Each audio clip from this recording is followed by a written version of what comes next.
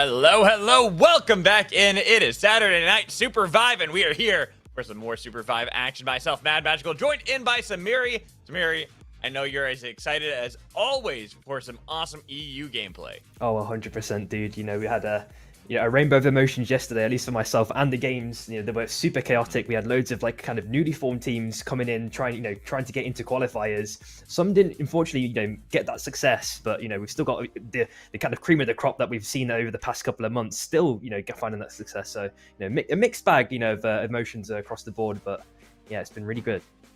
It has been. And here we are playing for our Tier 1 event in Europe, which means a lot of our teams can sign up some of our best, the cream of the crop, get to play in this one. And as you were talking about, we had quite a roller coaster of emotions that happened yesterday with our qualifiers that led up to today. We'll talk about the leaderboards later on, but I do want to kind of focus on what we have about today because we have these awesome games that we are going to watch, but also we have a cool thing that we want to shout out for everybody. There's this video submission that everyone can participate in. It is about highlighting the games that are being played. So if you have your cool clips that you have from these tournaments, please send them to us because you could have your chance of winning some cash prizes like we have for our winners in the video.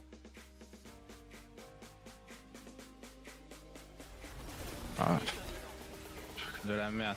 C'est une folie, ils nous engage comme ça. Ah, je vais essayer d'en spike un.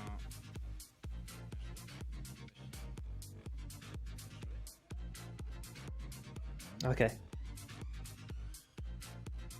Oh my god, yeah, this was... I actually saw this clip when it was happening live. It just legit 1 HP was so close, and I've seen this Sticky Avoid clip about 2 or 3 times, and every time I watch it, it's like just in awe of this super crazy singularity play with that TP afterwards.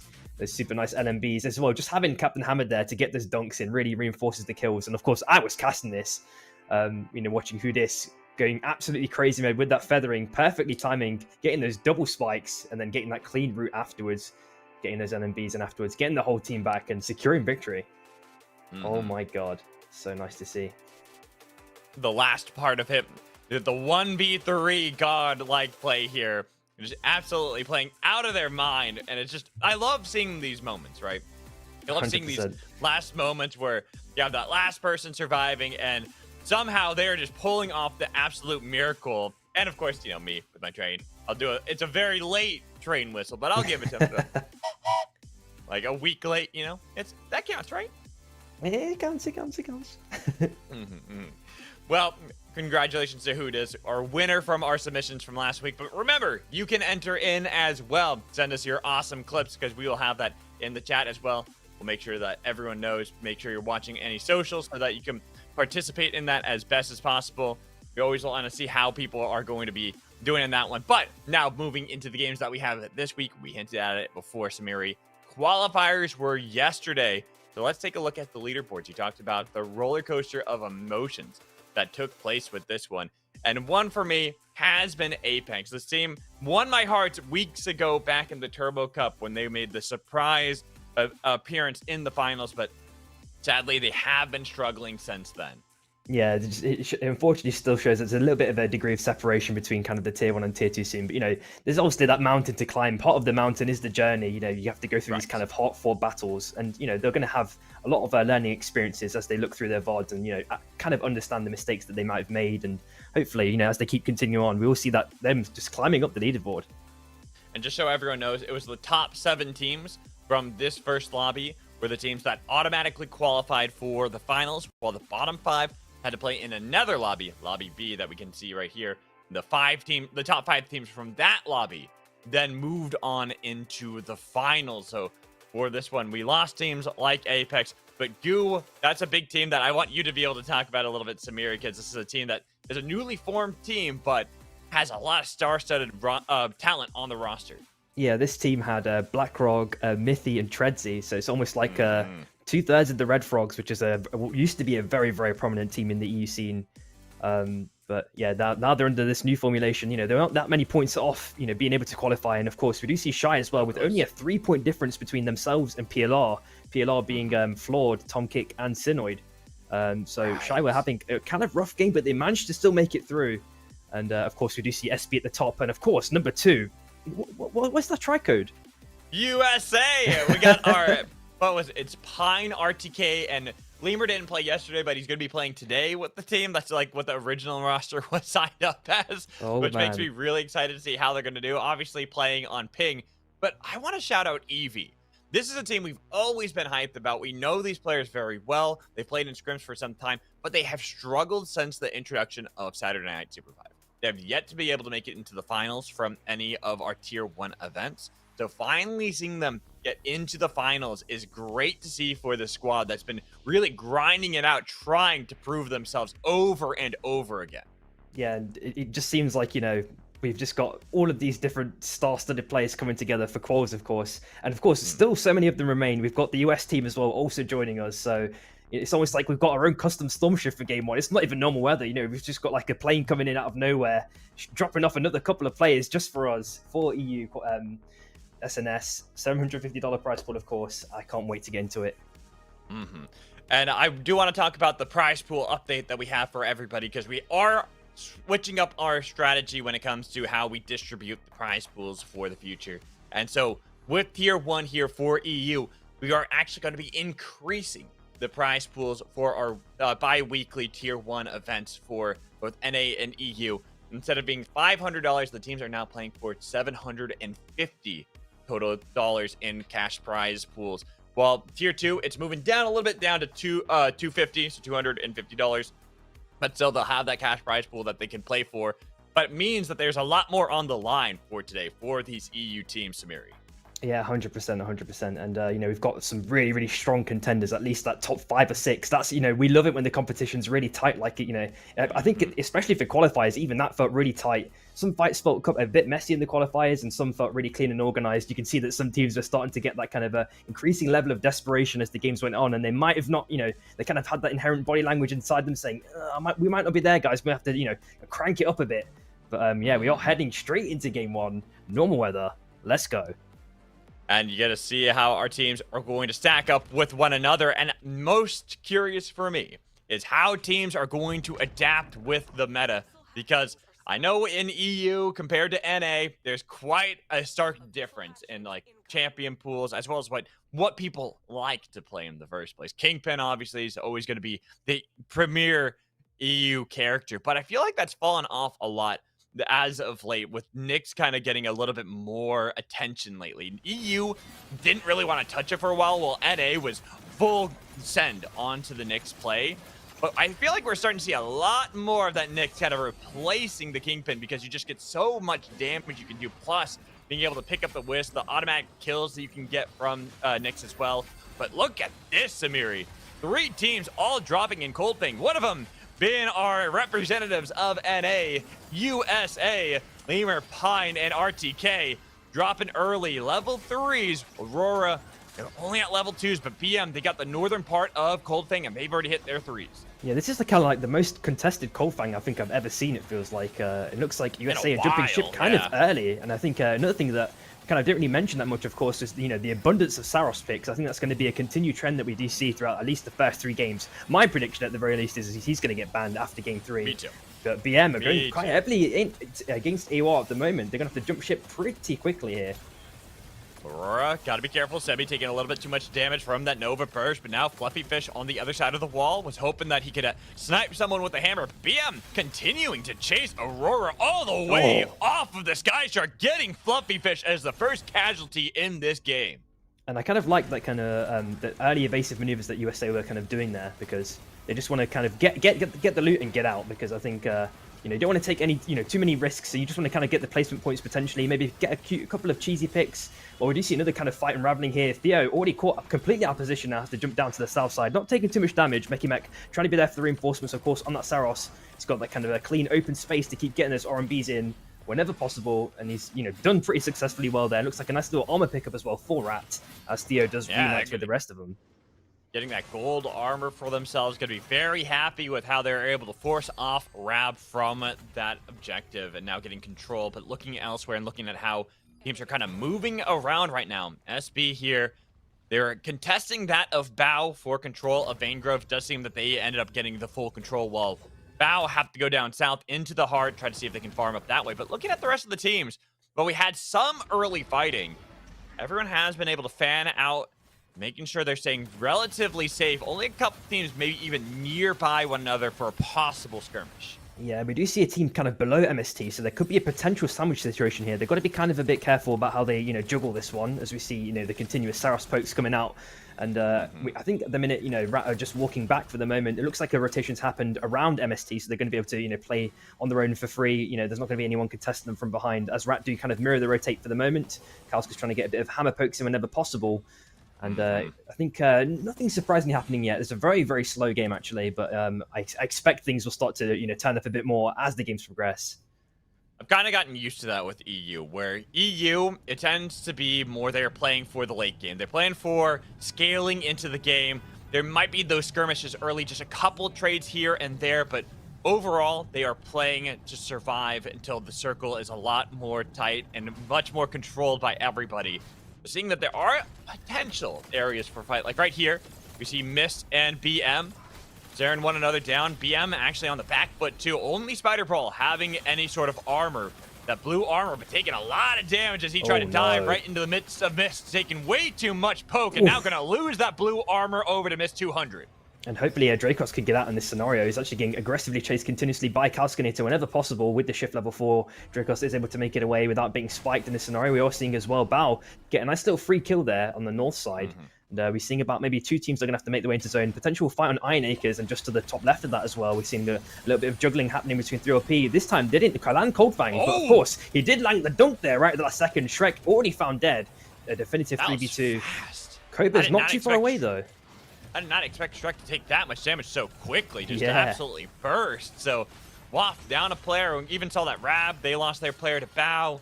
Mist were able to get that win over BM, so a couple teams down a component here and there, but still early game. Still early enough where they can easily get to respawn beacons, get themselves back on the feet, but they got to make sure that afterwards they're starting to farm up, because now that we are into day 2, we're seeing how little farm there is left for these teams, and it is going to start being that scramble for any experience that they can find. Yeah, just looking centrally located, we've got both the souls dropping on Vanegrove, and the circle's kind of already, completely circling it perfectly. So I imagine a lot of teams are going to be, walking towards that when they find an opportune moment. We do see a lot of teams still on the outskirts though, so if there are any mobs left to farm, as we do see, they're going to grab that extra bit of XP whenever possible. Hopefully everyone's got stable econ before the the real fights start, which will probably be very soon. We do see a couple of teams huddled towards Iron Acres and Vanegrove, as I was mentioning. So I imagine a team fight's about to unravel very soon. Watching, seeing how teams are staring one another down. Budas was getting a little bit of a trade back and forth onto Orlando's, but they can heal back up. And Penumbra was getting a good amount of damage too. As you talked about that Saros, you're seeing so much of it being played on everyone. I'm imagining that and Oath got to be like the 2 bans that we are looking at as the pretty much guarantees after game 3. 100%, 100%. I don't think anyone's even trying to play the bans at this point, you know, especially with the new kind of modes we've had for custom games to kind of allow anonymous modes. And Abyss of Breakers already popped by Limo. They're completely forcing away BM and getting a little bit of an additional poking at the same time. And at the same time, top right, we are looking at SB. Look at the jump ship, you know, as you mentioned, Penumbra, you know, kind of an old established name, you know, from the scene has now, you know, come back to join SB at least, maybe for the first couple of games. I'm not too sure. I'm hoping that Shin can come back. You know, from like game 2 to 6 onwards, but we're gonna have to find out what's going on there. Yeah, sometimes just a sub situation, but going up north, Bao lost Orlando's as Rab were able to get some revenge against them with the help of Waff, but now Waff, they're actually going to peel out of that one, and Rab might be on the chase for Bao, who are on the back foot. But Kobayashi still at play, but with it being nighttime, not that safe haven that they could run to. They are trying to see if they can book it and get there in time to maybe get there for daytime. But looking at everyone else, we talked about the little real estate that is left. BM, having lost that blue armor earlier for Spider Brawler, going to lose 2 pretty quickly, even with the chilling finale. Draco's trying to see if he can skate his way out of this one, but he's going the wrong way from his team. Anomaly forced to be used, trying to grab the crown on the way out, but putting down the frozen barricade on the other side. Pine says there is no escape for you, Dracos. Losing another player, only 1 left for BM. And somehow Lehman managed to get that massive Abyssal Breaker straight after getting the kill as well. I really love like kind of the spin dash into Abyssal Breaker. It's so like cinematic to watch the you know, the Oath animation happening there. We are looking at Bao with a kind of rotation outwards. Of course, having all of these Saroses, you know, all of these walls just don't mean anything anymore. You know, it's just you're just able to maneuver around anything. What's a wall when you have a Saros, right? Yeah, There's exactly. no walls. Oh, but Chai, they find themselves up against a wall as they look for the fight against EV, but they put down a chilling finale, put down a portal as well. They look for their escape, but Chai, they are not looking too good in that fight. They took a lot of damage on their escape, but luckily for them, there's no one behind them. And looking at everyone else, and this is what we were talking about, where every team still remains, Samiri, but there is very little room to play with. Yeah, on the top right-hand side, I can see some potential trouble already unraveling. Some potential gatekeeping on WAP as another Abyssal Breaker has been used by Baroof this time. We get a nice little reap at the last second, getting that hook in, trying to get the last shot potentially to Shichi, but does make it out. Another Abyssal Breaker, this time used by Smold. He also manages to jump ship as well. WAF are pretty bruised, but can maybe make it out of there. We also seen the Roar as well being used at the last second by Shrek. Tries to, you know, continue sending the LMBs in, gets the spin in at the last second, but hopefully can make it out of this one.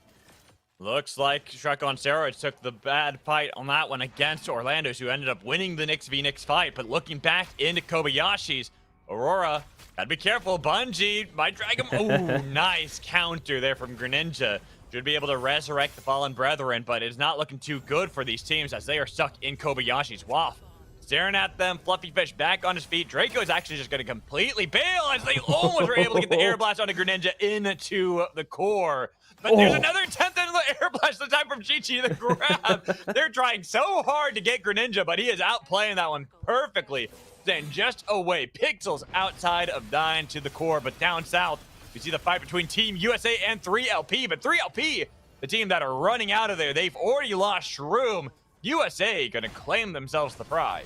Yeah, that's a really, really big boon as well, especially with 3LP. They're a pretty, you know, fight-heavy team. They usually win a lot of the exchanges, but we see another exchange happening here. Massive Abyssal Breaker sent in again, this time by Hudis. Portal's already being used by Spro to get a bit of an escape down the south side. Yasa already found dead. Hachi gets a nice, clean, surgical point onto Penumbra, but looks like SB are going to be continuing this chase. We are seeing the orb being thrown out by Saros, by Spro, trying to get a bit of extra damage in. Oh, they actually get 1 kill! Can they keep going for this one? Punch comes in! Nice damage, and they're still looking for the snipes, but SB get the res. They've survived. They're getting out of this one, or are they? Because the snipes from Sprokane looking for the backline. Well, Hachi finds the flank, punting Penumbra into the storm, taking a lot of damage. And now they are locked in a bad spot. How do they get out of the forge? Forced to hop over, but now they are locked as they're getting chased by Sprokane into the jet stream. Barely will they survive with the help of the rings, but Sprokane were going to be able to get the kill. While over on the other side, we saw that EV, Mist, and Bao all were waiting their arrival. Even BM were looking for Crouch, trying to see if they can snipe them out of the air. So many teams down players looking for the Deathbox revive on to Yeser. So Chai bring back their teammate while Bao fight against Mist, getting some damage onto Kuba, who barely gets away. Damage onto Crouch. Crouch trying to blast back into the rings, into the jet stream, but right into Bao's hands. Nova missing, but the blast off only getting you so far away from Bao, who are on the hunt, looking for Crouch as he is forced to see if he can survive on that emergency penguin. Going back into the jet stream again. Crush doing a great job of surviving for so long. Well, it's going to be Mist then staring down BM, taking a lot of damage, looking for the snipe out of the air. Not getting it for Spider Brawl, taking too much damage. Pushed back by Kelskinator with a chilling finale, trying to lock him down. But it's a little late from Dracos as he has to see if he can get back with the escape. Now, sniped out of the air, Mist the team coming out on top. I mean, just see in the kill feed, WAF are outed. So if I'm not mistaken, that's our first team. And that whole SB exchange as well, the crazy escape from, was it Crouch in that scenario? Oh my God, what an actual cinematic sequence. We are looking at Dragon Breath rounds as well, spawning in not too long. A couple of teams have already rotated their way, like kind of close towards it. Charlie Lee trying to make his way towards Cobras potentially. Oh, he's looking a bit troublesome though, with so many teams surrounding him. Oh, I don't know if he's going to make it out of this one. Yeah, it's not looking too good as they're trying to escape, trying to get out of there the best they can, but there it is. We see that Aurora do find Charlie. Another team down, so 2 gone, but still 10 remain here. We are on day 4, and we still have 10 teams surviving. Nuke has been launched at Rat, forcing them away, while 3LP have to deal with Mist right behind them, almost sandwiched in a bad fight. Yeah, and this is when the pressure really starts to get applied. Of course, with having 10 teams left, there is still actually quite a lot of space looking at the south side. But if teams do want to concentrate themselves towards any sort of objective, or even towards Koba, which is now already rapidly running out of space now. That's where the kind of funnel points are going to be. I think where people are going to start dying. But 3LP actually have surprising free dominion over the Dragon Breath rounds. All the teams have actually started to go for a wide rotate. It looks like I think in this scenario it's either Rab or USA. Maybe having I thought more teams would try to contest that. Rat was there, Mist were there, 3LP were actually sandwiched. It looked like a bad spot for them, yet they stood their ground, and they're going to be the team coming out with the big prize with those Dragonfire rounds. Yep, and just looking at EV as well, they're kind of stuck on the train tracks on the top right-hand side. They're going to be potentially mirrored by MST because they're going to kind of take this kind of the south right-hand side of Vane Grove. So maybe they find a bit of space here. That's the only team that seems a bit troublesome in terms of their direction of getting in safely. On the left-hand side, we do see potential gatekeeping as well by USA. And their Dragon Breath rounds is picked up by Akalinks in this scenario. I wonder if it's going to get exchanged around, but still really insane pickup at the same time. And this is what I was saying, this kind of potential troublesome gatekeeping by MST. Oh, it's looking a bit trouble. Yeah, it's not looking good in my opinion.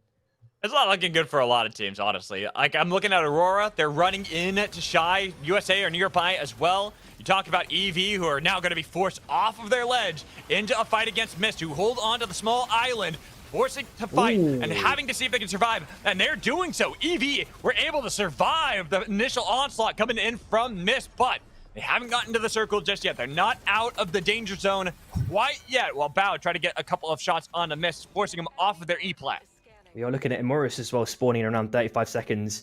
So again, that's going to be another objective that teams may potentially want to start walking towards. Roof has already been found by the Visionade. Unfortunately, MST, still chilling. They've got the bonfire dropped, on the E-plat, so they should be chill for a decent while longer. But we do see a lot of teams scurrying on the north side. Oh my God, it looks like chaos unfurling here. Uh-oh. This is what we're talking about, and this is where everything is going to come to a head, because all the teams are forced to fight. Shire now sandwiched, forced to fight against 3LP, who used the chilling finale, but they've gotten rid of Hachi. Yes, sir, has been split from Sprokane, who has to take the portal, try to get out of there, but he can't get back out of the storm. Too much damage coming in from USA to help take him down. And now 3LP, even though they were able to kill off Hachi and help get down Sprokane, they're the team on the run. They have to be careful. EV somehow found themselves right in the middle of the circle, but running into 3LP, down a player. Rat, they're down to only Cookies as well down south, with Rab nearly hunting him down. But yes, sir, who's been to respond and now trying to get away from the fight himself, has got nowhere to go. He is the last one for Shy, and he is joining his team on the bench.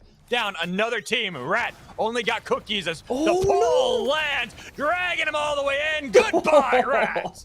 That was an insanely max range hook there. Super duper clean stuff. And looking in the picture-in-picture, we are seeing like a slither of an escape there by Debrek. SB routed as well. 8th place. What is going on? Another team. I mean, this is what happens when you have so many star-studded rosters in the finals. Someone's got to get eliminated, and it's going to be SB getting out of there with Rat. So 2 big teams gone pretty early. EV only have Levi, who's kind of hanging out on the other side. Nobody's noticed him just yet. He's all spooky. They know someone's nearby, but they have no idea where. Mr. I see his teammate in that bush in front of him, but he's going to be spotted out. Now he's going to have to run for it. How does he get out of this one? USA have already got his position locked in, and they are looking to chase him down. But the pull from Rab again. Minato, our French cast Mister landing these beautiful pulls over and over again with the bungee to drag in Lemur, but no kills confirmed on the USA. Rab, they do a good job of making sure to start off these fights, but that time around, not getting the kill. Yeah, if it was anyone else but Lima, and like not a non-Oath character, you'd have been fine in that situation. As Levi's finally found out at the last second, he tries to go up to the north side, can hopefully find a little bit of an escape. And he has actually now got a bit of a pocket of space, but that circle's now going down to the south side again, so that's going to be spelling trouble for the next circle close. Oh my god, wait. Oh, it's the heart! Oh no! It was a hard TP! Oh my killing god. all of 3LP off screen! Oh, and now you no. see how the fight is. Miss, I think they're the team that TP'd it as well. It was either Miss or Bow, because I saw them nearby the heart on the minimap.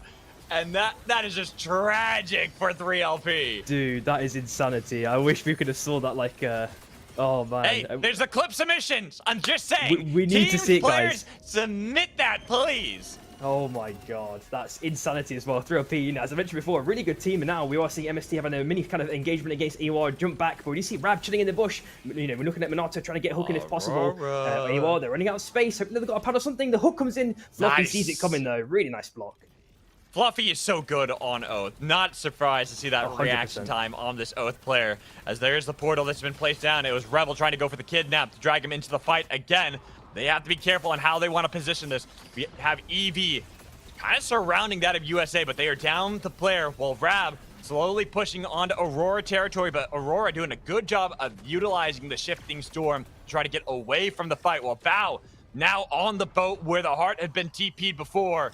That's where we saw the death from our lovely three little pigs earlier. Well, we didn't get to see it, but it did happen as there was another attempted at TP. That time was EV trying to TP it because they wanted to, they could get the revive on the team, but unfortunately for them, too much damage from too far away with so many Saros is now only Levi, this Nyx in the middle of everyone. The heart, not the safety they needed to because USA are in control of it. He's got so much time left on the clock in order to get the revive. Well, over for Mist, they pick up their own crown in a long time as well that they have to survive. Waiting to see if they can find anybody, but Rab already on position. Eevee been taken out. Nice pull, landing onto Aurora. Hooker Ninja kiting backwards with Mist behind them. Rebel almost getting enough damage onto Sebi, but not enough to be able to get down the clock. And now Aurora surrounded. Gotta be careful with Bao, starting to push down towards the heart, but look at where the storm is taking us. Back towards the boat that Bao were on previously. Aurora now sandwiched, huge damage, pushing him back. They were able to get the crowd back for Mist. Kuba's back in the game, but now Rab, they're pinching. They're looking for the fight on the Mist. The Abyssal Breaker locking him down, pushing back Mist into the storm. Too much damage, forced to portal, trying to get away, but can they get back to safety? Revel is low, Calculator's gone, Kuba has been separated, while Aurora have Fluffy Fish trying to take Anomaly back over towards the boat into the circle. Still, a lot of teams survive. Kuba cannot survive. At least they have one left. Rebel, the last hope for Miss 200. Yep, and hopefully Fluffy can get that res on the north side, but we did see USA kind of mirroring the movements, and unfortunately Fluffy is found dead, forced out. Rebel getting the kill in this scenario, so AWAR out of 5th place, and Rebel's trying to feather as long as possible to try and get this off. I don't know. Oh no! Oh no! Pine, what a snipe! Perfectly placed to take out Rebel, and suddenly we are down to 3. Nukes have been launched. So USA barely avoiding the fire. Should be able to get back into their little sliver of land while the boat controlled by Bao. Yeah, they've got like a really nice position. Similar with Bao as well, as long as they've got the kind of E-plats to kind of reinforce things. Nuke's already been dropped as well. Rab, performing pretty well for game 1 so far. They managed to be able to hold their own amidst all the chaos. They've always had a really good vantage point to start like getting people out, and it feels like this thing might happen again, potentially to Bao this time. They've already used 2 E-plats. Hopefully they've got enough econ to last for at least a couple more minutes here, because I think this is going to be a very prolonged fight. All right, Rab doing great. USA, our team on ping, representing North America here in the top 3 as well. But Bao, one of our top French teams, has been able to show up consistently in Saturday Night SUPERVIVEs, in Turbo Cups. A team that everyone looked at as one of our favorites to win EU many, many times.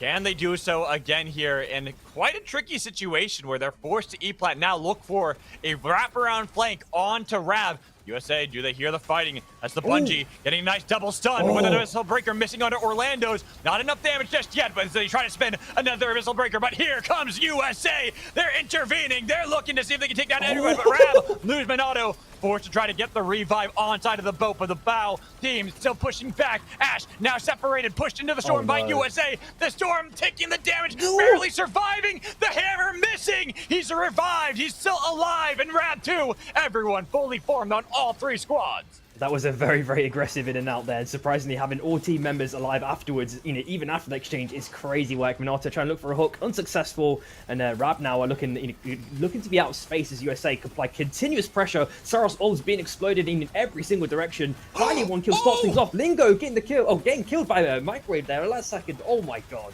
RTK finding the snipe himself that time around, and now USA fighting against Bao for control of the hard territory, losing Pine, and now Lemur too low, pushed back into the storm again, holding on to hope with RTK trying to provide some assistance, but into the storm goes Baroof to take down Lemur, looking for RTK. Rab have picked up the crown. They might be able to utilize the fact they were looking for RTK for so long, maybe even be able to take him down, but no, sniped away by Ash, and now even with the crown for Minato, 2v3, no pull to connect into the storm again with Minato too low. Crown is gone. Bao have taken away the hope from Rab. Five Puppies got nothing left as Bao to take game 1 with a broken shield oath, even with an abyssal breaker. It's Bao's game to win. I really, really like Bao's in and out engagements there. You know, even though things got really, really, you know, rough there, potentially with Ash, as we saw on the south side, but kind of in that second part of the fight, with 1 HP and Baroof managing to shield everything up, and then Rab being in a really sticky situation straight afterwards. They couldn't recover it seemed like, and then at that moment, Bao said, yeah, let's strike. We're going to take him out, and they did it. Everything super cleanly and successfully afterwards. But props out to USA and Rab. I mean, I expect a team with Pine, Lemur, RTK to do well, but be able to get into the top 3 is great to see. But Rab, I think this is a team that I love to see. One, because it's Minato. Got a soft spot for Minato out there, but to see the growth this team's been having over like the past few months, to see a team that had been struggling for a long time get into the top 3 here and be a real contender to try to take this first game is a great thing to see. And Minato was doing great. One of the few kingpins left here on the breach. Yeah, and oh my god, this fight with Shy, that super nice, clean, chilling finale by Acklink bought them so much time. And then, of course, we do see USA coming in with that kind of clean third, instantly picking off Hachi, and they're just able to get even more picks just afterwards, you know, killing Spro. And then, we do see, remember Yassi being last alive. Cookie's also getting hooked as well. Hopefully that we can see that one very, very shortly. Oh, this was such a troublesome moment. Shy did not have a chance to recover. No. And I feel like this is kind of what happens with EU and why it's always such a close region, because they want to wait for these late game fights. You have all these great teams that are still alive, but you also have a position where now with every team alive, you can just get third partied over and over again. Even if you fight perfectly one fight, now you've used all your cooldowns and you get sandwiched by another team, and suddenly a team like Rat, a team like Shies, they get eliminated very early. So it's whoever can control the chaos and make sure that they're not just fighting well during those chaotic moments, but making sure that they're always in a safe spot afterwards. Yeah, and oh my god, the same thing with their AUR when they tried to survive as long as possible. You do see at the top Fluffy trying to get the escape, trying to go for the res. So much chaos and funning at the same time as well. Bao, we do see Orlando super low HP, Baroof Brett trying to get some poke in. You know, we did see him being last alive, trying to get the hot res. Oh man, this is so good. I'm a little sad we didn't get to see the TP hard play onto poor 3LP. But like I said, we have the clip submissions for a reason. So I really want to see who is the one that actually got that, since unfortunately it doesn't give the kill credit to it. But great play to see. And here are these chaotic fights, these last fights between Brab, USA, and our winners of game 1, Bao, where for a couple moments it did look like Bao were going to struggle. Right here, if Ash falls, I think Bao lose this game. But the fact they're able to keep him alive, reset the fight, reset their armor and health, it gives them that moment of clarity to see how they can approach this fight in a lot cleaner of a way, which they do against Team USA. Yeah, and just time and time again, we do see Baroof's mechanical execution just coming through, that clean prowess. You know, this sequence here specifically is one I'd like to call out. You know, he has that kind of clean portal play through, manages to get at least one kill, and then, yeah, gets another one straight afterwards. Oh my god, it's just so nice to see. And even in start an engagement, his abyssal breakers and his dash timing is always immaculate, I feel. Baroof is amazing. We have so many amazing Oath players in general. It's one of the few hunters I think that when we see a lot of Oath, we don't always like over complain about it, because when you're good at Oath, it takes a lot of skills for someone who's usually so tanky. You have to be able to use the pod racing tech to your advantage, find these great creative angles to engage for the team while also protecting your team. So to see a player like Farouk consistently pop off on their hunter, it is always amazing. But it also does then lead into the conversation of what to expect later. Because obviously with just one game, not enough. We have 2 more before we have bans introduced. But we've already talked about Saurus possibly being on the bans. Oath definitely, I think, is going to be one of those bans joining Saurus onto the bench after game 3. Oh yeah, 100%. I think that's especially with Bao as well. You know, as we just mentioned with Baruf, you know, what is he going to swap to? Of course, all the other O's. You know, we know that 3LP is pretty kind of, they have an expansive roster, so I think they're going to be okay. But you know, for example, with USA, are they going to face any troubles, or you reckon they'll be okay as well? No, I looking at how they are, especially Lemur. I think Lemur has the biggest hunter pool of any player that plays SUPERVIVE. He can literally play any hunter to a incredibly high degree. So it's like, that's one of those players I'm not too worried about. But I'm interested to see how they're going to adapt, because you have 2 components of 2 different teams, right? You have TLD's Lemur, but you also then have BAP's Pine and RTK, who are now playing with Lemur. So it's like, how do they approach going into this kind of game? What kind of strategy do they adapt for? Because Pine, Saros, Strike is like their #1, but I doubt we'll see any Strike. Zeph is usually the fallback after that, but I'm really curious to see how they want to approach this going forward, because I'm imagining Saros and Oath are going to be the 2 bans. Oh, 100%, 100%. So you have game 2 shortly underway, and it is the special one, Magical. Let's go. Yes, it is. Bullet trains. Bullet train! I love my bullet trains, but we'll see if we're going to have anything spicy going into game 2, Samiri. And I'm looking at where the golds are, where the drops are. I see that Imotech possibly going to be where some teams try to gather. And that's something that's also interesting, because for a team like USA, where you have players that play on BAP together, but you have TLD, BAP, our team very well known for only ever dropping golds. They always go for the hot drops every single game, but TLD tend to play a little bit more passively. So I'm looking at how teams are dropping right now. EV, the only team that dropped immediately at Dawncap, seeing some other teams fighting with Rab for some early control, some early farm.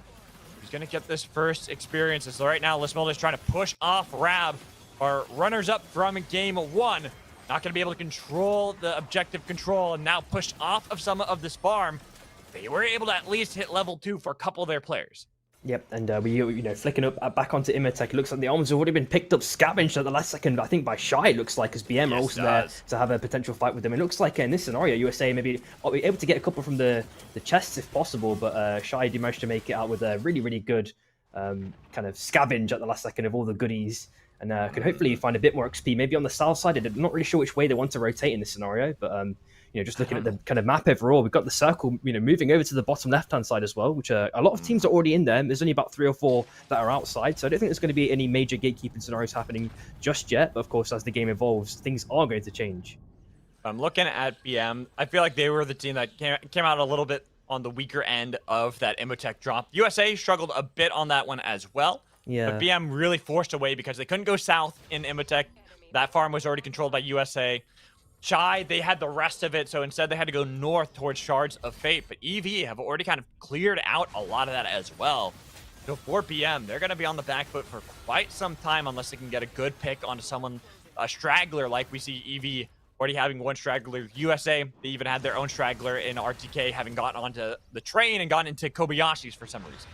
Yeah, exactly. And hopefully USA can get the levels. That's the only thing they're down on, to be honest. The armors are looking really healthy as Aiden goes in for a hook, gets the connection. The Rain of Arrows also out. The dunk comes in, but luckily at the last second, Hachi manages to get out of that one. Very sticky situation that he's just narrowly avoided. But I think Aiden is going to be continuously fishing for the next one if possible, as Akalinks goes in with a very aggressive dash onto Yasa, completely forcing away for the moment. And Aiden's there on the left-hand side, has to jump ship again.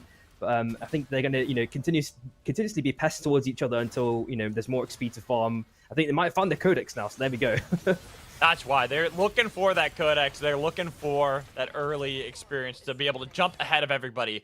3LP need to get this if they want to make sure that they can stay ahead of Shy's, who have gold armor on all 3 of their players. But right now, Shy actually not going to try to contest it just yet. Should be actually pretty easy Abyssal Hatchling here for 3LP, getting themselves that experience level, having that advantage. I'm looking at them now. They probably actually feel confident enough to try to fight against Shy, but Shy had to fully reset with that recall.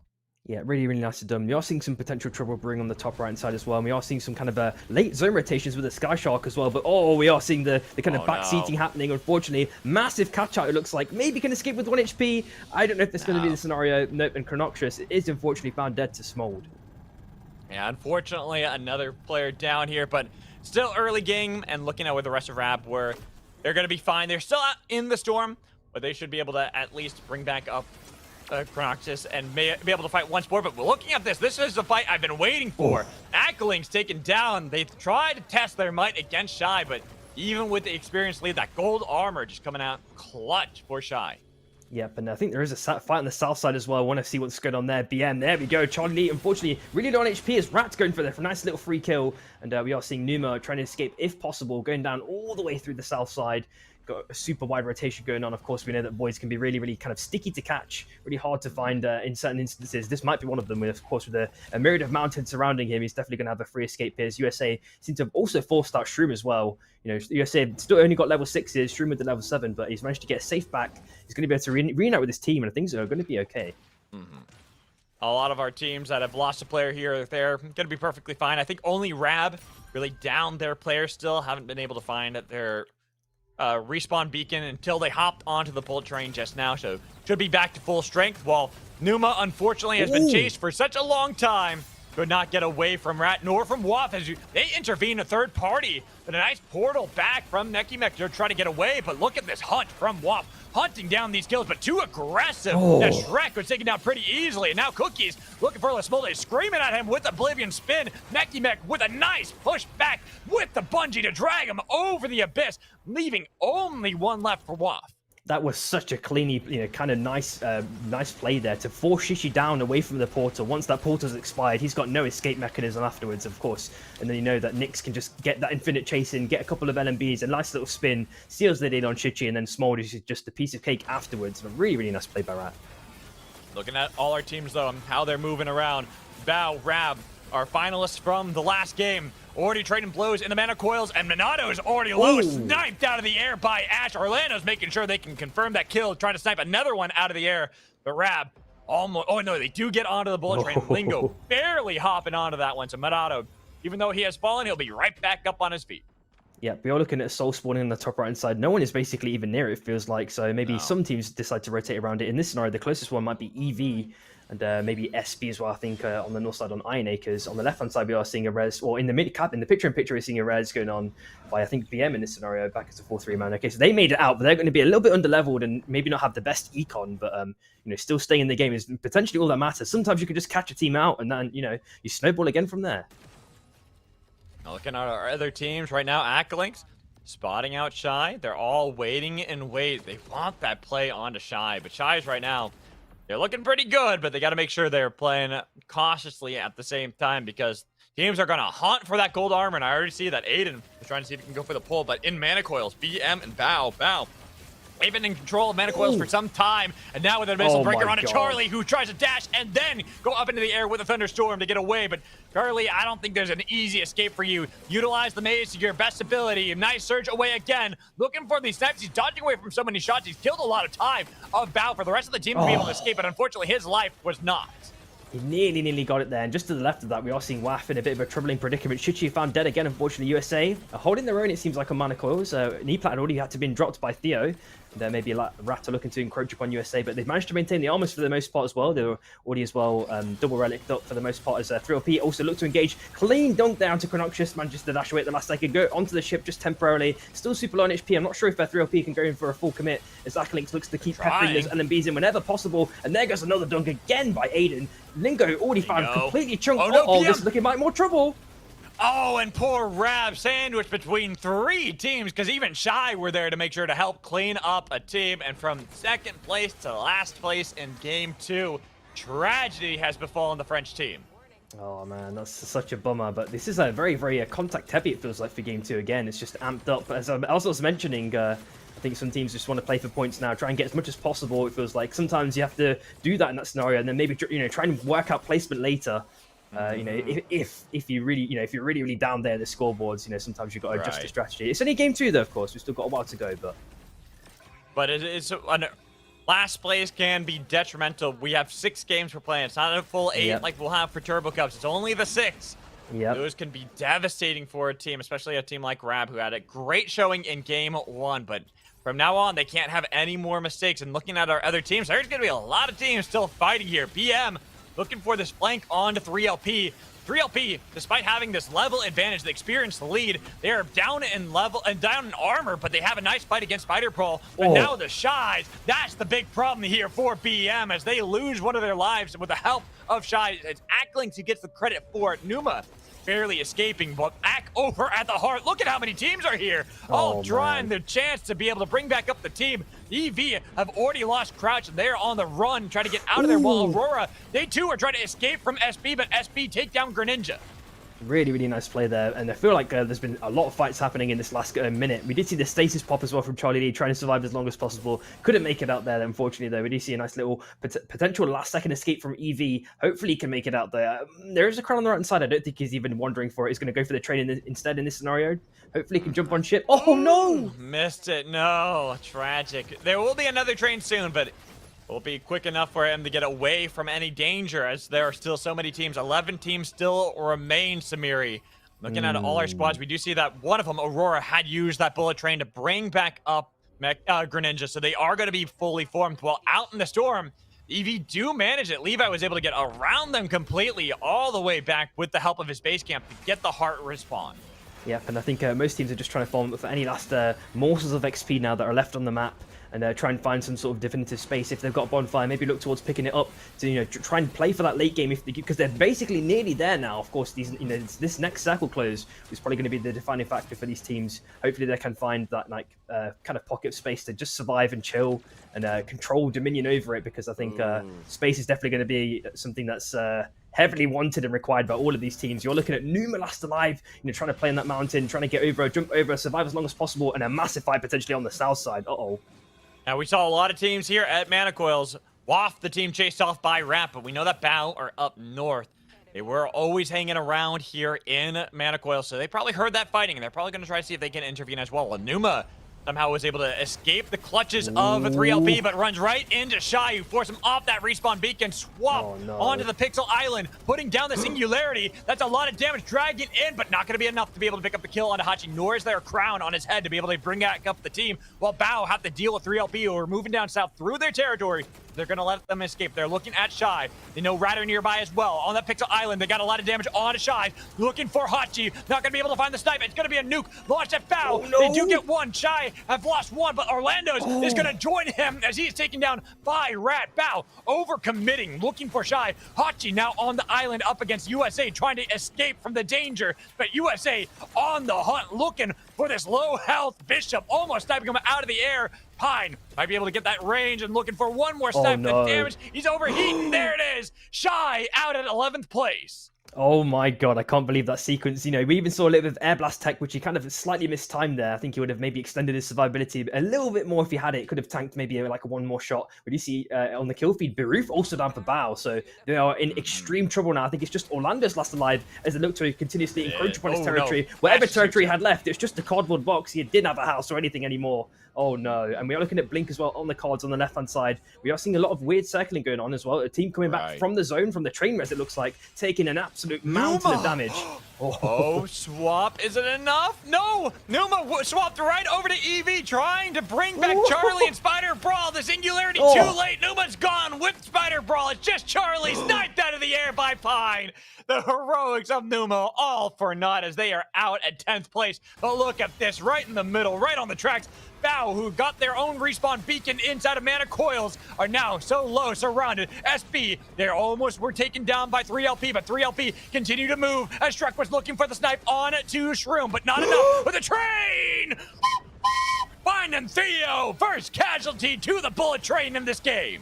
And in the same breath, SB are now in a very, very sticky, troubling situation. They're going to have to circle around, taking an extra bit of zone damage through those wind rings, but they managed to find that pocket space, as we were mentioning before. But Bao, chilling on the top side, just above them, we do see another team as well on that kind of mini island. Rat, Cookie's taking a decent amount of damage. So much Saros poke coming in. I think most teams can't wait for the bans to come in, it feels like, in this scenario, you know, because these Saros picks, it must be a nightmare to just keep you getting shot from, like, super long range continuously. But that's just the name of the game, it feels like, at the moment in SUPERVIVE. Cookie's trying to make his way up the north side, circling around, and just a general overview of other teams. Oh, maybe another potential fight here. WAF potentially, getting caught out. Ooh.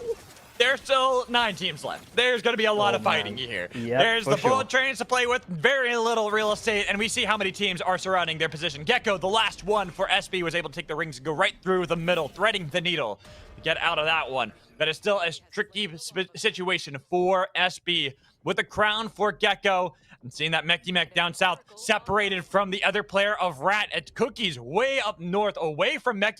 They're hoping maybe they can snipe away that crown from Gecko, but look at other teams.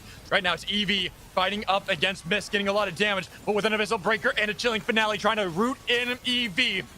Eevee getting a pull. It's Levi on the aggressive play. Eevee got already Revel, and now, even in that 2v1, there's all on to Levi on this Nyx to chase away Mist, who pick up a crown on their way out. Hoping maybe there's going to be an overcommit from Levi, but Levi reaping him back and saying, we're going to take you down and make sure there's no crown play from this. He's so low, so close to the edge, and Rat helped take him down, leaving only the 2, as Revel did get respawned by Calskinator, picking up his own crown to try for their own round 2. Yeah, and Eevee are now stuck in a very, very troubling predicament. MST, of course, want this crown pock 100%. We are seeing a little Portal Cheese play. Rebel looks like he's kidnapped himself. We're looking at the RBs continuously coming in. The Roars come out as well. Rebel on 1 HP. They get the crown play at the last second to Eevee. Now coming out mega on top. Kalsk now last alive on MST. Seppi's there, potentially waiting. The Avalanche has to be dropped as well to try and buy a bit of extra room. Gecko, 10 seconds left. Can hopefully survive this one. Maybe he gets a cheese spike. Gets kidnapped on the portal. And then the second he takes it out. No way. Wait, he got kidnapped then got out of there somehow. 5 seconds left. And he's onto the train. He got it. SB are going to be back in the game, but they still got to fight their way out of this one. They are on the tracks, and they are surrounded on all fronts. USA have to deal with WAF right behind them. 3LP are still in the storm, and only Aiden was able to get back in, while SB try to fight against that of Bao, but Bao have pushed them off of their Pixel Island, but Bao are losing to SB, even though Penumbra is going to be taken down. It's a 2-2 now with Bao onto the train. This Calskinator's turn to try to bring him back in, but they have actually been forced off of it as well. So many players are taken down. Denbrook, the last one for SB. There it goes. SB, our first team taken down. While Orlando's the next one, surrounded by WAF. First place team are out early in game 2. Oh, and Aiden just been found out at the last second for 3LP. He's now having to jump between Eevee as well now as Ice goes in for an aggressive dash. We're seeing a massive pushing by Rat into the zone. The spins come out continuously. It looks like Levi is found out at the last second. Mech holding ground as long as possible. Somehow Aiden has managed to survive the chaos. Can he survive any longer? No, not anymore. That is 3LP out of here. Just left with 6 teams now, Magical. Oh my god. Suddenly, we go from 9 to 6, and I think we're about to lose another team because right now, Eevee is not looking too good for Mr. Ice-T, trying to skate back into the circle, taken down, sniped out, but with Crouch on the tracks. Last one left, this Bishop, hoping for glory, while USA put down their own respawn beacon to bring back up RTK. They're back fully formed. Then we see the train res, not enough time for Crouch. Oh, this is looking really troublesome. As of course, the portal plays keep coming in as well as the Nova Orbs. Don't know if it's going to be a potential 1v1 here between Crouch and Kalsk. They both revealed themselves, of course. Chichi there looking to try and get an extra bit of damage in. Crouch now on half HP. Probably the ulti or something else left in the tank, hopefully. Hopefully he doesn't get killed by a train. That'll probably be rapidly approaching soon as Kalsk is now being juggled everywhere in every single direction. Nemo going with the massive Abyssal Breaker, taking down Chichi straight off the bat. And now Wafra also in a bit of trouble now. Oh, and then the snipe! Taking out Miss. Kalsk has gone. Crouch surrounded. Tried to go for the haymaker punch, but where do you go when you're surrounded? Blast off towards Rat, but no health left. Nova Blast, and it's gonna be Shrek looking for the snipe, bringing back up Shichi. Rat are now fighting against WAF, fully formed, but Shichi only on the gray armor. Not enough power to bring up the fight, but they're still gonna be fine. 4 teams remain, Samiri. Yeah, and USA, amidst all the chaos, have managed to maintain all their armors. They've got decent levels as well, actually. There might be it's only Rat who are leveled 14s and 15s respectively. Armors as well abundant amongst all teams. AUR actually looking the weakest. They're getting slightly poked by USA. They've got kind of a clear path, at least to that kind of island up the north, but then the next island afterwards, they're definitely going to have to be contesting Rat here, or maybe USA from behind. This is looking pretty troublesome for AUR, I've got to say.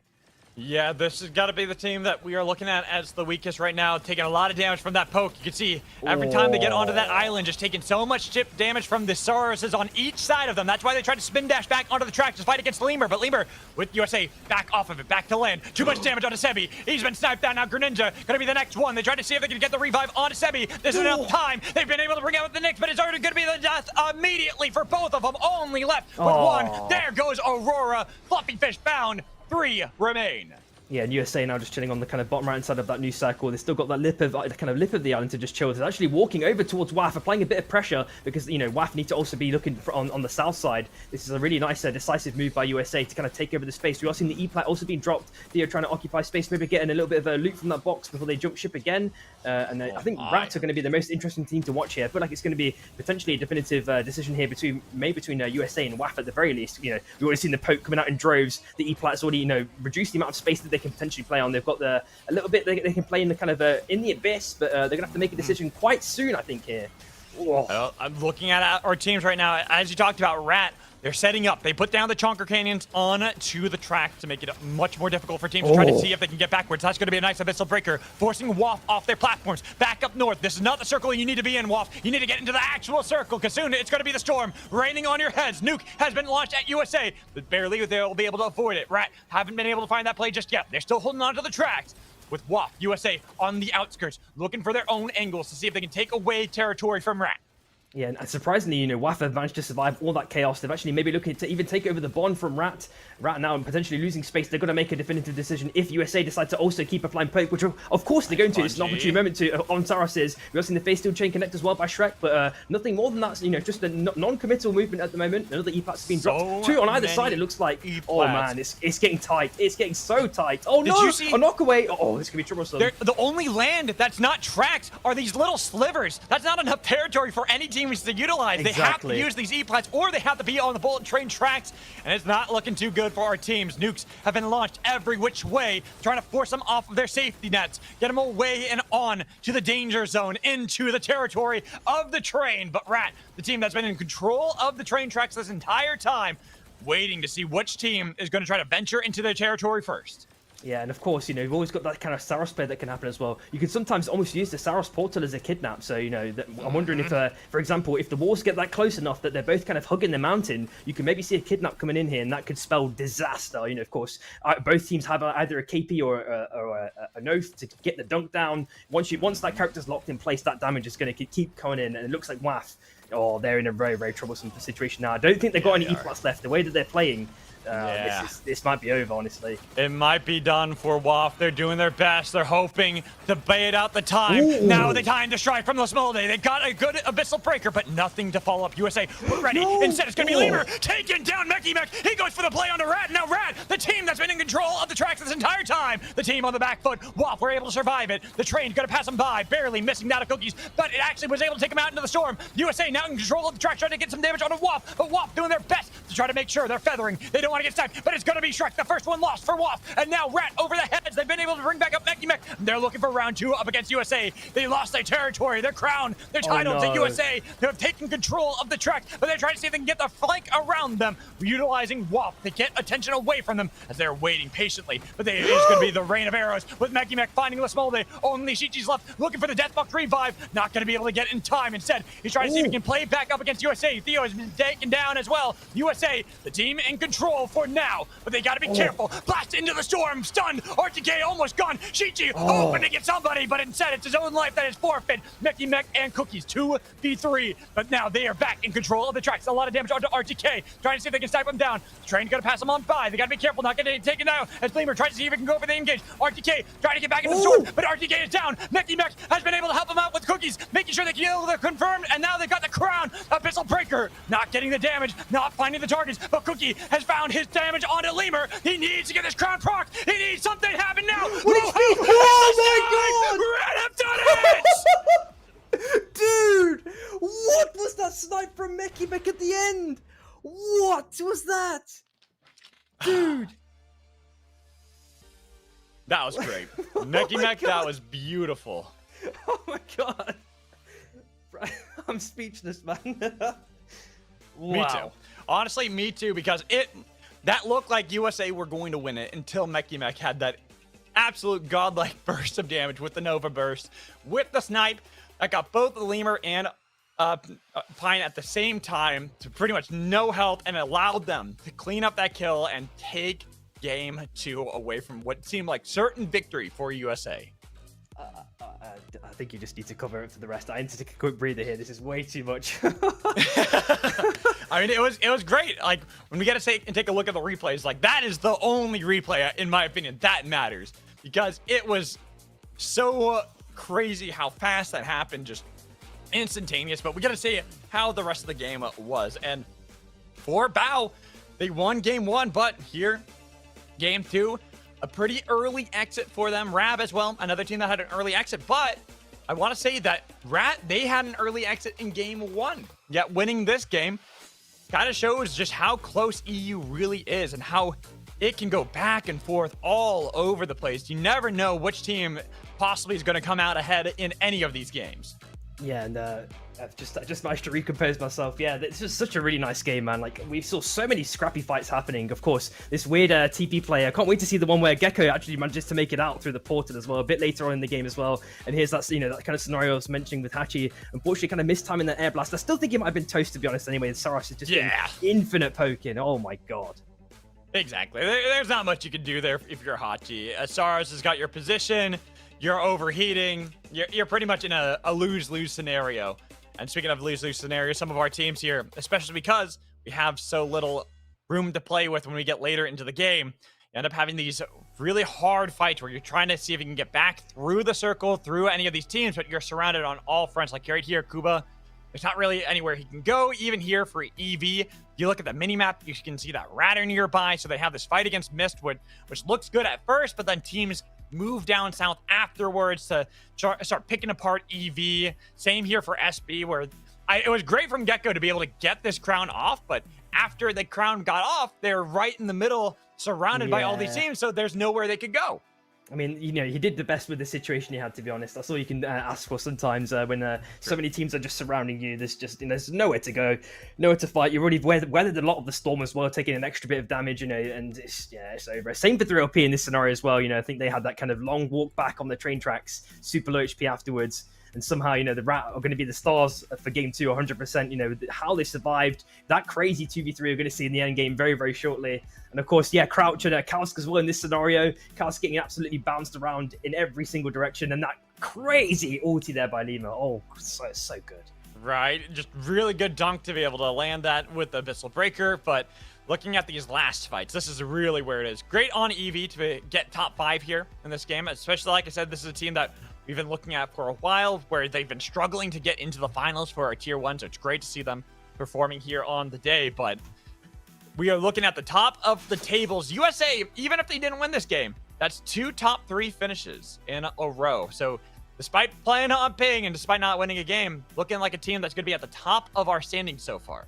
Yeah, 100%. And I'm wondering if USA, I think you could maybe argue at certain times there was a lot of opportunities for them to avoid getting that poke, that's so much poke happening to them. It felt like they were slightly semi-indecisive at times, into, for example, taking down Chichi a little bit earlier on, so they had a little bit of a better position, and somehow wrapped with that super surgical play consistently. The amazing juggle that happens between Meki and Cookies. Oh my god, it's like they're a hive mind. They can read each other. Oh my god. Oh my god, that snipe from Meki.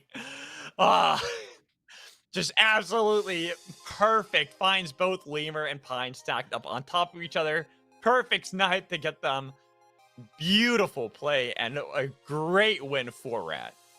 Yeah, just stacking up against the odds is always something to see. But of course, when it's like one of the the strongest kind of contenders from US as well doing it as well. Winning that 2v3 is always going to be like the extra kind of win. You didn't even need the win. You just won in that scenario from game 2 already. Right.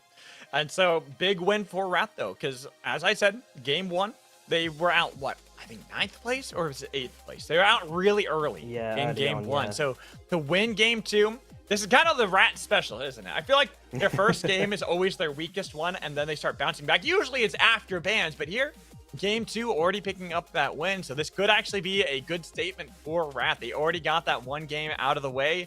That's a troublesome early game, and now they've got their warm-ups in, and they're looking like they could possibly be one of our top teams to take this, especially if Meki is going to continue to play this way with the Saros. But we are in the game 3, and we'll find out how our teams are going to do, especially right before we get to the bans in cross-country storm. All right, so just looking straight off the map, we've got Imatech with armors. It's going to be cross-country, as you mentioned, so all the teams are going to have to try and prepare for wherever it's going to end up. All these exaggerated movements that the Storm Shift will provide. Hopefully, all the teams have that necessary minimum macro to like really survive it, because it's going to, especially once we get to like night 4, it's going to become potentially really difficult for some teams if they've already had a couple of fights and lost a lot of economy or players. To kind of come back in the game. So we need to see how this one's going to unravel. EV and Waff dropping with one another, fighting over some Skyrats running Scav Bay far. There's going to be early damage on EV. Levi trying to heal up with a Bolivian spin, almost taking down the broken armor. Oh, finds it, but Shichi finds Crouch. And now Nyx pushed back into the wall with a Reap, trying to get some damage onto Shichi. But that tier 2 armor helping out Shichi, while the Smolde trying to see if he can mantle. But a nice pickup from Levi to make sure they can confirm for that kill. Nice spike grenade lands onto Mr. Ice-T, and EV suddenly in a bad spot. Last one remaining. Our first time we might see a team eliminated right out of the gates as Levi tries to survive for EV. Looking to see if he can get backwards. Shrek waiting to pull the trigger, but Levi might be able to get out of this one just yet. Has Hop with the help of that tire over the wall. Waiting to see if he's going to go for the dash any further, but it is Shrek hunting down this last player of EV. Dude, that spike grenade that Shichi did was just absolutely phenomenal in the Abyss. He just got so much value. Then Shrek could just come in, swoop in, get the extra bit of damage. Again, the teams are really like, matching each other's synergy. It feels like they're just on each other's head. They know exactly what kind of course to play, when to make them synergize everything. Theo, already finding one, and unfortunately, we do see Levi EV outed last place. Tragedy there for EV. Just had a bad fight early on. Sometimes that happens in the coin flips. And now Waff don't look like they're in a good spot. But looking at another team fighting, Mist and BM already in an early skirmish. Numa taken down to next to nothing. Same with Spider Brawl, who's not on the Brawl anymore. He's on Oath, trying to make sure that that Brawl makes it through into the next part of the bans. But they lose 2 players, only have their Saros left. Yep, and I just want to have a quick look, actually. Where is the USA in this scenario? I'd love to know how they're kind of getting along, if they kind of adjusted their macro strategy since then. We're looking at, of course, Charlie Lee last alive as well, looking to stick the res as Cooper slowly walks up. Don't know if he's got a back coming in on him as well for extra reinforcements. Doesn't look like he can stick it anymore. Gets hit by the spike grenade. Kauska's there with reinforcements. Oh, no! The arcane railgun does get the connection as well, but of course, the fan has provided ample time for Charlie Lee to hopefully find an escape. Hopefully he can get away here, but it's looking extremely rough for BM so far. Uh-oh, missed. I thought that maybe Charlie had found his way out of there, but good call here from Mist. They realized that he had not taken the fan actually in the direction that it seemed like. Instead that he had tried to go for the peel away, and now they're sniping him out of the air, and another team that joined the bench. Wow, in quick succession that happened. It looks like another fight is happening near the heart as well. Bao, a little bit bruised against Rat, and we are seeing a nicer third party coming in with the sky shot from AUR. It looks like Flutterfish trying to get some hammers in when possible. Theo's already dashed over. Cookie's in a little bit of trouble, has to also jump, or Mekimech, sorry, in this scenario. We are seeing the continuous 360 rotation around by AUR. Nice little knockoff by Theo at the last second. No! He's got the GTA special. Oh. You just gave Theo his way out of that one, gifting him a bike to get out with Cookies. Doing the same against SB, getting all the way back to the tracks. We have Rat. Somehow, where it seemed like they were sandwiched early on into this game and going to struggle, they're getting themselves out of danger. But Theo! Theo, why?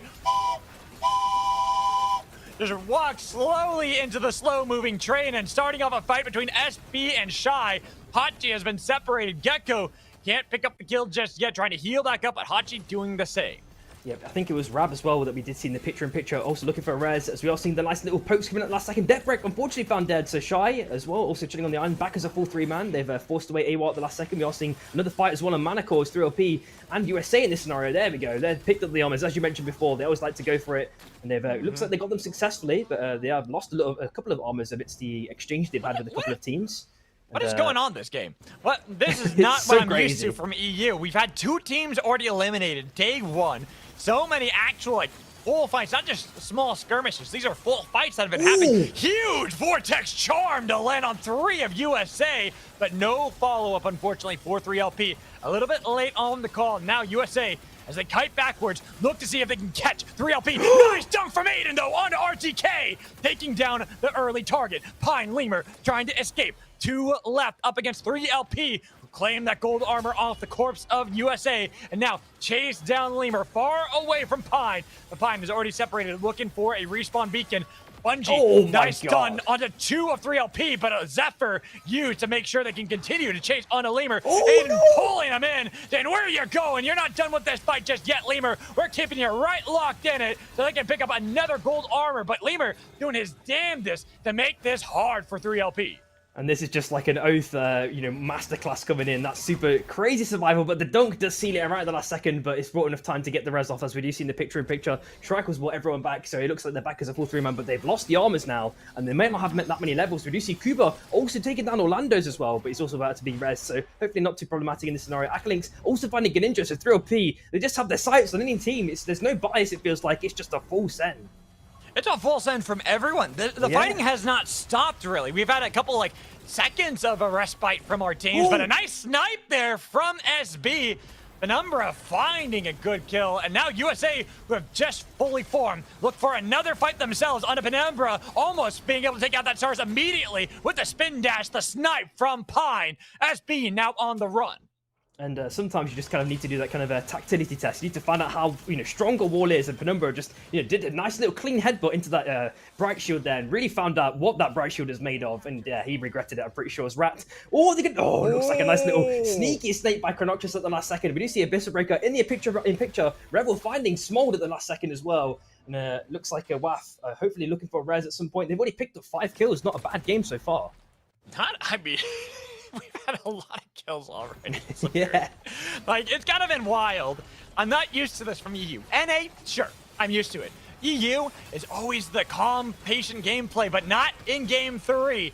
Teams ready to scrap. They've already unlocked themselves, saying, all right, we need these kill points. We need to do something before the bans come through. There's 3LP surrounding Aurora. Lots of damage onto Sebi. Nice portal away, but how do you escape when you're getting chased down by 3LP? Greninja's already gone, and now a lot of damage onto Fluffy Fish and to Sebi. But Sebi trying to heal back up. Same with Fluffy Fish, but no longer having that armor for Oath. Healing up as best he can with the bright shield behind him. He's been able to get over the Abyss, but 3LP are hunting these kills as far as they can. But now it's the Shy's turn to intervene. Abyssal Breaker trying to see if they can separate Shroom from the rest of the team. They've got a lot of damage onto him. They've separated him for now, but he's been able to reform with 3LP getting back to the other side of the land, while Fluffy Fish might be able to escape from the attention of 3LP because Shy helping, making sure that he is no longer going to be the attention they need.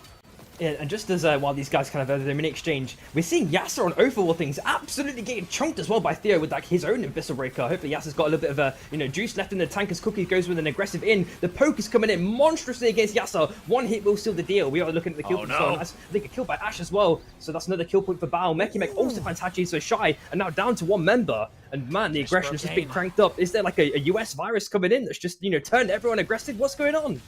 Maybe they just say, all right, if we have a U.S. team here, we have to play the U.S. strat. We have to play full send and look for these fights. As right now, SB, it's not looking good as Smolde getting the credit on to Depbrek. Another team so early, compared to how we're used to in EU, so early on into the game. Yeah, and I'm wondering, for example, especially with 3LP, have they kind of recognized this kind of pattern that's been happening with US, and they've kind of sussed them out, their kind of macro strategy, and maybe they've just unlocked that kind of potential to just always take them in for a fight and always get the victory. At the same time, we do see, Ginjo also getting killed, and Rab also having a mini exchange with the USA. The bosses are relatively low on HP, but I don't think Rab have first dibs on it. Minato's super low on HP already, and it's on the other side of the mountain, so USA did get that nice little free pickings. And the fight looks to, continues to be happening. Ideally, Minato would want to get some heals here. And I think USA have kind of realized that, Minato doesn't have the heals in time. So, yeah, they're going to be forcing them out. Right behind them. He went for the phase walk, and now he's already separated, getting a lot of damage. But denying the Abyssal Breaker out of Lemur. A beautiful Bungie pulling him away. Now, Rab, as they continue to kite backwards, they might have been able to get to safety, but they are still taking a lot of damage on their way out, but they actually are re-engaging. Chronoxus went for the early trade, trying to see if they can get RTK, but with Pine putting down Suppressive Fire, grab. They're slowly, it's this ebb and flow back and forth with Team USA. They want to fight over the Abyssal Hatchling, their base camp control, but they're taking too much damage onto Lingo and onto Chronoxus. Both of them over the Abyss versus Lingo, then Chronoxus only. Minato has been able to get away using the phase walk to get through the tree. But 3LP, having heard the fight, they decide they want to join in. A lot of cooldowns have already been burned by USA, getting a lot of damage already onto Pine. First casualty, RTK going to be the next target because Lemur has been separated. Go for the easy one. Take out the myth. Leave only Lemur alive. And just looking at the zone, you know, res opportunities are looking pretty slim here. He's going to have to pull off some sort of miracle. There he goes, going on onto the outskirts. I think he's found that perfect opportunity of time as MST and Bao are going for a super aggressive fight. If that wasn't the case, he might have been a bit of trouble, but it looks like MST, again, continuously chased out by Bao now. The hammer exchanges keep coming out from the roof, trying to get the spike onto Kuba, but he's made his way out. Minato picks up a crown as well, we just see there at the last second, and somehow... He's chasing too. He's looking for that one. He saw how low they were, and he wants to be able to take down at least one player of Miss. And it's over the Abyss, but he's still having to fight against Kuba. Barely holding on. The snipe taking away the crown from Minato. Revel and Miss back in the game. Yeah, crazy work. We're also looking at Sproky last live, and Abyssal Breaker already popped as well by Rat in this scenario. Super aggressive sending by Cookies, applying an insane amount of pressure to Watt continuously. Mekimek with a super nice portal play, surprising Shishi, taking him out. And it looks like Waff are now just a two-man. They're looking to rotate over to the right-hand side. Maybe they go to that res that USA went to not too long ago. We do see Rebel coming out from the south side. We're looking at Be Kind in around 45 seconds on the top right-hand side as well. A couple of crowns on the map as well. So still loads of opportunities for players to keep capitalizing on and, you know, accruing more strength whenever possible. Shy only have Sprokane. Aurora only have Mr. Fluffy Fish with a crown trying to get away, but he's got enough time. There it is. Aurora will be back in the game. Only one team now. Going to be down to only one player. Exactly. Just getting a kind of a wide overview of the map. It looks like 3LP, you know, I would love to know how many kills they've already accrued so far. They're looking like super duper strong. Surprisingly not up in levels that much in comparison to the average. USA actually slightly under the average, it looks like. Same with AUR, only levels like 9 respectively. It looks like across the board, maybe a couple of 10s. Rat also like level 11s as well. There's a couple of broken armors, you know, for AUR and Sprokane respectively, as USA and Rat go for, Waff go for a mega aggressive in. Lemur gone. That's the front line down for USA. To both RTK and Pine. They have to be careful, but with Trek taking a lot of damage, and now Miss joining in, it's going to be also Rat trying to see if they can intervene. 4 teams all fighting. Pine barely getting away from the respawn beacon, but now he is alone, surrounded by so many fronts, and I don't think there's a way for USA to get out of this one alive. Pine will be taking down Rat, keeping him in the storm. USA, their first early exit in the series so far, while Miss now surrounded by Bao and Rat, taking a little bit too much damage as they've already lost Kuba. They're about to lose Revel, and now they're about to lose their fight as they are gone, leaving only Bao and Rat. The trade flows out in the desert. Yep, and Rat now have a basically armor advantage over Bao, but Bao might have a little bit of time to kind of resuscitate in this scenario. Shy back as a full 3-man as well. Somehow they managed to do it. Sprokane level 11, getting absolutely jumped on at the last second, and now AUR and Rat have found themselves very close to each other as Cookies goes in with the aggressive send-in at the last second, decides to jump back, maybe just going for the bond instead, as Shy also come back as well, maybe, you know, just to see what's going on, go for a clean third party afterwards. We're looking at the zone, pulling up to the top right hand side as well, Magical. So we need to see, for example, especially how Shy are going to want to rotate in. Sprokane did a good job of waiting out and making sure that he heard the fighting before going for the respawn beacon, bringing back in Shy for another chance at the fight. But you talked about the level discrepancies beforehand. Shy going to be one of the teams way far behind the curve. Same with Aurora. Looking at Waff, get that Deathbox revive on to 1. So Smolde will be back for Waff, but they're still down Trek on steroids. So without one player, it's going to be a little bit difficult. But Rat, clean up the weaker team. Aurora losing Greninja. Sebi has already been separated from Mr. Fluffy Fish. Yeah, Sebi chilling on the left-hand side. Hopefully he can make his way out, and Fluffy has to perform another miracle again. Avoids getting dunked by the nice little shield bash, preventing Aiden from getting some, you know, extra damage off. And 3LP are just wandering around anywhere they want to. It feels like they've got complete dominion over the map. They can just force anyone out wherever they want to go. We are seeing Sebi also walking up onto the top left-hand side. We do see another crown in that next circle as well. So hopefully, you know, if there is a straggler, they can make use of that. Waff also still has that 2-man. They've rotated around Bao. Same with Shy, also trying to find a way through. Looks like they're going through the kind of waterway at the last second. Uh-oh, can he make it through? For Fluffy Fish? Nah, no way to get out of that one. Surrounded by too many teams, but it's going to start the fight between the 3 teams that remain. Shy taking the first bit of damage. Hachi forced to blast off back, while Bao holding onto their base camp control. C3LP, strongest team right now. All those kills, the gold armors, they are ahead in the levels as well. Got to be scared of how you want to fight against that team, but we look at Waff, manage their own respawn here in Prisma Falls, so they'll be back on their feet as well. really like maximizing that kind of opportunity amidst all the chaos that kept them furling. And one thing I'd like to call out as well, Aiden does have the rewind, so I'm expecting to see some magical hooks coming out of nowhere, just picking people out when they least expect it, pulling them all the way back, like 200 feet at the very least. We're looking at a potential train rotation as well by Bao, walking upwards, potentially encroaching upon Waf. Sebi still last alive for AWR. We do see a crown, but I think Rats have found them. This is going to be spam trouble. Trying to get him into the train, but almost to put himself in danger. Sebi has been able to get to land. The storm quickly moving, giving him that opportunity to get away, but do the teams try to chase it? Sebi tried to go for the walk away, see if he can get through the walls, but now the teams have noticed that he is by himself, and Aurora, there's no escape for you this time. They're down at 6th place, but it's going to start another fight. Every time we find a team picked out, it starts the full skirmish between all teams. Rat now surrounded, same with Shy, taking a lot of damage, finding 2 immediately on a Shy. Rat somehow finding their way out of that one. Wolf on the northern part, holding onto the rings. 3LP, they're able to stomp down Sprokane, but leaving Hachi on the respawn, forced away by Rat, and Rat hunting down Hachi. The last one remaining, 4 Shies, taken down pretty easily by Mekimek as we are down to 4. Yeah, Rat are looking extremely strong, and this might be, some, another scenario that we had in the game too. Some crazy sort of end game that does involve potentially a Rat and 3LP. Maybe I'm calling it. I don't know if Bao going to make some sort of minor misstep that just becomes, ever expanded. As you always see when you find a crack in the wall, someone just breaks it open. I think that might be happening here. I just got this kind of gut feeling that something's going to go gravely wrong for Bao. But, we've always seen crazy turnarounds happening before. Well, there's still 4 teams left. Bao, Rat, those are the 2 teams near one another. As on the other side, we saw it was WAF and 3LP on the opposite side of this thick wall. No, wait. Rat gets sniped out there, losing 1. Surprised to see that Theo got just taken out by Bao. And now Bao, they see their moment. They see weakness in Rat. And they've got Mekimek. While there is going to be the heart for Cookies, does he have enough time to get on to the heart and bring back up the team? Put down the little cook, but Bao already watched that one. They're immediately going to take that, and they're looking for Cookies. They're not even looking for the win, but this might have been what Bao you were talking about, the mistake. They overcommitted, looking for Rat. Cookies should be able to get away, but it's going to be Waf's turn, looking to see if they can hunt down Cookies, but Cookies has been able to get away. Yeah, but I think he dropped the res as well. He had the 6k, already had dropped the res, so he has no res opportunities to port from heart again. Should he be able to cycle around? But I think Aiden probably hears the audio cues, and he's probably looking to chase that one out as well. Also looking to encroach upon it. Hopefully he can make his way out in this scenario. Ooh. Trying, missing the reap, waiting for the moment, gets into the rings, but that's going to be Skate, utilizing the rings again. Cookies dunked by Shrek, though. Rat out at 4th place. Now 3LP over the rings, getting back towards the heart with Waf still there, but Bao, the team fully in control, waiting for teams to encroach onto the territory they've been able to take away. Dude, I'm pretty sure it was like some sort of kidnap kill with what happened to Theo. I'm now just like rethinking it over my head. It must have been like a kidnap from the portal, and then I think he tried to jump out, and then he got insta-shot and then spiked. I think that's what will happen, so but I might need to see the replay to confirm that. We do see Waf, also looking to, walk up on towards 3LP, but I'm not really sure what they can do here. Nukes would have been dropped to negate one of the bonfires. Aiden looking to try and get a hook in, maybe try and perform some magic. Shroom also, lurching forward, trying to get that Vortex Charm. Bao just chilling on the north side, of course.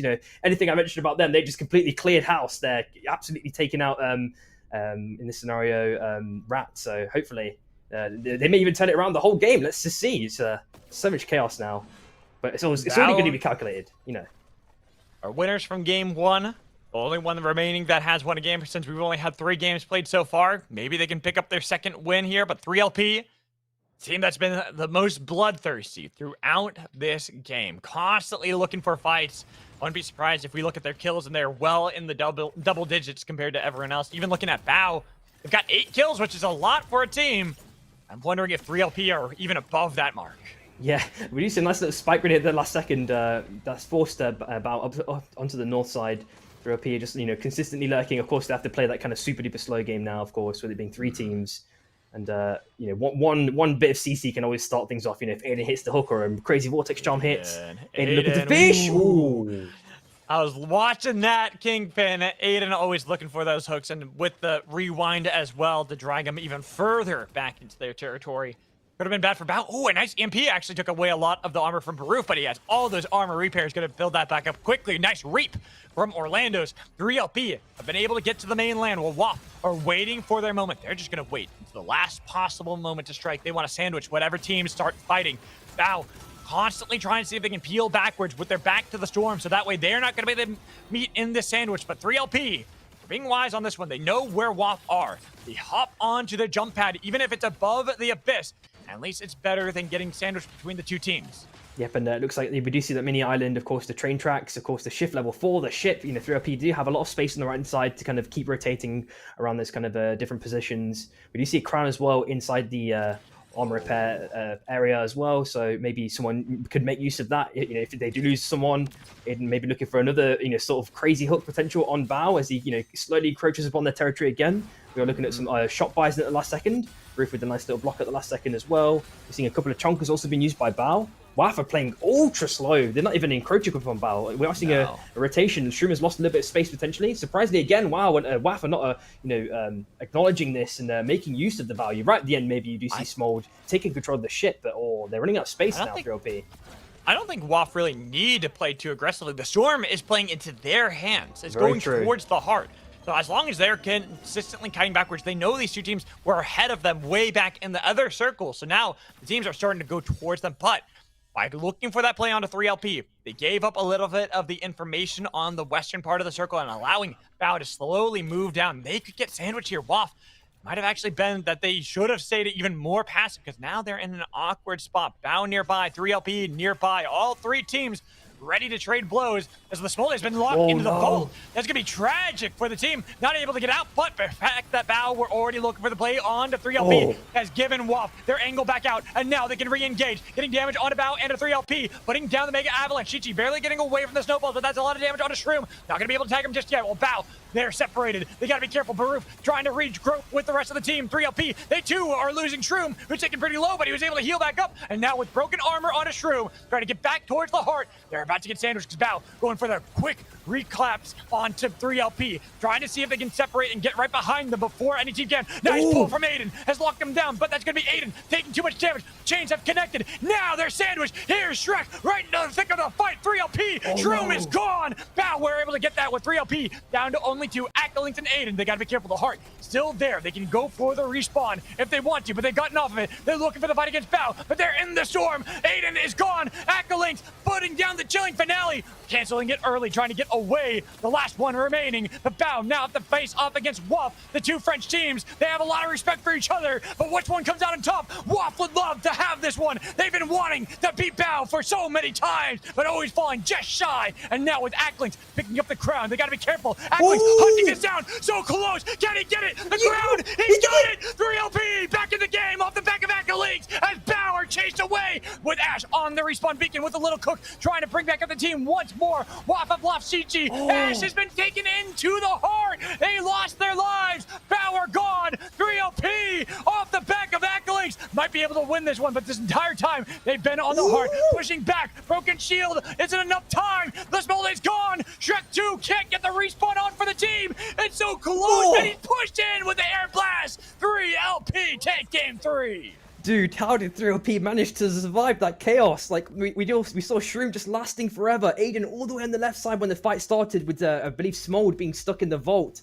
Oh my god, so much damage. I was thinking, if 3LP used too much of their kind of artillery, Bao were just going to easily third party, and they basically did that. Even though Smold didn't end up dead right off the bat, it just caused everything to happen, and somehow, you did see Acklings manage to make his way down the south side after using that chilling finale, pick up a crown, and somehow kill, was it Orlando's in that scenario? Crazy game. Yeah.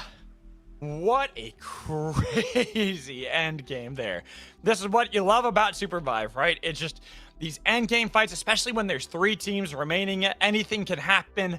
And the fact that 3LP, they were winning this game pretty consistently, getting all these kills. We talked about how bloodthirsty they were throughout all of game 3. It only feels appropriate they were the team to win, but it wasn't a clean victory. It was a well-fought victory for 3LP, barely managing to beat out both WAF and Bao. Yeah, they had so many interactions, of course. I remember that one of mana cores, which we'll hopefully see very soon as well. Shy also having to dance between so many teams the whole time. I feel like SB were also in a very similar mirror predicament to Shy as well, it felt like, for the majority of the game. Especially, I remember Shy, like in the kind of mid-game, I remember seeing Sprokane last alive for a very, very long time, but they somehow managed to get the res. They managed to survive through so much turmoil, it felt. It really did. A lot of our teams kind of surviving for a lot longer than it seemed likely in this game. Shy's being one of them. I think Aurora were another team that were able to get a couple of respawns off that didn't seem like they were going to be possible. But despite all those heroics, it just isn't enough when you have so many teams that are able to make it to the late game. Even with 2 teams getting eliminated day 1, we still had, what, 9 teams going into day 4? Yeah, it was such a high amount, and of course, all that congestion, all that build-up. We do see Shy with a really cool sequence here, but then they kind of just bite off a bit more than they can chew. We do see Hachi with that super aggressive chase, along with Sprokane with that portal, and then you see Rat there welcoming them with open arms, and of course they've just been surrounded by 3LP on the top side as well. They had nowhere to go. And just looking at these final fights, it's like we see a lot of these cleanup kills here for 3LP. They, like we said before, they had a lot of kills, but Riot actually had a lot of kills too. Yeah. Out at 4th place, they had 14 kills. That's a lot of points for Riot to pick up, even though they didn't win the game. 100%. And man, like this whole, you can always just feel the tension building up when there's 3 squads left like that, and the circle's moving, especially with cross country. And of course, we do see a myriad of little cooks as well, the air blast as well that Shroom had. And, as I was mentioning before, when it was 3 teams left, Shroom managed to survive for such a long time. He was just surrounded by so many enemies. Baruf was just pummeling him with hammers and, LMBs coming from all sides, man. It was crazy. And a big play out for Acklinks, too, because I honestly thought that 3LP weren't going to win that game. It was going to be the stand-up between WAF and Bao, the 2 teams that have a lot of respect for each other. Like, WAF has talked about this before, that Bao is pretty much the team in France that always tends to beat them, and they really want to be able to beat Bao in some tournaments like this one. But you can't ever count out 3LP. Like Acklinks being able to find that last bit of damage to get the crown, to make sure they win that game. Congratulations to 3LP. But we are going to toss it to a break. When we come back, we will update the leaderboard as well as find out what hunters are going to be banned for the remaining 3 games. So make sure you stay tuned.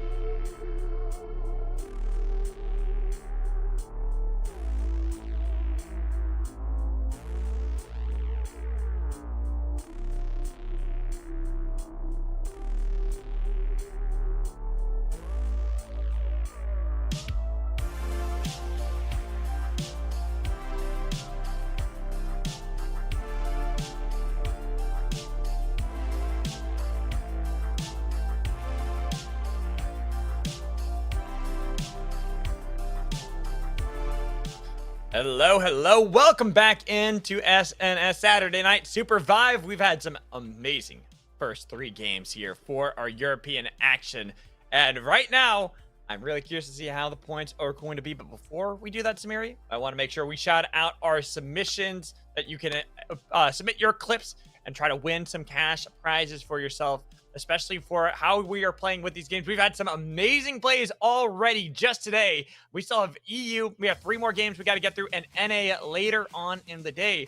So we got to take a look at last week's clips and see who won from those ones. As a reminder for those that might not have seen it earlier, like I said, make sure you are submitting your clips.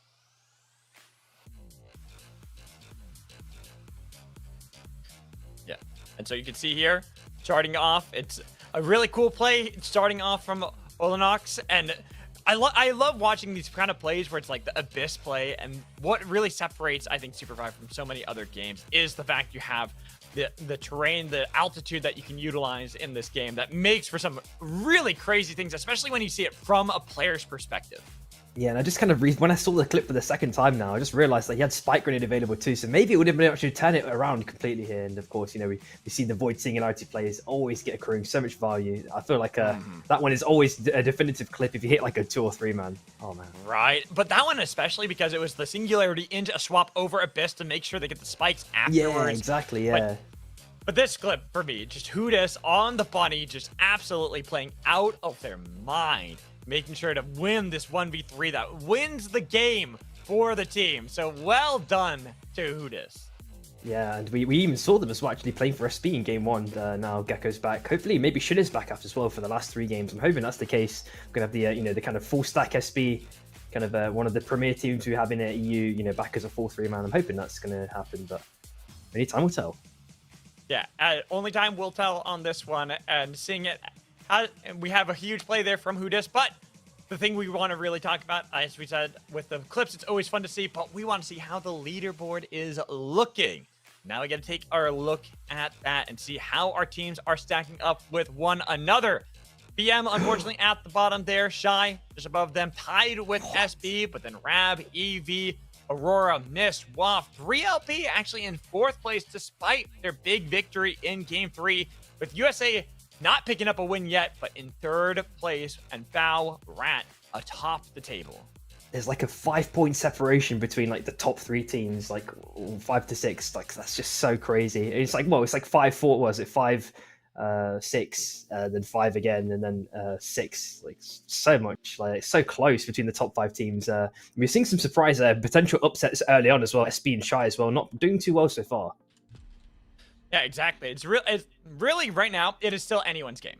We still have potential for any team to win this one because 65 points after 3 games is not actually that much. We have seen far larger leads that have been that have crumbled in the last half of games before. So I'm looking at teams even all the way down in 7th place for Aurora, 31 points behind. There's still a realistic chance, especially now that we're going to introduce bans into the equation, that we can start seeing teams move up in the standings. And speaking of those bans, we should look at the stats that we have from our hunters for the first 3 games and see how those are. Now we'll figure out which teams are, which players and which hunters are going to really be targeted. Pick rate for Saros, though. Wow. 77%. I mean, we saw this in qualifiers. We've seen it in scrims previously. I feel like, you know, and we even said it amongst ourselves, like these two, Saros and Oath, are going to be, you know, definitive bans, but 36% as well for Nyx. So, yeah, I'm really interested by the Nyx, like, rise up here in EU because it has replaced Kingpin. Usually that is the spot held by Kingpin, which now with Nyx being banned, as we are going to move into our bans and see which hunters will make it, because Nyx only 4 picks above that of Bishop is going to be the next one that makes their way to the bench. Obviously, we expected Oath Stars. We knew those for a fact. But the Nyx is definitely, I think, the big surprise for me, because we just didn't see it for so long in EU. 100%. And yeah, with Nyx's rise to fame, and also like Celeste as well is something I got to point out. You know, I feel like we've not seen Celeste for such a long time, and I feel like especially when EU started having a bit of, you know, a couple of trials with squads, we saw such an abundance of Celestes in scrims, and it feels like, you know, some of that just kind of unraveled itself into actual SNS, which is crazy. And so going into the next set of our games and how teams are going to really try to maneuver around these hunter bans, I feel like there's a couple teams that are really going to be hit hard by Saurus, by Oath, by Nyx being banned, Rat being one of those big ones that it's going to be really hit. That's all 3 of the hunters they've played in the last 3 games taken away. Yeah, but we know that they have the resilience, well, Cookies, he might have to swap onto Tetra, or he's got a couple of other things up his sleeve. That used to be his kind of a, older character. Of course, Ghost being the super duper OG character for Cookies. And then Mech, of course, still has a Kingpin. So they've still got a little bit of versatility to kind of maneuver around these bans. But in this scenario, I'm not really sure what they're going to do with the Oath. Yeah, that's the big thing. I think without Oath, it was weird seeing it. I will say, this is as an NA player, having watched a lot of that, seeing how much Kingpin still got played in EU, despite Oath constantly being a thorn in the side and always being played and being a good counter to Kingpin. I was more surprised to see how much Kingpin kept making their way through. But now with Oath banned, Kingpin is the holy grail in this situation. You're like, okay, I can take Kingpin so much more easily in these scenarios and be a lot more at liberty to find these pulls consistently. And we have players as well, like Charlie Lee, for example. I think was in game 1. We saw him taking the jewel. So, I'm just kind of wondering, that door's obviously wide open now. And amidst a bunch of other characters might have an easier time, surviving and having, even beneficial fights than, comparatively when Oath is normally, available. So, the whole game is just wide open now for these next couple of games that we're about to watch. I can't wait. I'm looking at Kingpins. I'm looking at Jules. Brawl, going to be a big one as well. We already saw that Shrek was trying to metagame it. Same with Spider Brawl, trying to move off of their Brawls and onto something else to try to not have as many picks on Brawl. But we saw there from the stats that Brawl actually wasn't played nearly that much. So that's going to be another thing that we're going to see a lot of. And I'm really wondering if we're going to start seeing some more of these really niche picks come through. Things like maybe a Luna that we've seen some players that when you put enough practice on, it's really good. But Zeph is going to be, I think, another big one that we'll see a lot of. Oh, 100%. And the other thing as well, just thinking of all the kind of big teams, like the top 5 that we've seen so far, 3LP are basically unscathed with these bans as well. So, even though they have a pretty expansive roster anyway, they don't have to worry at all. They don't have to change anything. Which is going to be crazy. It's going to be crazy to see those teams that keep everything consistent, keep it all the same, how much power they bring here into game 4 as we get onto the breach, unstable portals, and seeing how teams have changed it up. I see the Kingpins, I see the Brawls, I see a couple duels, I see a lot of Shivs actually. Shiv is starting to come back as well. Or maybe she's got an open window to breathe again. Obviously, she had some very, very powerful nerfs that really tuned her power level to something potentially a bit more balanced here. But now some of the key components that from other existing comps that are kind of meta are now not available anymore. Shiv maybe has a chance to breathe again. Oh my! Do you see that at right outside of Enshine? 3 teams all top. One of them could pull off on top of the other. EVBM. Up with one another, fighting over some of the early camps here outside of the grind. But neither of them going to trade blows just yet. Looking over towards the heart, though. Bao and Mist also dropping here with SB nearby. It's having a lot of teams go for drops with one another. Possible early skirmishes could be had. Yep, and of course now we've got the Celeste Lima. It's going to be even more crazy, I reckon. We are sort of looking at a Shrek potentially caught out at the last second, but Shy actually, Sprokane already picked up the armor on the KP as well now. Back to the classic for Sprokane with a nice Primal Slam onto Pine. Ooh. The barrel to blow up Pine, but now the dash in from RTK on Jewel. 1-for-1 trade. Try to resurrect Sprokane, but a nice frozen barricade try to push him off the Wisp while they're trying to do the same to Pine. Bringing back up their fallen brethren for another round, but with Sprokane still having that gold armor, gives them a little bit of an advantage. Looking for a pull, but missing that one. Low health on the Shy. That's why they fall back. They saw the level 4s on USA. They wanted no more of it. Yeah, and it's kind of unfortunate because they've only picked up 1 armor. There might be a chance for them to pick up a second one at best, but USA, you definitely have a kind of control over Gridlock for the moment. Of course, Shy may rotate up onto the north side. They've got Academy mostly available as well. But they actually pretty much healed up as well, so maybe looking for a round 2 here. But level 5's already starting to be crest by USA. There is that chest right behind Shy, hoping for something, but it's a key, which would be nice, but they aren't in control of the vault. They're going to have to see if they can push away USA from it. Yep, and they actually staying for a really prolonged, extended fight. It feels like that's such a different kind of nature for Shy than what we typically expect. And that fight just seems to keep continuing. The hook unfortunately misses at the last second. We are seeing the Rain of Arrows temporarily separating USA, but they're going to be fine in this scenario as the dance continues. Maybe they now made the call to jump ship. Maybe they feel like enough time has been consumed, and they're better off spending it somewhere else. We are looking at okay, so there is a nice armor pick at the last second, so 2 armors now for Shy. That's not a bad exchange, I think, overall. No, they'll definitely take that one. But big thing is that Hachi's not playing Bishop this time around. Has swapped up to Celeste in this game. I'm a little surprised to see that for Shy, and having Sprokane back onto the classic pick of Kingpin. If you don't remember, before Saurus came out, Sprokane used to be a huge Kingpin player. Then Saurus came out and became like the perennial Saurus player out of all players in EU, NA, doesn't matter which region. We got to look at this fight in the machine. Grab in a tricky spot. They've already been separated. Trying to see if they can get away from the lasers while Numa tries to go above their heads. Level 7 already. Has Singularity. They can lock them down with the chains connected. Looking to see if they pull the trigger. Going to go for it. Looking for that dunk. Barely missing it. Rab have gotten backwards. And with Renoxius on to the Mercury this time around. Trying to heal up a nice bullet. But look at that spike. Singularity has locked down Mercury. But with the Cinnabar Cocktail has kept themselves alive. That contingency plan working out beautifully for Rab. Numa with that last second TP to just get out there by the skin of his teeth. Charlie Lee looking to get the res as well. Bieba back as a full 3-man without issue pretty much. Numa's managed to maintain the armor as well. We're looking at some potential fighting in the zone as well. So if you look up onto the top right hand side, it is Bao in this scenario, absolutely pummeling Shy. Oh no, this is looking quite bad. Oh, a spike! Spike! Wait, what? Huh? I can't explain that one.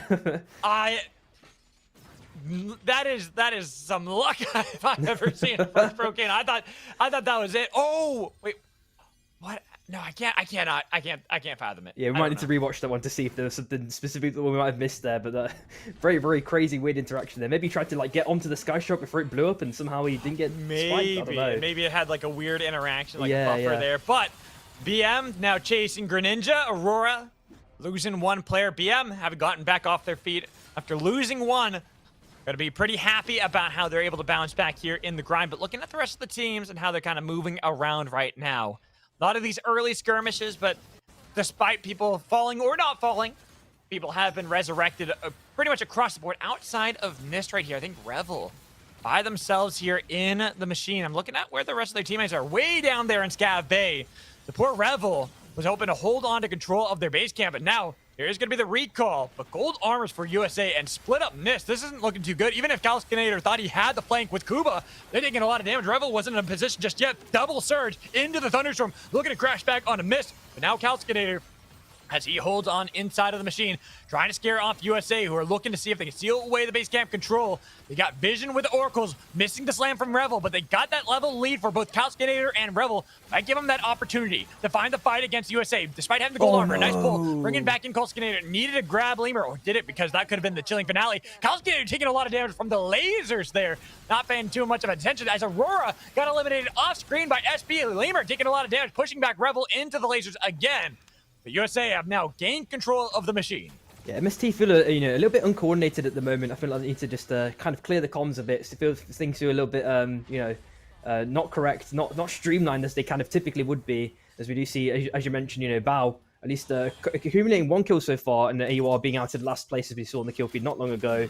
This is already looking like a crazy game. Battlegum already dropped as well. Charlie trying to get some damage onto Baroof. We're looking at Orlando's trying to get the knockaway if possible. Spider-Ball gets it descending. Charlie coming from behind, trying to get some LMB poking as well when possible. But BM have not really managed to secure a kill or do enough damage just yet for like a full in. So I think this dance is going to continue.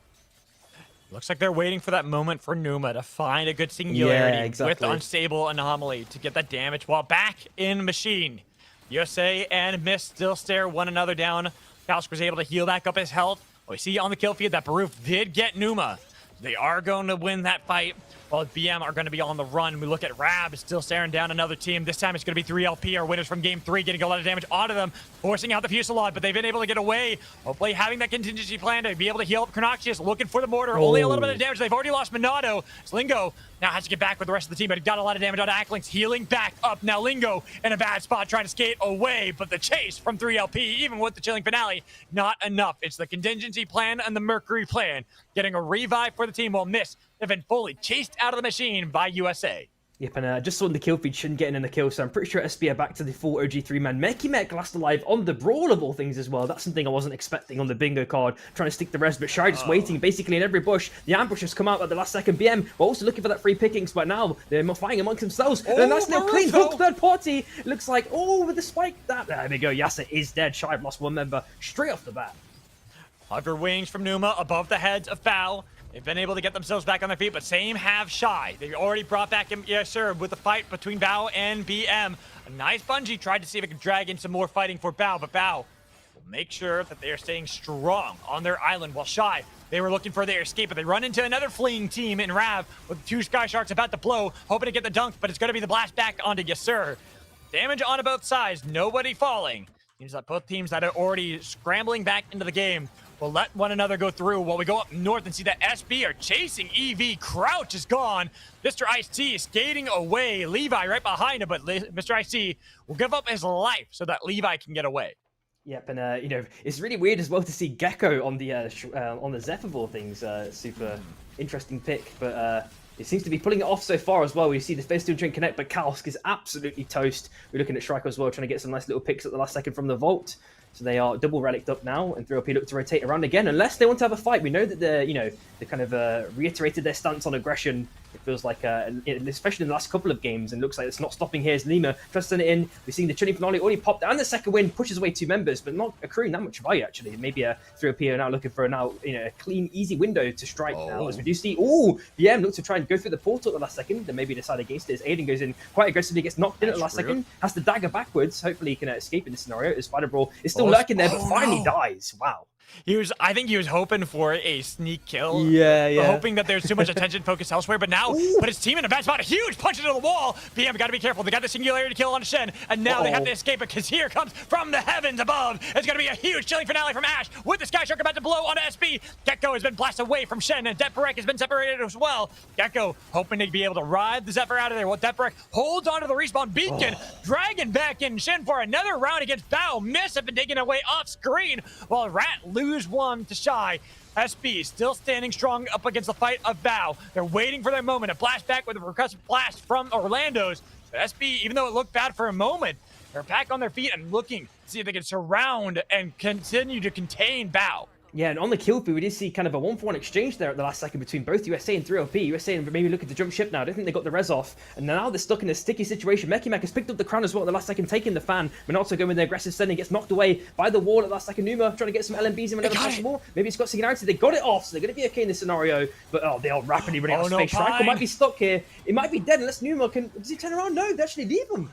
Oh, no, because he's by himself. He's the only one there. Yeah. He didn't want to turn around and then get dunked himself, so he lets USA get away, somehow making it out. RTK is going to be able to recall back to this team, but down at this fight between SB and Bao. They've been staring down for so long. Finally, something had to give, and it's going to be Gecko's life with a Fusillade popped by Shen, but no damage actually being pumped on the Bao. They've been able to thwart the attention and aggression from SB.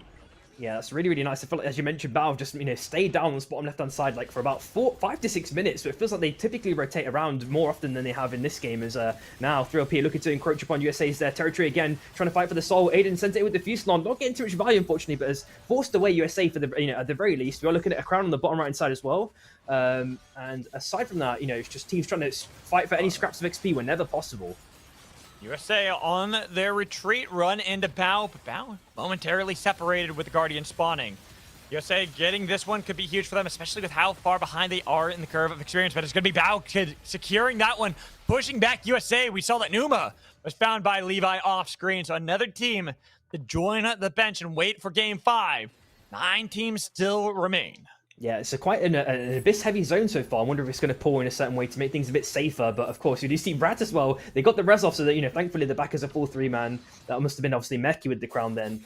So I'm really happy to see that. Cookies on the Zep as well. What is going on? This is crazy with these bans coming in. How people have adjusted. It's something I we're not expecting at all. Same here. I was expecting to see more of the niche picks like the Tetra for Cookies to come out, but instead going for a little bit more safety. Have a support for the team. Looking at everyone else and seeing how they're moving around. Levi, sniped by Deperek. The disrespect towards that Bishop player with a nice punch onto Crouch. Ice-T Waiting for the damage, but it's going to be a chilling finale Oh, no! into the spike from Crouch to take down Deperek. But we do see that Shin dying off screen to Waff. Another team gone, 8 remaining. Looking at, as you talked about, Samir, how much Abyss is to play with.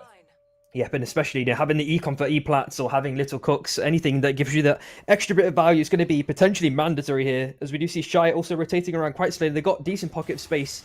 Just the 2-man, if I'm not mistaken, at the moment. Nima trying to get a bit of info, maybe on the north side. He's found out a team is up there, so he's going to just chill there. We do see a cook being dropped as well, as I mentioned, for that extra money. There's extra potions as well. It looks like a 3LP looking to take the soul or whatever drop it was in that scenario. As a Waff look to encroach upon EV's territory. Shrek tries to go for the Battleroyale connection, but unfortunately doesn't get it either. The Face Steel Chain. But EV are surviving by the skin of their teeth. Needing combustion state Crouch. He's going to be okay, I think, in this scenario. They've got this new island to kind of chill on for the moment. Hachi has picked up a crown now, and hopefully he can jump ship. Should be able to get away, waiting for that angle, because he still has at least Hachi and Yasser both alive for Shy. Just need to find a way to get Sprokane back into the game, so they're going to be a little bit more even. But EV might want to steal away that crown for themselves, noticing that that could be their time to get Levi back into the game as well.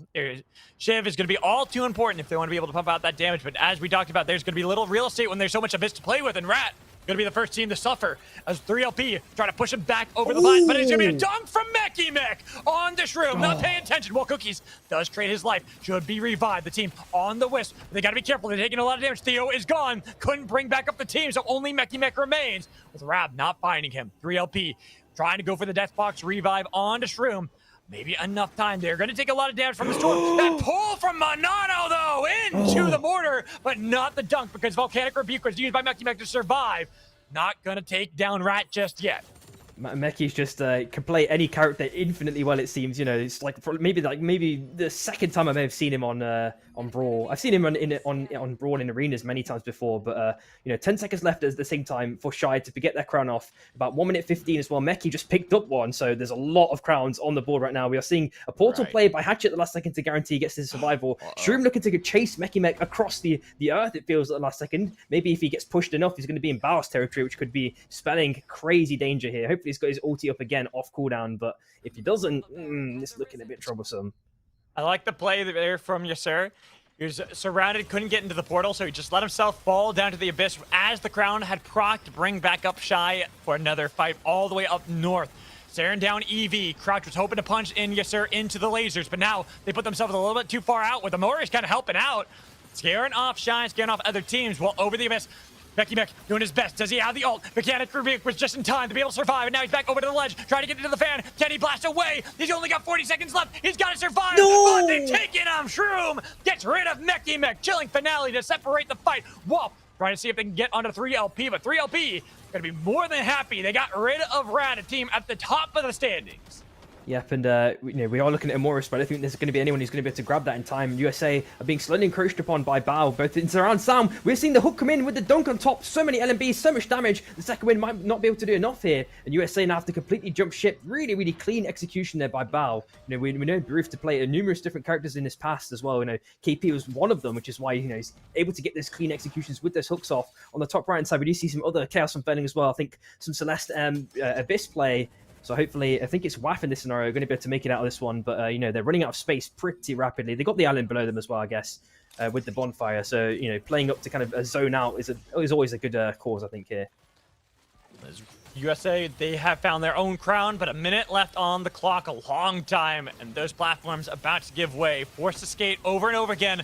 But now that Pine was an easy target, they're going to be down to only Lemur. E-Plat. Does he have enough time with the chilling finale to look for the root on anybody? Has found it! Yes, Shy! no! Weren't paying attention, and he's taken down. USA back in the game once more, but they got to fight their way out of this one. It's going to be difficult because they've lost the E-Pot control. It was taken away by Shy. Oh, no. Dunk attempted by Sprokane, barely missing that one on a Lemur. He's been able to get back over to the land with Sprokane taking a lot of damage. It's going to be 3LB taking him down. Hot's going to be the next target, but no plats beneath anybody. Instead, it's going to be Acklings trying to play forward. Lemur trying to get away. Broken armor, barely any health, but an E-Penguin to save the life of USA, getting away from 3LP, avoiding the Vortex Charm. But these platforms about to go. Hachi's been taken down by Rab up north, and now USA in the storm, trying to dash away. It's going to be a second win, trying to heal back up 3LP. They've got the second win. They've got so much damage, but now it's Lemur trying to see if he can separate Shroom from the rest of the team. He's got to be careful when he plays with the skate and when he plays with no land. He's got nothing left, and it's going to be Wolf helping out 3LP. Low health bars. RTK so close. Shroom is gone, but they might be able to pick him up, or can they? He's gone too. There's Wolf intervening. Akalinks barely any health. It's going to be up to RTK to find the step out of Akalinks to try to get away from this one as well. Back to Pine. They are going to survive. Oh no! Hunting down Pine. That mega avalanche does nothing for Team USA. Dash in with the surge. Looking for the step of the Shichi. Getting to it. RTK finally falls. Wolf get the credit. There's now another team gone. It's USA out.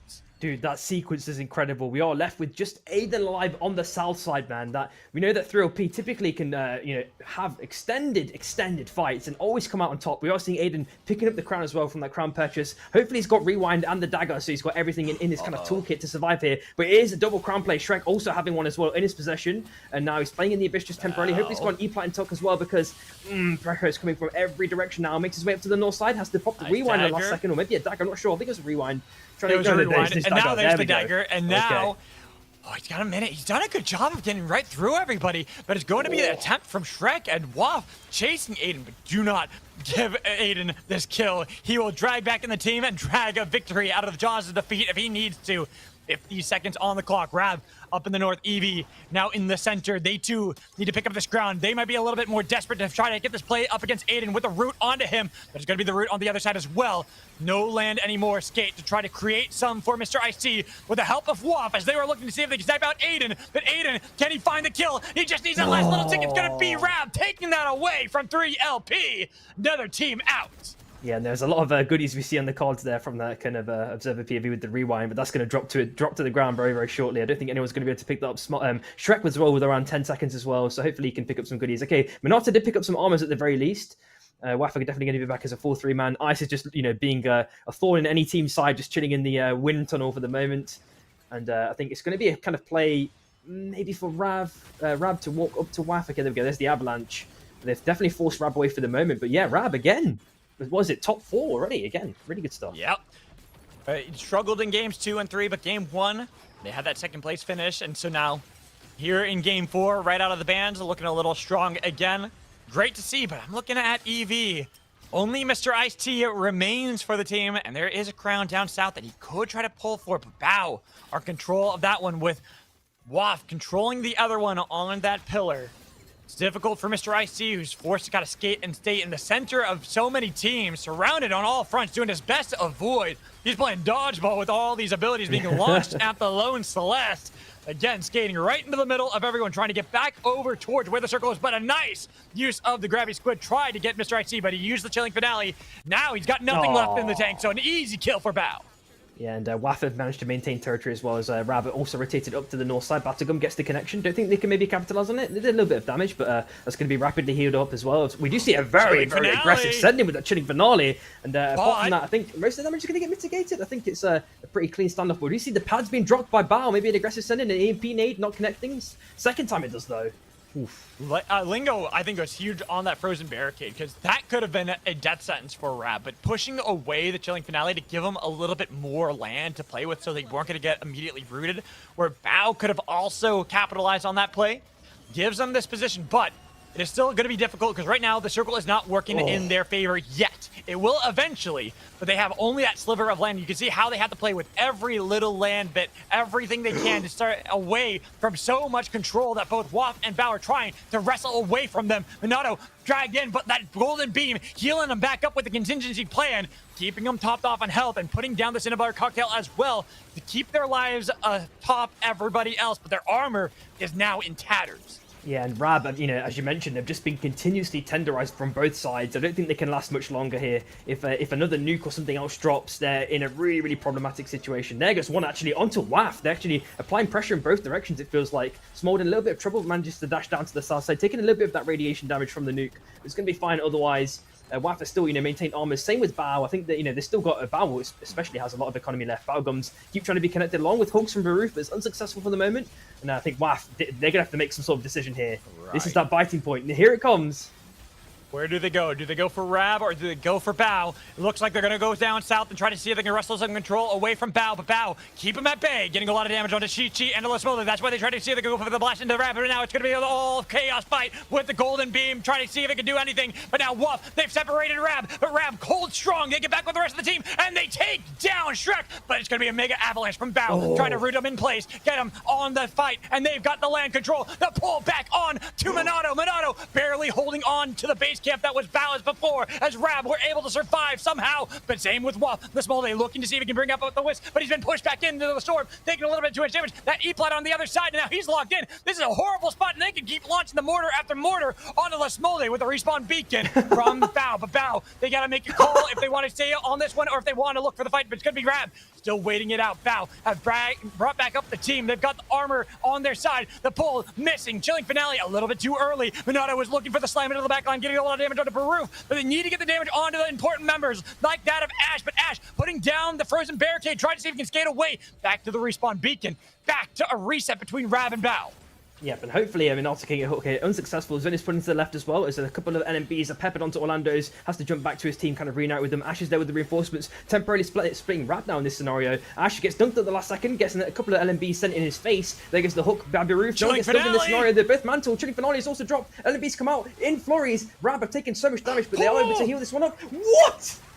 That pull! Oh no! But Monado, even with the pull, it wasn't enough to get the dunk, and now they have to get the respawn, but they don't have enough time. It's up to Chronoxius to survive this lone Mercury, but the blast back into the storm!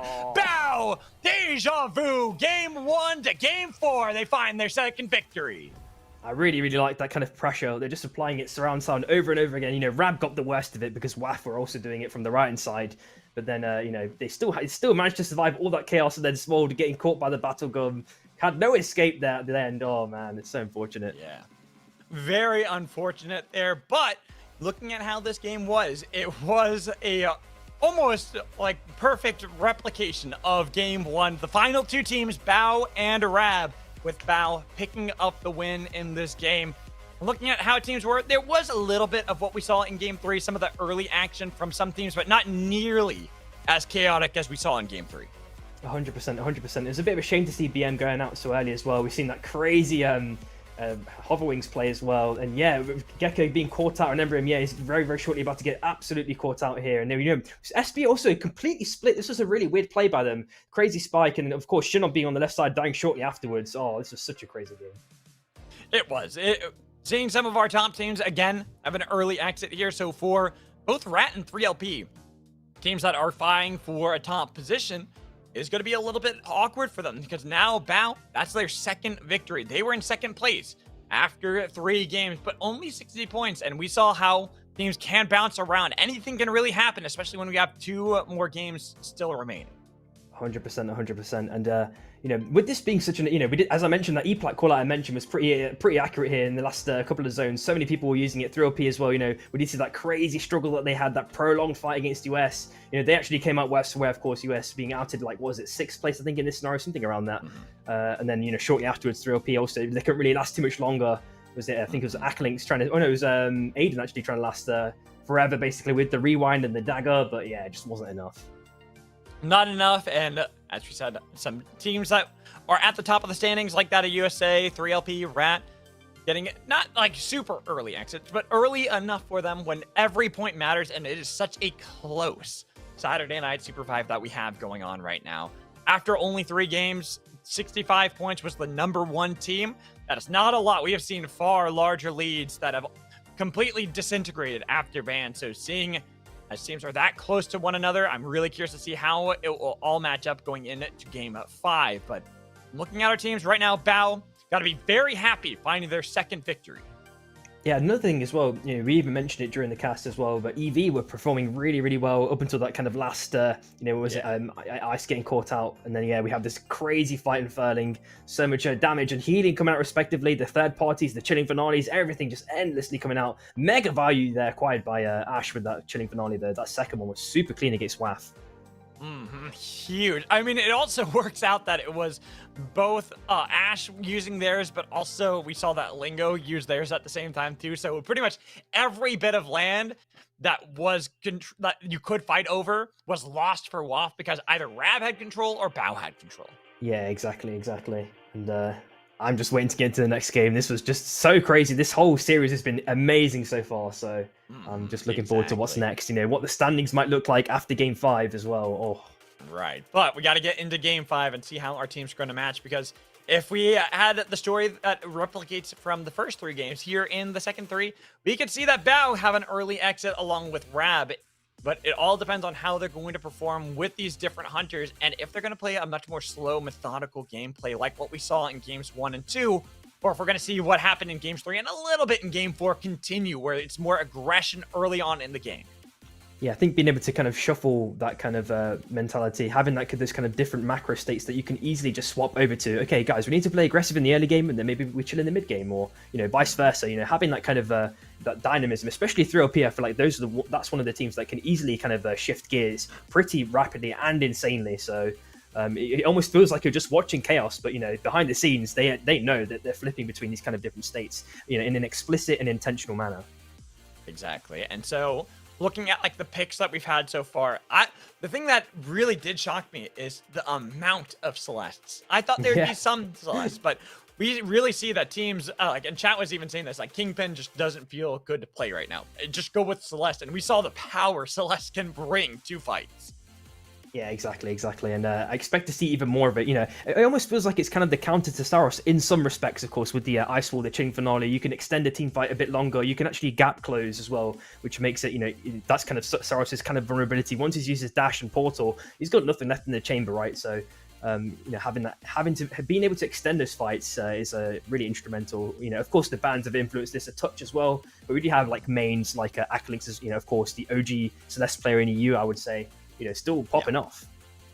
Akalinx, Mr. Ice-T, some big Celeste players. We have Lemur here from the USA playing their Celeste in this as well. One of those legacy Celeste players from way back in the day. You get to see a lot of the players that have a lot of practice on it in their history, but also some newer players that have been putting in the work as of late, like that of Ash. It's been really good when swapping over to the Celeste. So going into Game 5, final destination. Any teams are going to swap up their style or press on what worked for them in the last game. I'm not really seeing any teams change up anything going into Game 5. Well, just Cookies actually is changing from Zeph to Celeste. That's the only major one that I've seen so far. But yeah, from all the other kind of teams, you know, just looking at the kind of the blank colors, things looked pretty familiar.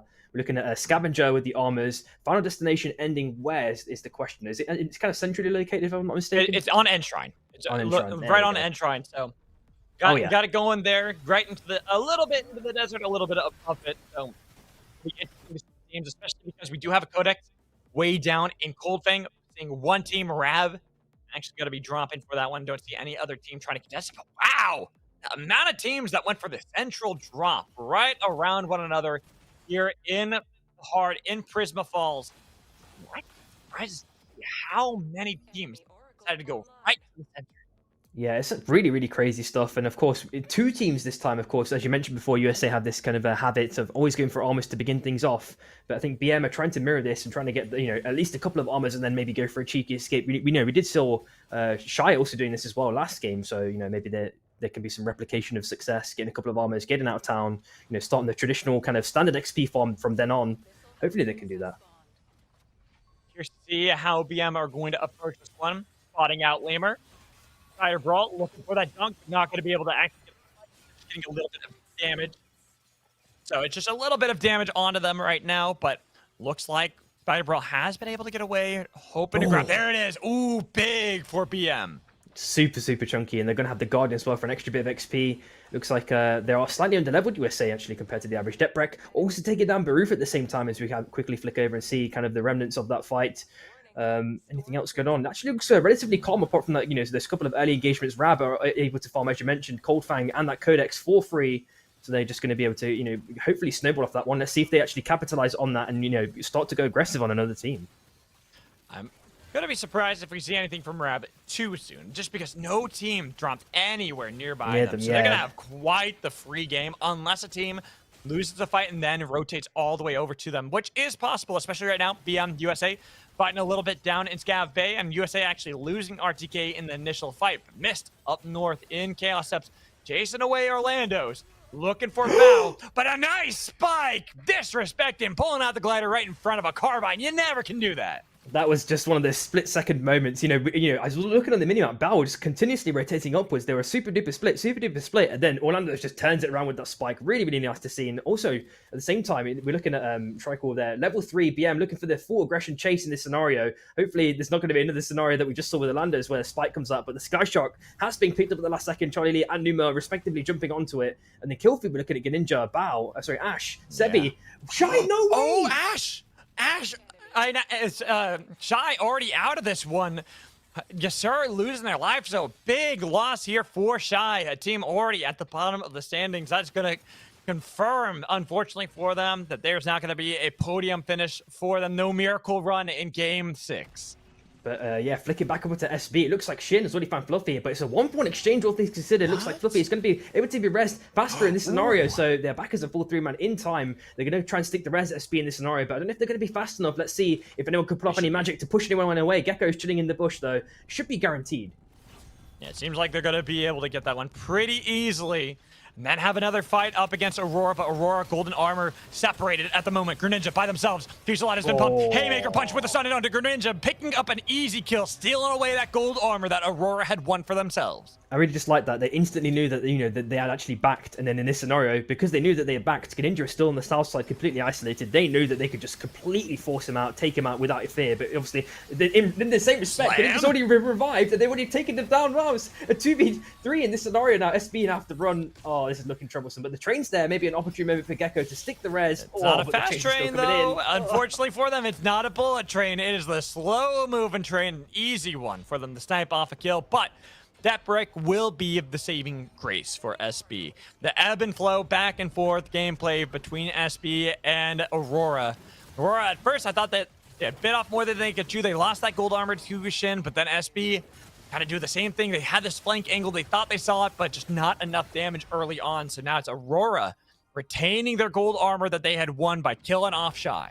Yep, and we do see a res there in the picture-in-picture at the last second. We're seeing a BM trying to get back in as well. Maybe having a potential fight here. I'm not really sure as the juggle starts to begin. Cookie sending it over quite aggressively. It doesn't get dunked, unfortunately, by Spider Bro, man, just to somehow feather away from that one. But we see the Sky Shot coming in. Charlie trying to, get some attempted vehicular manslaughter at the last second. The dunk, unfortunately, doesn't get the connection. Neither does the face steal chain by Mech. And Charlie Lee just goes in with a super aggressive send to Cookies. The TP play comes in. Numa trying to get a couple of LMBs in if possible.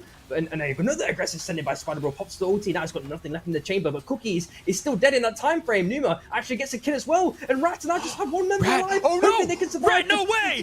There's no way! The team that was in first place after 3 games here in Game 5, all important, are about to get eliminated by BM at 11th place.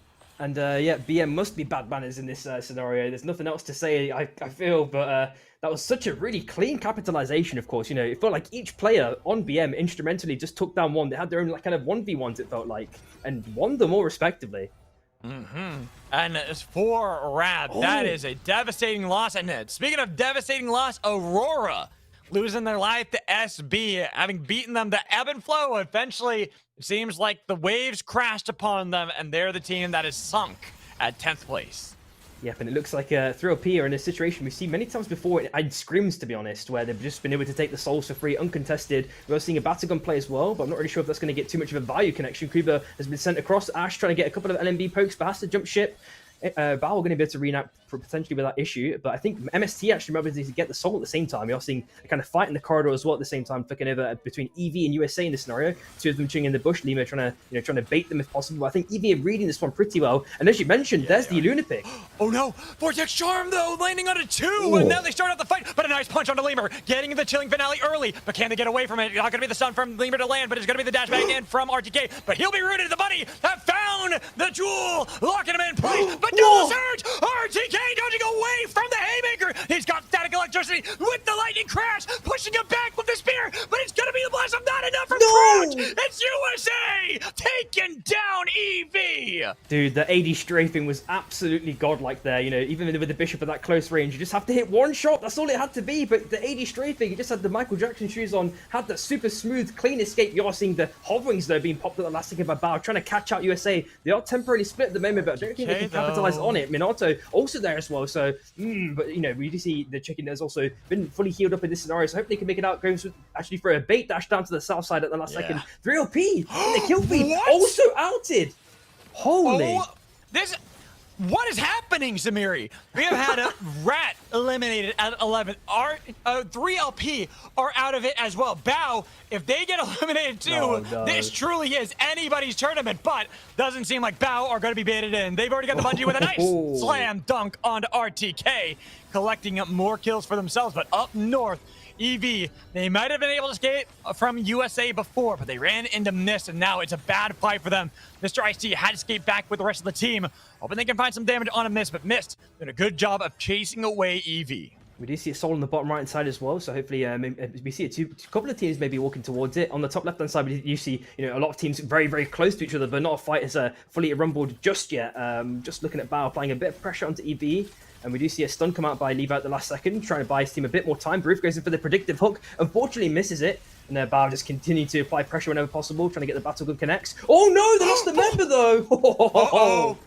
Not paying attention, getting the glider out again, and this time it's EV to punish Bao, which means Bao now in a bad spot. They're surrounded. Rab, they've been brought back onto their feet, and they're chasing this kill onto Baruf. But be careful, Baruf might not be on his oath, but he is also a kingpin player and has had amazing pulls and dunks in the past. So you are chasing and looking for Baruf, but Ash is back. Orlando's has brought him into the game yet again, missing the pull.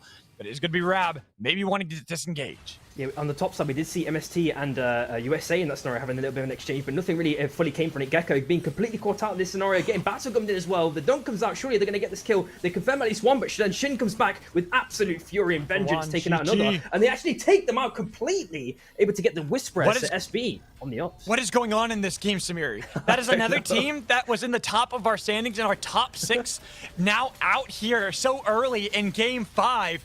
This is anybody's game, anybody's tournament still. Well, Bao, yes, the team that won last game, going to be the team that we look at. But if they get eliminated, that can take everything out of the equation. That can make anybody could win.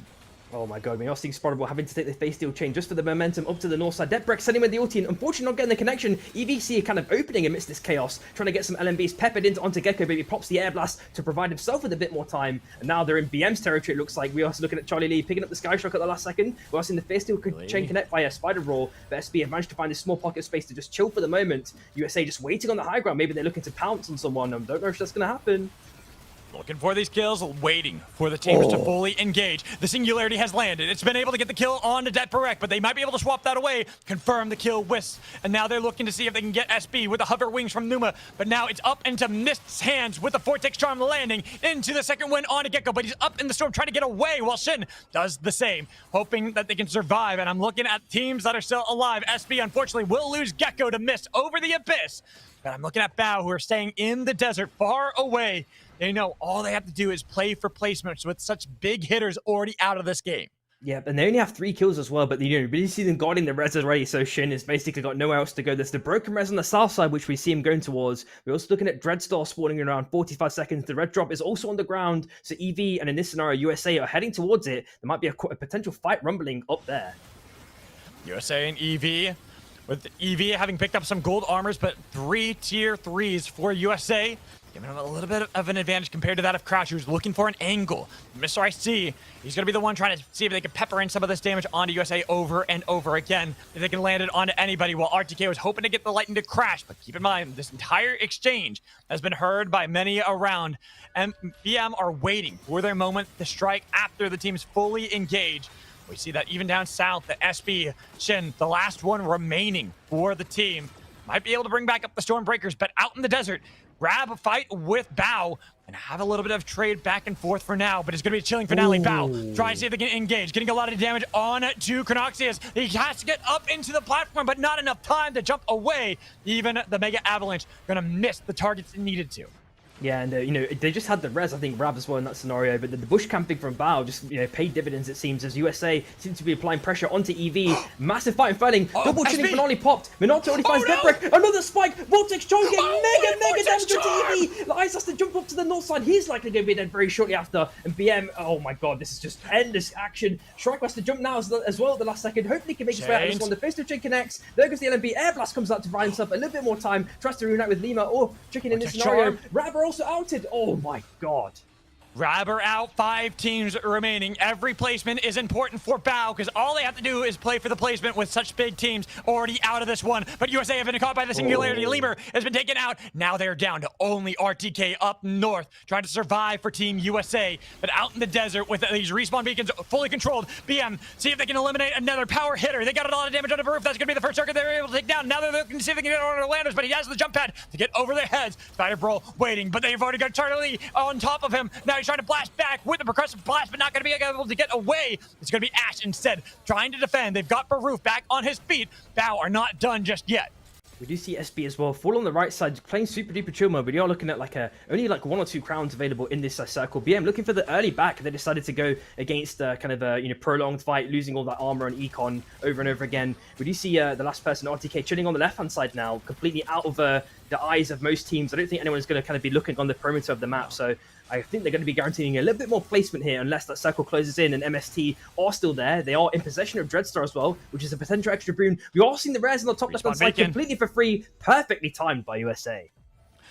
Here in the fights, here in teams trading a couple blows, knew that that was their time to bring back up the team. But SB, one of those teams that has been barely hanging on this entire time, constantly trying to respawn, fight up against MB. They see BM, they see the low armor and almost getting that singularity to land for BM, but not quite enough. They're getting backwards the best they can, waiting for SB to play into their hands. Yeah, it shouldn't, without even Armo, still, you know, playing a lot of pressure onto BM. Maybe they can capitalize on this. We are looking at Numa chilling in the abyss, trying to get a pick onto Deathbreak if possible. The LMBs are continuously being exchanged. It looks like there might be a big catch out here at the last second. Spider Roll has the first team chain connect onto Shin, but he manages to dash away at the last second. And BM have lost a lot of HP. Gecko has to pop the air blast a bit prematurely. 1 HP, gets the selfie, it's not enough. Charlie gets at least 1 reset. Deathbreak tries to pop the ulti, unfortunately it's not enough. Super duper nice dagger there at the last second. Oh my god, and the first two chain is connecting. Looks like a big massive sending by Spider Ball, trying to get the kill if possible. It's not that it's just Charlie taking down another member. It's just Deathbreak last alive. The rest is unsuccessful. Tries to get the punch. It doesn't see Skunks, unfortunately. SB are outed. 4 teams left now. Oh my god.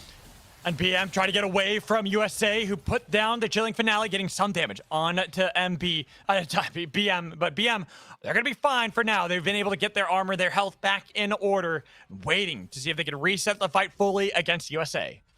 Oh my god, this is so crazy. And as I mentioned before, that crown is still there on the south side. Should a person have a straggler, you know, BM have picked up, you know, absolute crazy amount of loot from that, those killing that team at the last second. We are seeing a nice little Immorius still as well at the last second. Oh, it's been deleashed. Too far. So it's going to respawn back onto solid ground where in its last known position. So MST do have potential free grabs on it, unless Baroof goes in for another hook. This is cooldown in time. Right now, though, this entire time that those two have been fighting over the Immorius, USA and BM have been fighting over control of land. Singularity had missed. Lemur's on the other side, almost with a flank angle. Charlie almost was able to get on top of Lemur. Lemur doing a great job of constantly baiting around, staying on the outskirts of the battle. Now missed after already getting themselves that control of the light orb of life. They're ready to set up some spike grenades and look for their own fight. Well, Bao, we're hoping to find BM caught unawares that they were looking for their own rotation. And this is going to be one of those sticky situations where if BM just get hooked in, I feel like Bao can absolutely give them with their specific comp. But of course, at the same time, Numa can easily jump over and maybe get a triple man singularity because Bao are relatively close to each other at the minute. We are seeing a nuke dropped as well temporarily, separating MST. They've got the bond pack in time though. We do see USA building up a couple of walls, preparing for that next circle close. Maybe the team start to rotate northwards. But for the moment, it looks like Numa has to get the TP in. Unfortunately, the hook doesn't connect, so all through, you know, everyone's basically alive for the moment. MST have a little bit of a juggle against USA for the moment, but it's just going to be standard poke coming in. We're looking at that kind of bowling alley construction that USA have already provided for us, but we already have enough entertainment here, Magical. We don't need that. Yeah, building up a lot of walls. USA trying to stay away from Mist for now, waiting to see when teams are going to fight. They're hoping that Bao, maybe even BM, are going to come in south and try to intervene and get this flank on the Mist while they can stay strong up in the northern part of the circle. But Bao, they're doing a wise job right now of making sure to stay away from any potential danger zones.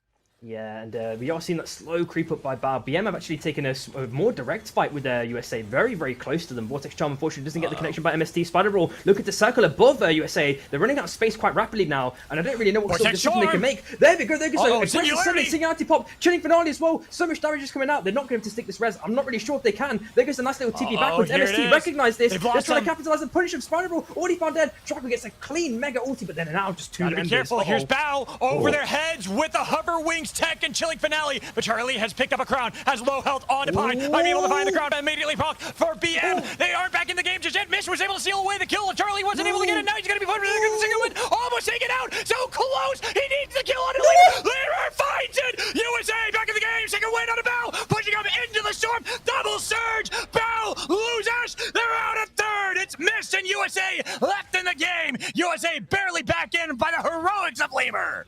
Oh, that was so insane. Kuba stealing the kill was the most, absolute mega grief this game, if I was to give one. There goes the dunk. The chain unfortunately misses. Salima's got, still a fresh lease on life. With that crazy armor, he's still probably got in the top. He's already popped the wings, though, backwards, so he's got a bit of a less utility as this fight continues. MST trying to get Pokemon whenever possible. The base team chain connects this time by Chaos. Trying to get the pokes in with the LMB, doing a mega amount of damage. That's forced to Chilling Finale to be caught by Lima. Rebel in a bit of trouble now. Under the Zephyrball things, getting absolutely chunked up by USA. MST trying to survive as long as possible. Hopefully they can do enough in this situation. Kuba getting absolutely pummeled by the LMBs, tries to pop the grenade, but can't do too much more here. Lima gets the chase in, getting so many LMBs, so much damage. He tries to pop the heal if possible. He's actually stuck it, but doesn't get that much of a heal, to be honest. LMBs keeping his sent Kuba on 1 HP, still surviving. Kask is dead! This is going to be it! USA are going to be able to take this one. It's one There's not enough left! Oh. And USA find the gate. Oh, wait, Orb of Life. They got to stop the Wisp.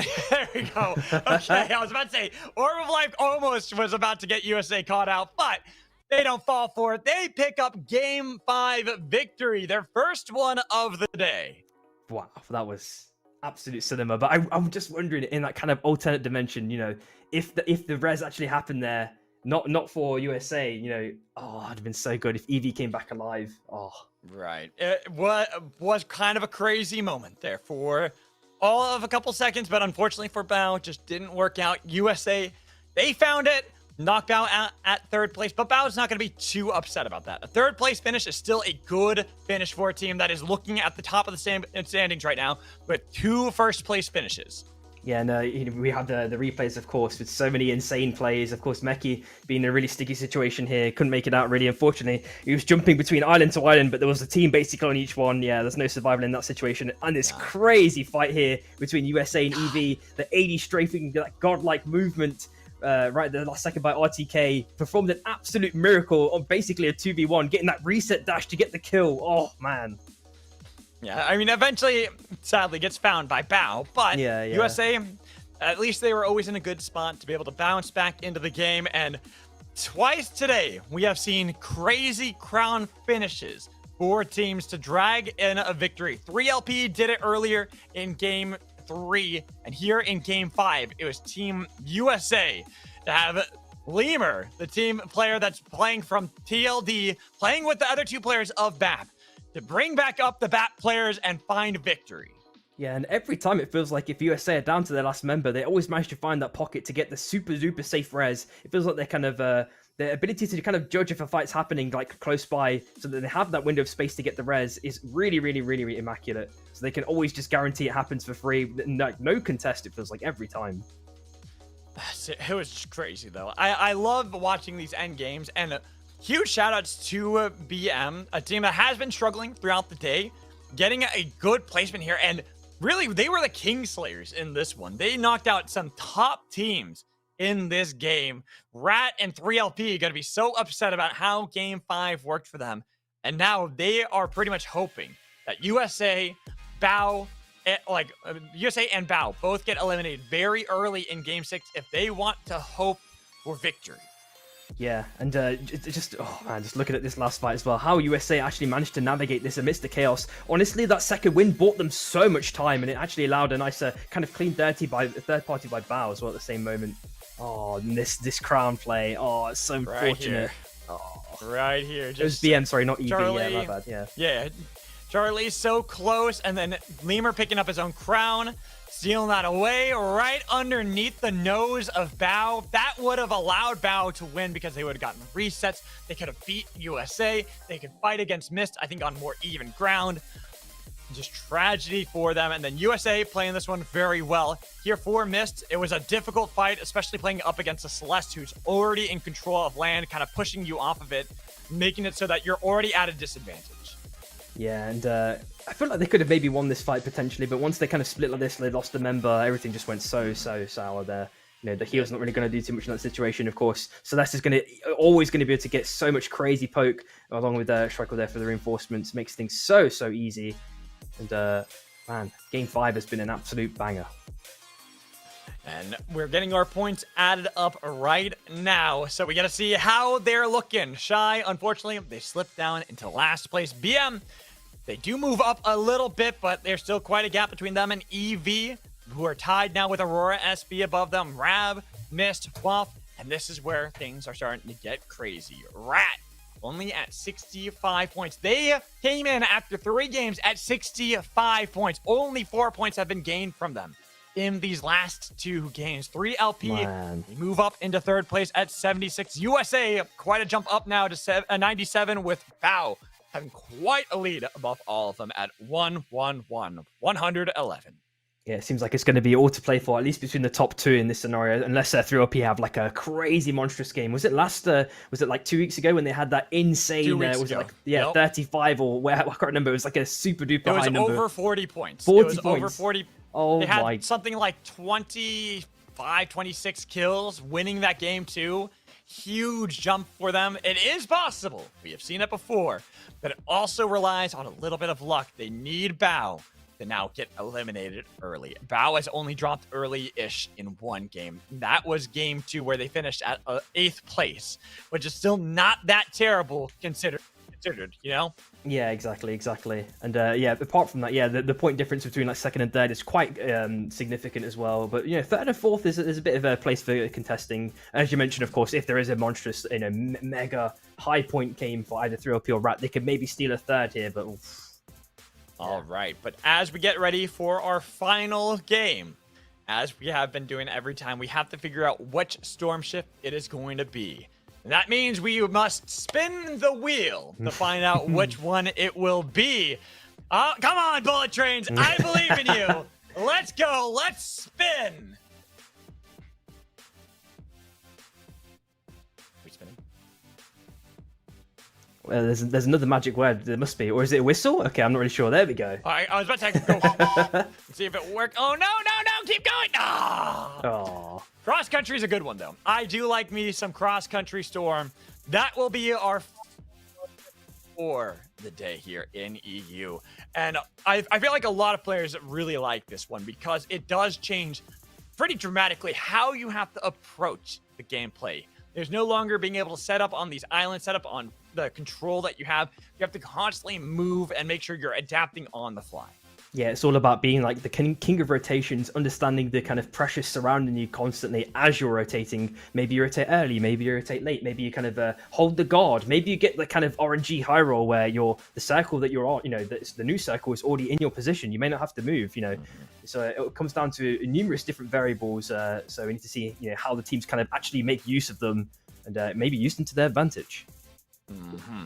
So with this one, with cross country, if we look back to game 3, that was 3LP who have been moving up in the standings, but now they're quite far behind top. It was a close game after 3 games where Rat were the team at the top with 65. Bao were actually in 2nd with 60. Teams all the way down to 7th place were within 31 points, but now there's more than 30 points separating that of 1st and 3rd place. So we are getting quite the separation. There's going to be a miracle needed for 3LP, like what we saw 2 weeks ago where they had the 40-plus point game finale in order to win, which even that wasn't enough for them to pick up the victory. So here, we got to see how Bao, the one team that just needs to survive. They don't need to necessarily win. They just need a top 4 finish if they want to take home the prize.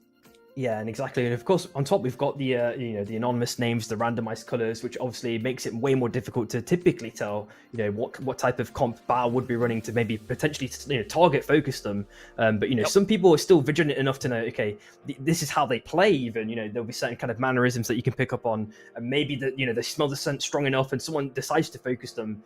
But we've not seen that. You've not seen that specific play target, that type of targeting for a very long time. But you never know. Someone could just bring it out of nowhere. They just know, and we've seen it before. Well, sometimes you see the hunters. You're like, I know that's got to be Bao, or it's got to be them with what they're playing. But we have seen Bao with a slightly different strategy going into this one when it comes to their hunters, and we've also been seeing a lot of other teams go with a very similar strategy themselves. But here, game 6, the decider. Make sure whether or not Bao will claim that first prize, or if someone will usurp the title away from them at the very last moment. We did see there were a couple adaptations. USA have swapped the Pine onto their namesake, the Shrike Gold Jordan themselves, now playing Shrike. Yeah, and of course as well, at the same time, Shichi also did the same thing as well. So there's two Shrikes in the game at the very least. So there's going to be definitely some interesting play along any sort of corridors that do happen. And I think Cookies may have reverted back to his OG, well, not OG main, but like his old, like, exactly, the Tetra, exactly is what I saw. So it's going to be really interesting to see how that one plays out. See, a couple teams have dropped Cold Fang. BM and SB, both fighting over Cold Fang control, but right now looking like SB, they're the team getting the upper hand. Already gold armor for Gecko and the level lead. Same with Shen at level 9, but gotta be careful with exactly how aggressive you play, because now you're caught by yourself, trying to dash away. Lots of damage on Shen, but they were able to survive. Gecko was able to find the kill on the back line, but Numa does the same. The 1-for-1 trade at the moment, trying to make sure they can stomp on the Wisp. Numa making sure he holds on to Shen, but now he's been caught by the lightning with the spear over the abyss. Tries to swap away, almost get double surge forward, but now in the storm. Only a little bit of damage early on, but it is going to be difficult for BM to get out of this one. Numa might have to give up his life in order to make sure the team can survive, but no, they're actually going to make sure that, oh no, it is going to be that Numa gets out of there too. Yeah, he's always just waiting for the TP to go over any mountains, right? It's just going to create the biggest amount of distance and allow players to get cold on the scent. I don't think Gecko or Deathbreaker, even with the Sky Shark, are going to be able to chase Numa in this scenario. But at the same time, it's really cool to see Gecko kind of back on his OG main as well. Before he was known as like this incredible, formidable Oath player, he actually played a lot of Duel. So it's nice to see that returning. I always love seeing the adaptations too that teams have when it comes into a lot of these. Like right here, seeing Cookies back on to Tetra. Even if a lot of players complain about Tetra not being in the strongest spot right now, Cookies has always been absolutely insane on this Hunter. So got to see them here in this very important game, even if they are now struggling, probably not going to be winning this tournament today. At least can go out with some pride by taking the final game. Yeah, we do see Meki on Carbine as well, which is another interesting pick. Of course, he was on the Brawl not too long ago. Meki already taking down Hachi Shy, having an absolutely poor game so far. They already lost 1 kill as well right at the start to USA, which is why they have 1 kill point. With just Yasser alive, has managed to find the Sky Shock. Probably able to rotate for another res, as another fight seems to be unraveling here between USA. Theo taking a decent amount of damage, but is able to jump down to the south side. It might be a potential picking here onto Meki. Can't jump. Oh, nice, just manages to jump over. Oh! Grabbing and then taking down Pine with low health on to 1, hoping that they can snipe that kill. They do. Theo now in Wisp, but he was able to get over the wall, back over to the team, while Lemur still fighting with Meki over the abyss, but now in the jet stream and in the rings. It's going to be a snipe from Meki, finding that glider the perfect moment. Yeah, and look, we've just got RTK sticking the res instantly, so they're going to be okay in this scenario, but I think MST might have heard this, maybe looking for some clean potential aggression here. They're probably going to notice it because of the specific comp they're running as well. As we were mentioning before, the Tree Prisoners nicely dropped the kind of potential opportune time to split up the teams temporarily. We're looking at Gecko also getting a kill at the last second. It looks like USA on a very, very troubling predicament as Kuba looks to get those LMBs in. Very, very nice. Cleanly targeted dash there by RTK, but can't really do too much more as MST completely pounce on him, and Rebel is ending up taking the kill. And we are seeing a train res in the zone as well at the last second, but Rat are looking for free pickings onto MST. Uh-oh. Like we said, it is all important about getting these kills. You could pull off a miracle and maybe surge in the standings. Whether you can catch up the Bao or not is pretty much out of the question here for Rat, but at least they can go out with a blaze of glory, picking up kill after kill, finding a nice percussive burst onto Revel into the wall. Make sure they can clean up more kills and gain more points. Yep, and we do see that USA res, as I was mentioning before, but who is it in this scenario? It's going to be Rats, it's Cookies. Pine and RTK. Yep, exactly. Fighting against Cookies and Theo. Ooh, but now Meki is here. So USA, Lemur is still alive over in the heart, but USA really struggling here in this final game. Yeah, but we also on the kind of multiple segments of islands on the south side, we're seeing kind of a bit of green on green violence. Right, are just temporarily separated. They also see Shy rotating down as well with the Sky Shock. And amidst that, I think things have calmed down. There's only kind of one potential fight between EV in this scenario and SB. SB push on it to Mr. Ice-T, but not getting enough damage to actually pick up a Wisp. Instead, looking for the dash around from Shin, now by himself, but a little bit too far without the rest of the team. But now the Deprek and Gekko are nearby. They can look for the re-engage, getting a little bit of damage, but it's going to be the Fusillade pop by Levi. Shin has been waiting for Mr. Ice-T, but he's going to blink back with the rest of the team, holding on to boat control. EV now set in separate ways. Crouch going to be the casualty that they have to pay. Yep, and we are looking at the soul spawning as well, so one in around 45 seconds on Prisma Falls. We do see so many teams are kind of centrally located as well. Ice is on half HP, Crouch still dead as we just saw a second ago. Deprek has found him, places the displacement charge, gets the connection. We do see Shin there waiting with open arms. One LMB, or two I guess in this scenario, is going to seal the deal. Deprek gets the second one in. And aside from that, we are looking at maybe a kind of rotation in this scenario from USA into zone. They're trying to get the rest stick on heart, which will probably be successful unless Theo gets a crazy hook in. I'm wondering if that's going to happen. Oh, that was close. That was close. A nice surge away from the Abyssal grab. So we'll be fine for USA for now.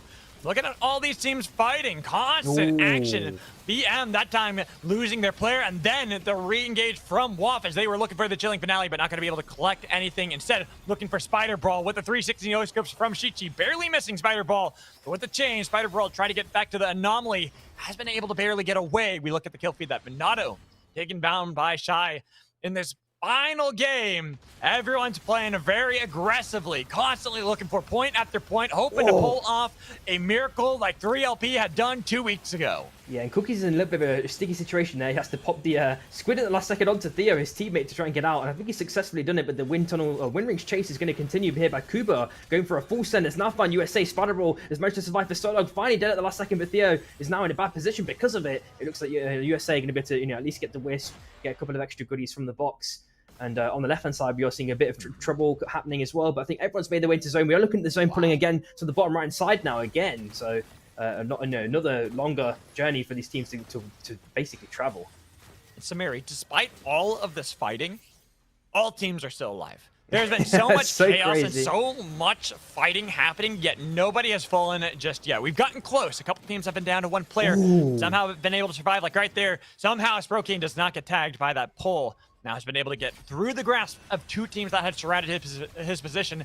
Then we go all the way down here where we see Aurora kind of caught out. Fluffy Fish going to be the target for SB, but somehow Fluffy Fish might be able to get away. Blast off, making sure that's not going to happen. Instead, Aurora will have to use Sebi and Greninja on the Sky Shark to get away while WAF take their place to fight against SB. Gekko surging back with the rest of the team. The Smolde going to be targeted with the Lightning Crash. And now, forced to Chilling Finale. A lot of damage with a Blink Dagger away, but they've been rooted on the Chilling Finale. Gekko's gone, and low health on the SB as they are trying to run away. Looking for the full bore, barely missing that one. Deprek trying to take some attention with a Haymaker punch, punching him into the wall. Shin has been able to heal back up, but now Deprek in the sights of WAF, looking to take down Bishop. Yeah, and hopefully they can escape in this scenario. They've had a really, really nice game so far. We're already racking up 8 kills. As you mentioned before, they're not going to make their way to like a first, second, or third. But having a nice win would be, a nice little boon for themselves to, keep playing in these competitive series. But I think we're going to see them anyway. They've been such a long-standing team forever. And another question I'd like to bring up, of course, is Bao. Oh, the defensive hook actually saved them. Oh, but this one. Yeah. And then Rab on the other side. Say hello, Deadburek. Goodbye, Deadburek. No way out of that one. And looking at Bao, as you were just about to talk about. Yeah, exactly. Very passively in this game. One kill only. Oh my god, and I'm wondering how they're going to make their way in, because I think maybe they've been spotted by a couple of teams there. We are seeing Lima get a nice little pick up at the last second. Shin with a very aggressive send. Lima has to jump ship now completely. Looks like they're going for a bush camp strategy at the moment, which will extend their survivability for a bit longer. Maybe catch someone off guard. Shai had pretty meaty fight, it looks like, against AWR. Back as a full 3-man again, and Hachi's already sending it in aggressively. The dunk misses, and Hachi has to dash back again for the second time. Chilling Finale is already popped. Looks like Strike was found Numa, so really nice pick up to start things off for USA again. Fluffy finding Yasa. Uh-oh. You gotta be careful, Shy. Get out of this one, because Aurora have already separated you. They got rid of Yeser, and now Sprokane's gonna be the target for 2, while Hachi's the target for 1. Bao, a team to intervene, say, hey, free kill for us. We'll take that point to keep our lead intact. Yep, really nice pick up there right last second. Aiden also taking down BM again, Numa. So BM are having a really rough time. We've seen him on the kill feed multiple times. And we are looking at fights over the Abyssal Hatchling, which is about to be dead very soon. Trying to get the stacks in, trying to get the damage in. We're looking at Pine in this case already found dead. Aiden's looking for a full send. There goes the ulti pop to the right side. It looks like RTK is going to make it out for this for the moment. Shroom's going for an aggressive send-in, trying to get those LMBs in when possible. Pops the Air Blast to guarantee that he takes a bit more damage in the zone, along with the Vortex Charm. And now his time is going to be probably up if he waits too long here. Trying to surge back away from Shroom, but Shroom's already there with the help of Aiden to get rid of one more player. USA down to only Lemur. And for the team that's in second place right now, this could be all too important if they get eliminated early. But 3LP now in a fight against SB as they lost Aiden. They committed so much. Shy's actually going to be the first team out of this final game here for Saturday Night SUPERVIVE. If we look at 3LP, they've already lost a couple of fights. Aiden has already been taken down. Shroom trying to make sure they can get Shin, but it's going to be the dash back in from Gecko. But a nice snipe from 3LP. Make sure they take one down and get themselves out. Wow, I thought SB were really going to actually start dominating them. It was like a definitive 3v2, but they just really couldn't capitalize it. And the spike just really made things, hammered things in for, sealed the deal. Unfortunately, at the end, again, Numa might be dead, but this time BM can't recover from this one. They are completely outed. 11th place, but the fight doesn't seem to be stopping there. Magical MST and who is it in this scenario? AUR with a huge send in. Sebi on super low HP. The LMB's keeping sent in. Greninja trying to, kite back as much as possible. Sebi, having to feather for a tiny bit of time. Roof also getting a pick onto Shichi as well. Oh my god. And every team eliminated is more security for Bao to win today. They just need to make sure, even if they only get a couple kills here and there, they're more than happy with placement because they have such a large lead after 5 games. Yep, and we did see in the kill feed, I think Shroom died as well to Shin, so I'm hoping that 3LP are back as a full 3-man. But unfortunately, they are outed by Kausk in this scenario, so that's a rough one. As we go down to Underrod, Bao and USA number 1 and number 2 square off the high ground for USA. Looking for some snipes and getting rid of Bao could pull off a miracle for USA to win a European tournament with Ping. Would be a great statement for them. Dodge away from RTK, but Bao, the French team here, want to make sure they're representing EU. If they can eliminate USA, make sure that they retain first place. Make sure that EU stays atop that of USA. Yeah, and I'm wondering if they kind of recognize each other's comps. In the kill feed, we do see Rebel also taking down Gecko, so SB were having an absolute monstrous game, but maybe Rebel's trying to put a stop to it if possible. They're looking for a res on the right-hand side. We are seeing a mirror by, I think, AUR in this scenario, as Bao looks to now start hitting that Meteor Beast. It is rewind on the cards, potentially Smold, chilling on the left-hand side as well. Maybe try to look for a cheeky steal, and I think he's already been found by Orlando's from that Vision Aid, so they know what's going on anyway. Big thing for Baroof to be able to get on Kingpin, but up north in Wraith's Row, Aurora trying to get away from Mist, who are continuing to chase down with SB's help to make sure they corral Aurora. Fluffy Fish down. Sebi is low. He's heating up, and now he's down, sailing down to land with only Greninja left for Aurora. Summon Napalm on his position with a Deathbox revive. Chen gets Gecko back into the fight and might be able to fight against Mist here, as they've already got Kuba kind of caught away from the rest of the team, but he was able to kite back with the rest of them, holding on to his life. Down in Underrod, we still see the fight over Be Kind Rewind. It is going to be Bao close to being able to take that for themselves, but USA not letting it be too easy while SB over the abyss. Aurora 2, Greninja's gone, dunked by Minato with SB, the next target for Rab. But WAP are there as well, overheating Depth for Wreck, nowhere to go. An easy target with the chains connected, leaving only one, while Bao still so close to gaining control of the Meteor Beast. But USA have not made it easy for them at all, constantly harassing him, constantly looking for that one. I'm not sure which way it went on that one, but it is close. USA still pushing him back the best they can, looking for the bird bomb, looking for control of Bao, but Bao have sent for Roof. They'll look for RTK, while Ash chasing away both Pine and Lemur, but no bungee connecting. It is going to be RTK narrowly escaping danger, but Be Kind Rewind in the hands of Orlando's. Yeah, that was such a nice play there with the kind of shock truck drone to kind of guarantee the space. Of course, George is not going to have a nice time dashing into that one. And they had to pop the really, every single escape in the book here to try and survive. As Shin goes with an aggressive sending onto Lima if possible. Striker also in a little bit of trouble. The chain throw is already used now. And the air blast on top. Unfortunately, Shin is found dead. They turned it around. Oh, but they lost one member. Missed exchange. 1-for-1 trade. So SB, they're going to be more than happy with that because they were able to get rid of the most slippery one there. Taking crown. out Jewel and now trying to gain control before USA can actually get themselves in position. They picked up a crown. E-Plat was a little bit early from Pine as Lemur. He's got to be careful. He's low. He needed something. It's going to be SB picking up the kill on a Lemur. Only Pine is now left for Team USA. Bird Bomb on his position. Has to try to find some way out of this one. But as Shrike surrounded by all these targets, there's not really going to be a way out of this one, Pine, unless a miracle can happen. It might be that teams fighting set with a poll saying, hell no, USA, get out of here, NA. This is an EU tournament. And it's got to be Bao now, right? They're still in the game. They're just already in a fight. I think they've just disengaged at the last second. We're seeing a chilling finale doing a mega amount of damage as well at the last second. Maybe a sneaky bit of a survival tactic. Hopefully that can be used. Zone is pulling up to the top left-hand side. Another chilling finale been popped by Smold. Unfortunately hit by the shock track drone. Orlando's trying to get a bit of damage and hopefully still got the rewind because he's actually on quite low HP. As Crouch goes in for the punch, gets the kill. So unfortunately there's no rewind on the cards anymore. Bruce, well, they're able to stick the rest. Thank God for that. They got the E-Plat. Hopefully they're going to be able to stick this one for free. Yeah, hopefully, actually, I think they might have already used that going one. for It looks like they weren't able to get that, so they had to go for the Wisp. But for Bao, as you talked about, USA eliminated.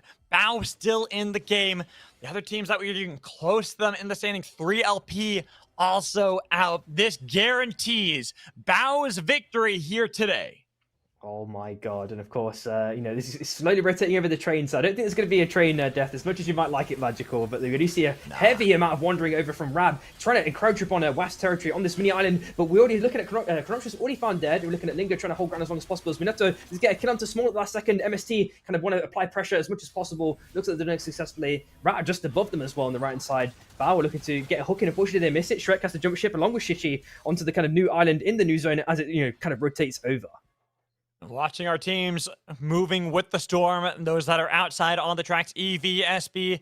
The last one for Rab, still waiting for the storm to force their hand while Mist, Waff, Bao, Rat have been able to get themselves a little bit of control. Bao, they are now on a victory lap here. This is their victory tour because they know with USA gone, they have won today. Even if they're eliminated now, not even a miracle can help any of these teams catch up to them in the standings. Exactly. I mean, Shin or SB in total are trying to make a move forward, and they're going to have to, obviously, they have to because of the zone pull. And we are seeing a squid play. It must be this time. It looks like Minato's been caught out, unfortunately, by his own squid. That momentum just took him out here, taking an extra bit of zone damage. Maybe he gets the chance to survive, but nope. Gecko says no to that, and we are left with only 16. Nuke. Mega nuke drop as well. Crazy work. As Mist fight against a split up Rat, it's going to be Cookies over the abyss. Barely getting away, or is he? Because right into Bao's hands he flies, and Rat out of this one. Their only hope was maybe to steal away second place from USA, but now that they are out, that is gone. Pretty much have our standings locked in. As now it is for glory here for the remaining teams. Bao, if they can win this one, 3 victories in a row will really prove why they are the team to win today. While the other ones, it is all about just being able to say they picked up a win in Saturday Night SUPERVIVE. Yep, you're seeing the zone as well pull down to the south side. So, again, teams are going to have to rotate this one carefully. EV already have potential first dibs. They've built a couple of walls as well. And we do see SB looking to just lurk as much as possible, maybe trying to stick a res around the hot. But I think WAF obviously see them, so it's going to be quite difficult for them to do this one successfully. MST are just slowly wandering down, trying to find some information. There you go. WAF have revealed themselves now completely. And they're going for the pad plate down to the south side.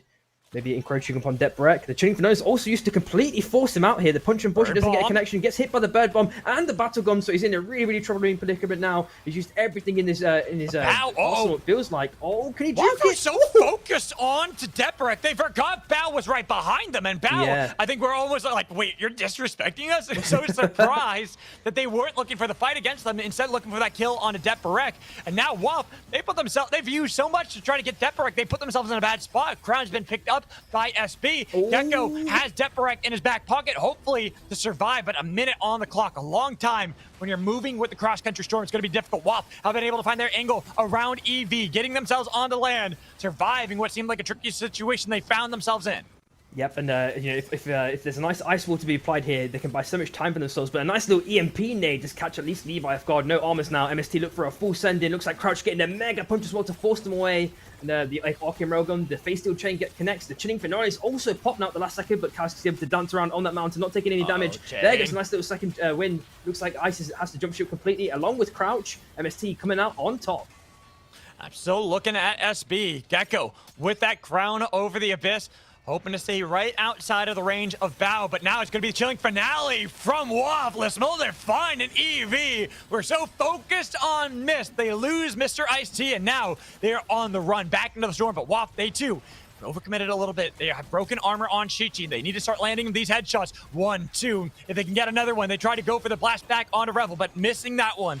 Instead, Mist been able to survive. Now they're kiting up north and see SB could be a target, but they've already got their crown. Now they're trying to see if they can get back onto the track against Bao. The train about to clack down the track. You gotta be careful. Narrowly avoiding that, but there's gonna be the kills that they find on a Death Barek. It's still Gecko and Shen alive. SB not out of this just yet. Neither is EV. Yeah, you're seeing a crown pick up as well at the last second. 1 minute 20 roughly left. You're seeing a punch at the last second by Crouch to buy himself a little bit of time. The LMBs keep connecting though.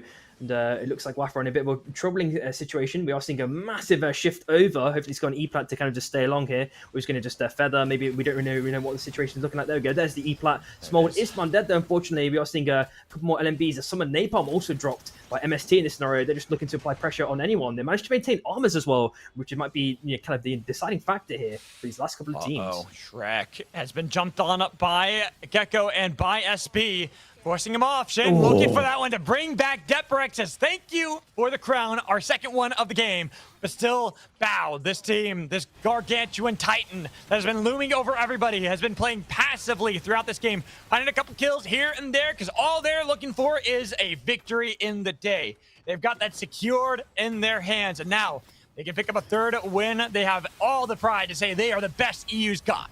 Oh no, and Shin actually gets spiked. Mr. Chaos. Crouch goes in for a punch. They're looking to absolutely feast on SB, but I think MST also have the same idea. They're looking to try and pounce on EV. They don't have the cooldowns completely reset in this scenario. Rebel pops the second win, but unfortunately it doesn't get too much value from it. At the last second, the punch goes up onto the north side. I think they got spiked there, just off cam. We are seeing a nice little face steal chain connect by Chaos, actually killing Ice at the last second. LMBs keep connecting, keep being sent his way. Crouch trying to AD strafe as long as possible. He's doing a pretty good job so far, but Shin takes him out. Oh man. Shin stealing away that kill. Unfortunately, without a crown, doesn't really matter too much, but Mist, instead of focusing on SB, they're much more focused on Bao with a nice dunk on a Baroof, forcing him, but look at Shin behind them. Shin might be able to go and buy a crown really quickly and get back into the storm, but he's taking a lot of damage for it. Now he's got to hope that he has enough damage to be able to pump that back up with a fierce lot, but he's taken too low, and it's given Bao their own crown back into the game. It's gonna be Bao with their own dunk back onto Revel as they pull back in a fight. Miss now down Revel. 2v3. They've summoned Napalm onto the E-plat, but they are still looking to see if they can fight against Bao. But Bao blasting away, hoping that they have enough damage to see if they can burst through Bao, who hover wings backwards and staying alive on their territory. Yeah, and the utility usage is going to be the thing that's going to be the defining factor here. If Baroof gets another pick, can get the kind of predictive momentum to then get the hook afterwards, that's going to be a guaranteed kill. That's what he did to Rebel before, so he can do it again, of course. We're seeing Ash applying a load of LMB pressure. He's also applied the walls, so much wall damage. Cast manages to get through. I thought he might have been completely stuck there, but it's found a little bit of space, and he's going through the wind rings temporarily. Kuba trying to hide behind the pillar as long as possible. Doesn't take too much damage from Orlando's, luckily, but I think MST's time is going to be up very, very shortly. No crowns, not even enough gold to pick one up when they put down their base camp, and now they're in a bad spot. They've been separated. 2v1. Calskater was dealing with 2 of Bao, while Kuba tried to see if he could hold his own against that of Orlando's. Now they have their crown. They've been able to pick that one up, and it is going to be Bao playing a little bit more passively, getting information before playing into the hands of Mist. They're looking for their own pull. Bungie dragging in Kalisk, almost getting the dunk, but a Volcanic Rebuke has kept them alive, kept them away. And now that's going to be the chains that have been used by Calskater to try to get away. Nobody get enough damage. They've noticed that Bao have been separated, but it wasn't enough time to get the damage onto Bao. Instead, he's got to deal with Orlando's dashing back to land, but now with the chilling finale locking him in place, forcing him into different directions, they've lost the crown. Then Bao, they'll take their 3rd game in a row and say, this is our tournament to win. That was a really, really nice clean play by Bao there. I think Baroof, that last little play he did against Rebel, just absolutely just broke, just demolished MST. Like, they had nothing else to do in that situation. Ash as well, with the walls, the chilling finales, brought so much space as well for Bao continuously. Man, what a game 6. And Bao, all they had to do was play for placement. They played passively early on to the game. They let the other teams play so chaotically, and it worked out to full effect. Not only do they get the placements, but they get the win to cement their control here of Europe. Oh, dude, and just looking at these replays, man. We all seen that box attempt as well. I'm surprised that Shin got this off. That Kuba didn't kind of kind of re-aim his Arcane Railgun there to try and just maybe get a bit of a grief damage onto Shin, because there's no way he's killing anyone else in that scenario, it felt like. But oh man, so crazy either way. AUR getting outed shortly afterwards as we've seen the kill feed, and SB were just completely split at this point. It felt like there was hard for them to recover. And looking at this game too, USA, they will claim second place regardless, even with a fairly early exit for them here in the final game, because the only team that was even close to them was that of 3LP, who were quite a far ways behind, 21 points, and 3LP also got eliminated very early in this game. They'll Yeah, be they had more such than a happy. Yeah, they're such a scrappy fight. Yeah, sorry, carry the crown. I was going to say, USA is just going to be more than happy with the results. 100%, 100%. And yeah, man, as well as Rat, like Rat had also like a surprising exit as well, felt like quite early in this game. Oh man.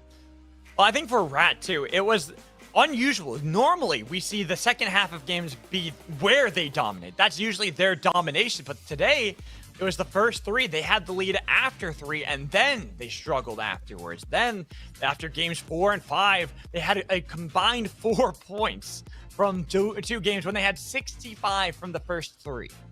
Oh man, and somehow, like every time, it feels like if Roof is able to get that battle gun value. We just saw it there. We saw it in that last kill against Revel. He's probably done it so many other times on KP, and managed to get that kind of predictive. Once someone's been caught by the battle gun, they're like, oh, I need to jump backwards at the last second. And yeah, we do see Shin as well. Unfortunately, getting spiked, SB in a very troubling predicament afterwards. MST with that aggressive run-in. And this specific what's it called? Combination of players for MST is really cool to see. Having Revel there on the Zeph actually getting so much value, it felt like for the majority of the game. Seeing Revel also play something that's not the Kingpin too, he was one of those ones in chat saying that he doesn't think that Kingpin's any good right now, and showing, hey, with the Zeph, he's really showing more of his muscles, that he can play more strategies that the team needs, and it's looking really good so far for Mist. Unfortunately for them, the first few games did not look too good out of them, so they are going to still finish kind of in the middle of the pack, despite having a good final game. Yeah, exactly. And, we can't always forget that he was also a formidable Bieber player as well at one point. But, of course, Bieber's also had some changes that made him, kind of not so favorable in the meta. But maybe that will change in the future, of course, as the game continues to evolve. And, man, this final kill, sealing the deal on Kuva. Val have to be winning this one. Let's have a quick look at the scoreboards. So looking at our final scores, going at the bottom, Shy, then BM, Aurora, EV, Rab, SB, WAF, 3LP, Rat, NIS, and then our top 2, USA, the NA team coming in second. But of course, French team Bao take the prize. They are our #1 team here for Saturday Night SUPERVIVE. And just looking at the point differences, it's only 2 points difference between 3rd and 4th, and then only 1 point difference between 4th and 5th. That is absolutely ridiculous. Man, it could have been so different, but that's just the way the cookie crumbles sometimes. Hey, big for Mist though. Like I said, they were in the middle of the pack pretty much all day long. That last second place is what gets them into 3rd place for 3LP and Rat. Teams that we've seen win Saturday Night SUPERVIVE, win Turbo Cups in the past. A bit of a bittersweet end for them, that they do finish in the top 5, but not getting that prize for themselves, just getting some TC coins. I'll be a little bit miffed by that one. Probably going to go into next week when we have Turbo Cup back here for EU with a lot more anger and want to really prove themselves in that tournament. Oh, dude, I cannot wait, man. That's going to be the big one. We had so much top tier teams showing their prowess, of course, in qualifiers and, of course, today. But, when it's Turbo Cup, that's when everything gets amped up to 11. Oh, man, I can't wait. Yeah, but that is going to be it for EU's Saturday Night SUPERVIVE today. We aren't done with the broadcast, though. Keep in mind, we got NA, our Tier 2, later on today as well. We have finales for EU tomorrow for their Tier 2 for 5 Camp EU. Make sure you stay tuned for that one. But that's going to be it for me and Samiri. Samiri, before we go, anything you'd like to say? Oh, no, just an amazing cast, an amazing day of games. Congrats to the winners. And I think we should take a well-deserved rest. Yes, we will. And we will see you all later for some NA action. See you later. Peace.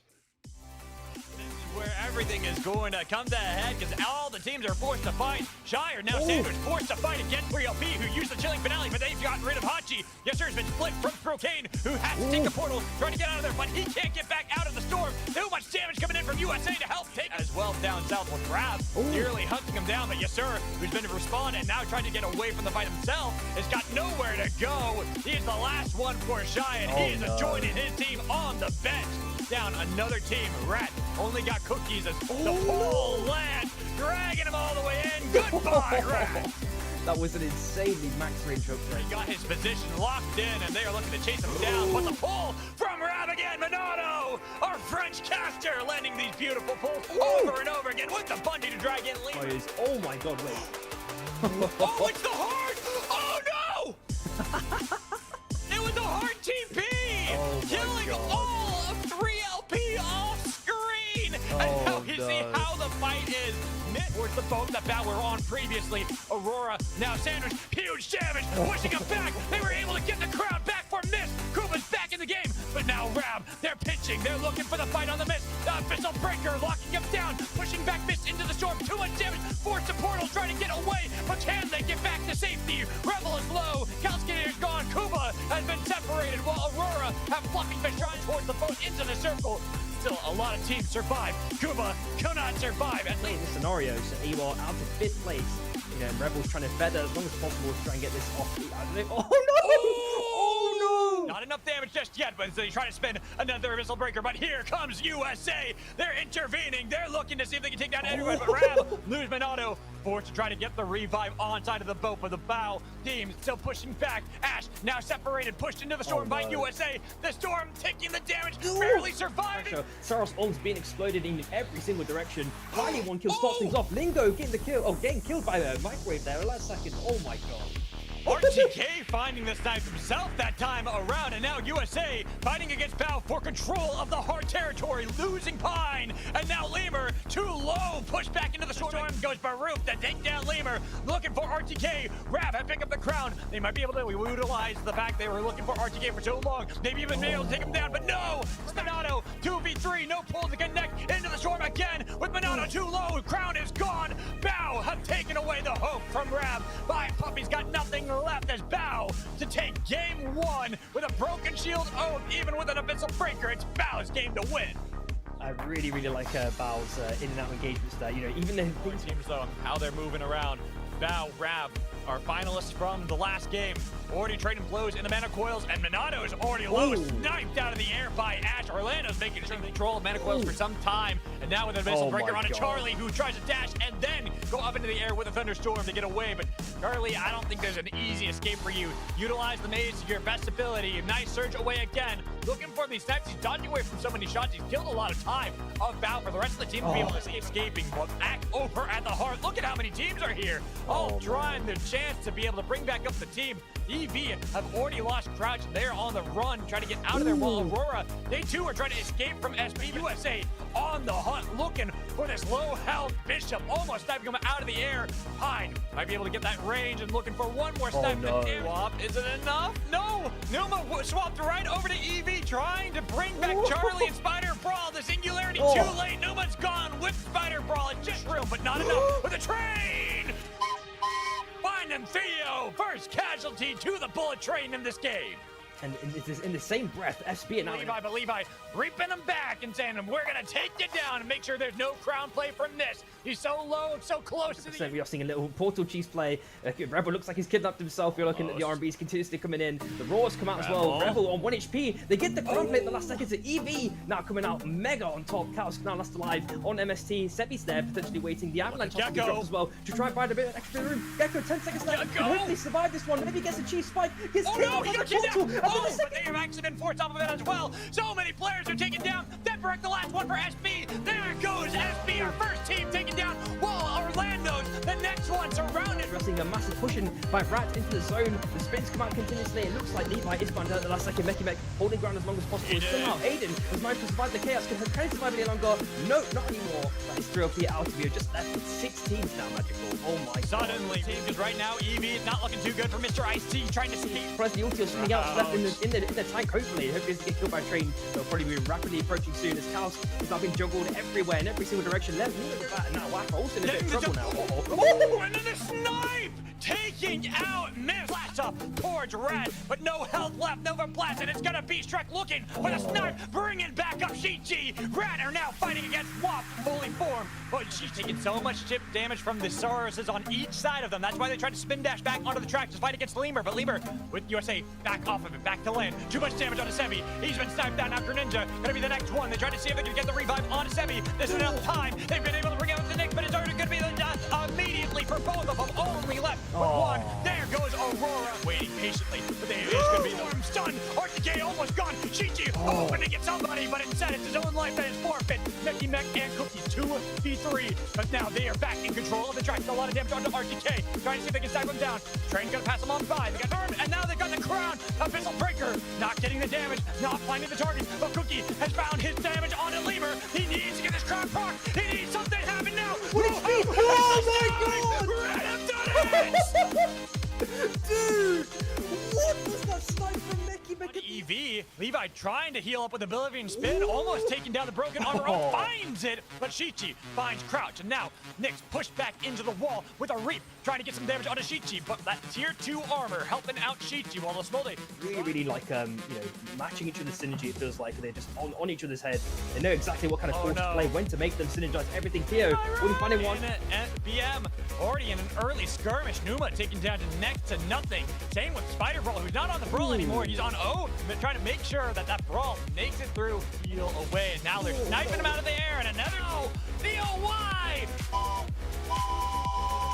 Just walk slowly into the slow-moving train and start to ascend and look for these fights. Right now, SB, their base can't control, but they're taking too much damage onto Lingo and onto Chronoxus. Both of them over the abyss versus Lingo. Then Chronoxus only. Minato has been able to get away using the phase walk to get through the tree. But 3LP, having heard the fight, they decide they want to join in. A lot of cooldowns have already been burned by USA, getting a lot of damage already onto Pine. First casualty player of Miss, and it's over the abyss, but he's still having to fight against Kuba, barely holding on. The Storm! USA, their first early exit in the series so far, while Miss now surrounded by Bao and Rat, taking a little bit too much damage as they've already lost Kuba. They're about to lose Revel, and now they're about to lose their fight as they are gone, leaving only Bao and Rat. The trade flows out the desert.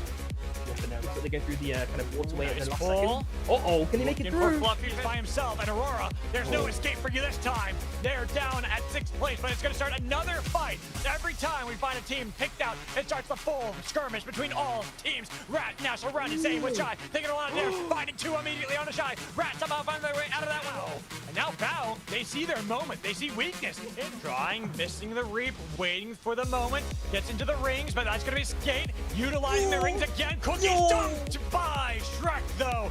Rat out at 4th place. Now 3LP over the rings in the crowd. They got to be careful. Actually, hunting this down. So close. Can he get it? The crowd. He got it. 3LP back in the game off the back of Accolades as Bauer chased away with a respawn beacon with the little cook trying to bring back up the team once more. Wappa Blop Shichi. Ash has been taken into the hole to win this one, but this entire time they've been on the heart, pushing back. Broken shield. Isn't enough time. The Smolde's gone. Shrek 2 can't get the respawn on for the team. It's so close, and he's pushed in with the air blast. 3LP take game 3. Dude, how did 3? Oh no, this is looking quite bad. Oh, a spike! Spike. Wait, what? Huh? Weird interaction, like buffer there, but BM now chasing. Please, third party looks like, with the spike. There we go. Yasa is dead. Shy lost one member straight off the bat.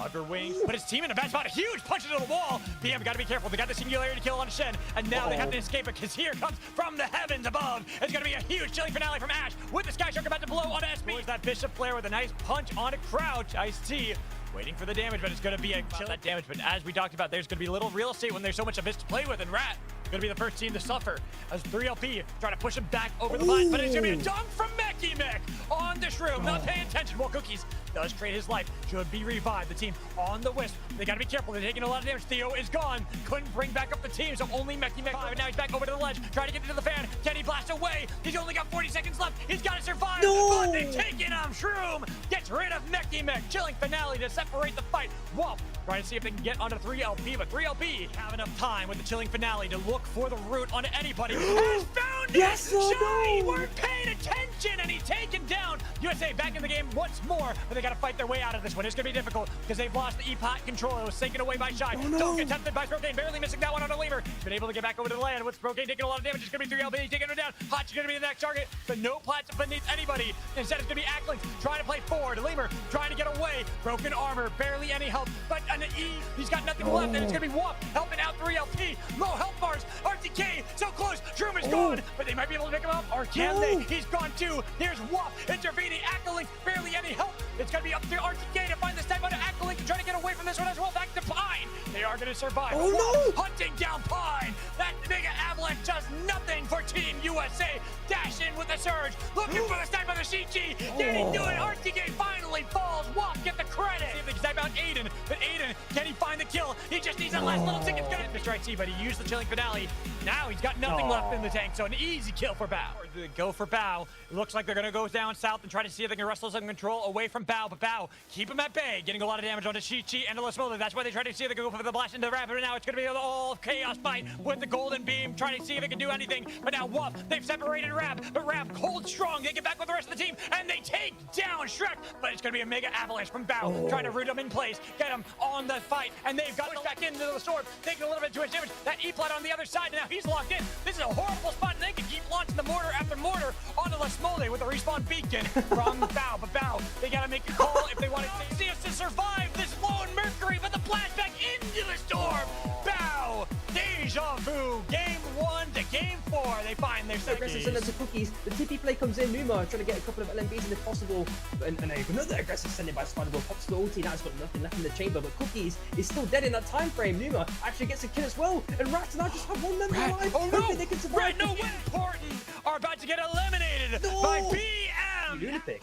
Oh no! Vortex Charm though, landing on a 2, and now they start out the fight. But a nice punch onto Lemur, getting the chilling finale early. But can they get away from it? Not gonna be the stun from Lemur to land, but it's gonna be the dash back in from RTK. But he'll be rooted. The buddy that found the jewel, locking him in. Doesn't seem like Bao are gonna be baited in. They've already got the bungee with a nice. Gecko being completely caught out of this scenario, getting Battle gummed in as well. The dunk comes out. Surely they're gonna get this kill. They confirm at least one, but then Shin comes back with absolute fury and vengeance, taking out another, and they actually take them out completely. Now, but it's gonna be a chilling finale. Bao try to see if they can engage, getting a lot of damage on to Chronoxius. He has to get up into the platform, but not enough time to jump away. Rab as well in that scenario, but the bush camping from Bao just paid dividends, it seems, as USA seems to be applying pressure onto EV. Massive fight and fighting. Double chilling finale popped. Minato only finds Deathbreak. Another spike. Vortex Charm getting mega damage onto EV. Ice has to jump up to the north side. He's likely to be dead very shortly after. And BM, oh my god, this is just endless action. Strike has to jump now as well at the last second. Hopefully he can make his way out of this one. The first chain connects. There goes the LMB. Air Blast comes out to buy himself a little bit more time. Tries to reunite with Lima. Oh, tricking in this scenario. Rab are also outed. Oh my god. Last second, Spider-Ball has the first doom chain connect onto Shin, but he manages to dash away at the last second.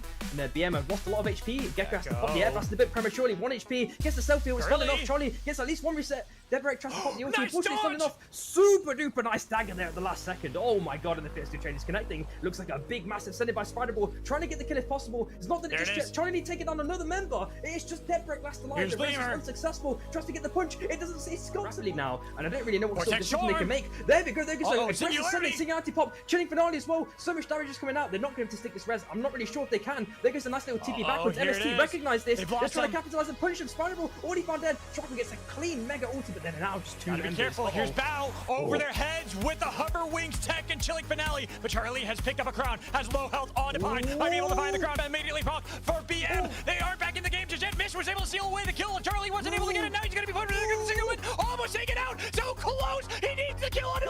Leader finds it. USA back in the game. Second win on a Bao. Pushing him into the storm. Double surge. Bao loses. They're out of third. It's Mish and USA left in the game. USA. Given no possible. The base team chain connects this time by Chaos. Trying to get the pokes in with the LMB. Doing a mega amount of damage. That's forced to chilling finale to be caught by Lima. Remo in a bit of trouble now. On the Zetterboard things. Getting absolutely chunked by USA. MST trying to survive as long as possible. Hopefully they can do enough in this situation. Kuba getting absolutely pummeled by the LMBs. Tries to pop the grenade, but can't do too much more here. Lima gets the chase in. Getting so many LMBs, so much damage. He tries to pop the heal if possible. He's actually stuck it, but doesn't get much of a heal, to be honest. LMBs keep being sent. Kuba 1 HP. Still surviving. Oh no, Crash is dead. This is going to be it.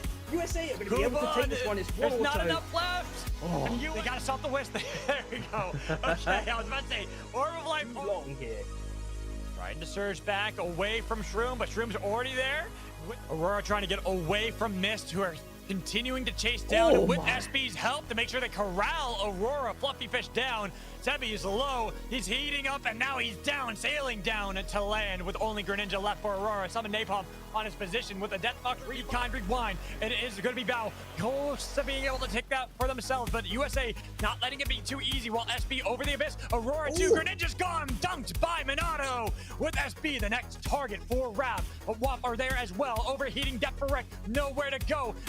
Kind of guarantee the space before George is not going to have a nice time dashing into that one. And they have to pop. They're really every single escape in the book here to try and survive. As Shin goes with an aggressive sending onto Lima if possible. Striker also in a little bit of trouble. The chain throw is already used now. And the air blast on top. Unfortunately, Shin is found dead. They turned it around. Oh, but they lost one member. Missed exchange. Crown. E-Plat was a little bit early from Pine. As Lemur, he's got to be careful. He's low. He needed something. It's going to be SB. No, USA. Get out of here, NA. This is an EU tournament. And it's got to be Bao now, right? This wandering over from Rab, trying to encroach upon WASP territory on this mini island. But we're already looking at Crunch's already found dead. We're looking at Lingo trying to hold ground as long as possible. As Minato is getting a kill onto Small at the last second. This time it looks like Minato's been caught out, unfortunately, by his own squid. That momentum just took him out here, taking an extra bit of zone damage. Maybe he gets the chance to drop as well. Crazy work. Has missed. Fight against a split up Rat. It's going to be Cookies over the abyss. Barely getting away, or is he? Because right into Bao's hail the crown. Now they're trying to see if they can get back onto the track against Bao. The train about to clack down the track. You gotta be careful. Nearly avoiding that moment. There's gonna be the kills that they find on a Depth Wreck. It's still Gecko and Shin alive. SB not out of this just yet. Has been jumped on up by Gecko and by SB, forcing him off. To say they are the best EU's got. Oh no, but Shin actually gets spiked in Mr. Chaos. Crouch goes in for a punch. They're looking to absolutely feast on SB, but I think MST also have the same idea. They're looking to try and pounce on EV. They don't have the cooldowns completely reset in this scenario. Red Bull pops the second win, but unfortunately it doesn't get too much value from it. At the last second, the punch goes up onto the north side. I think they got a spike there, just off cam. We are seeing a nice little face chain connect by Chaos, actually killing Ice at the last second. LMBs keep connecting, keep being sent his way. Crouch trying to AD strafe as long as possible. He's doing a pretty good job so far. Matter too much, but missed. Instead of focusing on SB, they're much more focused on Bao with a nice dunk on a Baru.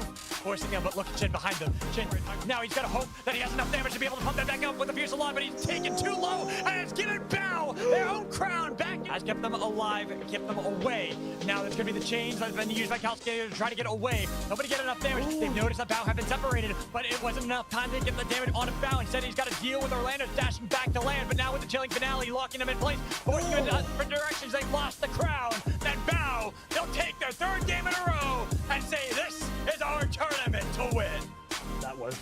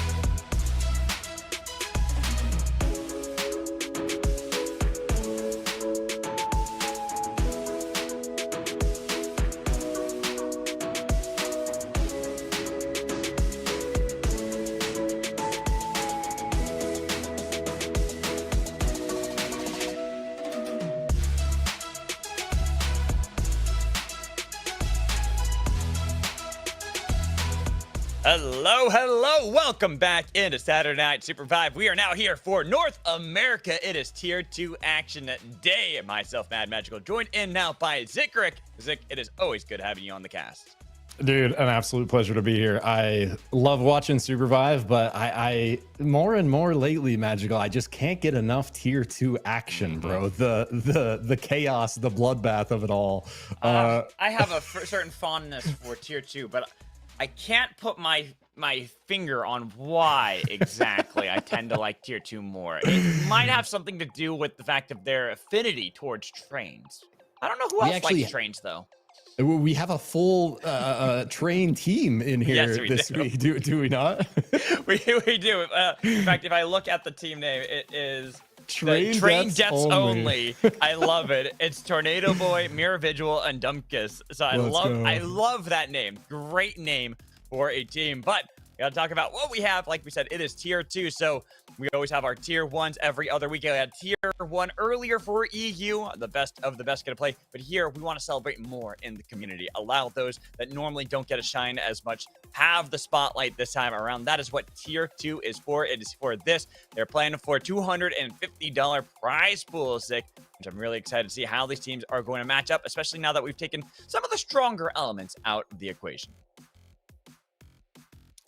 Yeah, 100%, bro. And part of the changes to the price pool, we actually got Theorycraft to add Theorycraft coins to not only Tier 1, but also Tier 2. So now instead of just first and second getting paid out, it's going to be third through fifth getting Theorycraft coins, which is really cool. So we got a fat chunk of those to add to these regular Saturday Night SUPERVIVEs. And then we also have the clip contest that is continuing on. So for the last 2 weeks, guys, we've had basically we're looking for the top 3 clips every week from our tournament series. These are going to be rewarded with cash prize. It's $150 for first, $100 for second, $50 for third. And Magical, we get to take a look real quick at our winners from last weekend.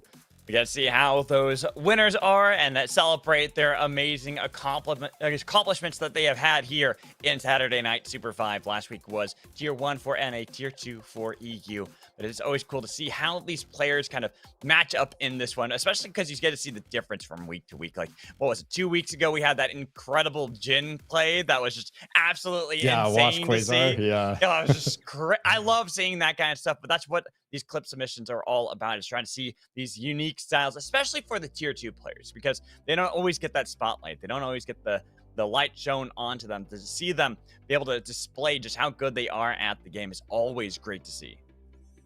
100%. I think we have a quick look at the clips. Are we ready for that? Let's go. Here it is. So Olinox was our first one for third place here on Ghost. One of our players playing in the Tier 2 for EU. Bro, this like, because I'm a big Ghost enjoyer myself. Yes, you are. This is what Ghost is all about over Abyss. You're getting all this crazy Omni through at the same time. You're getting the heal off the kill. Like the more abilities you're getting out, the more Omni you're getting from every shot. And I think there was a window maybe right there where if he throws a nade, maybe it's just enough Omni Vamp to get it off if he connects it. But sick play either way. And this right here from dude, this guy's just been popping off on the Void. He had several clip submissions that I thought were really good, but the way he swaps while they're in the singularity at bottom of Abyss right there, just disgusting. But you can't beat the ultimate 1v3 bunny play from Hoodis, right?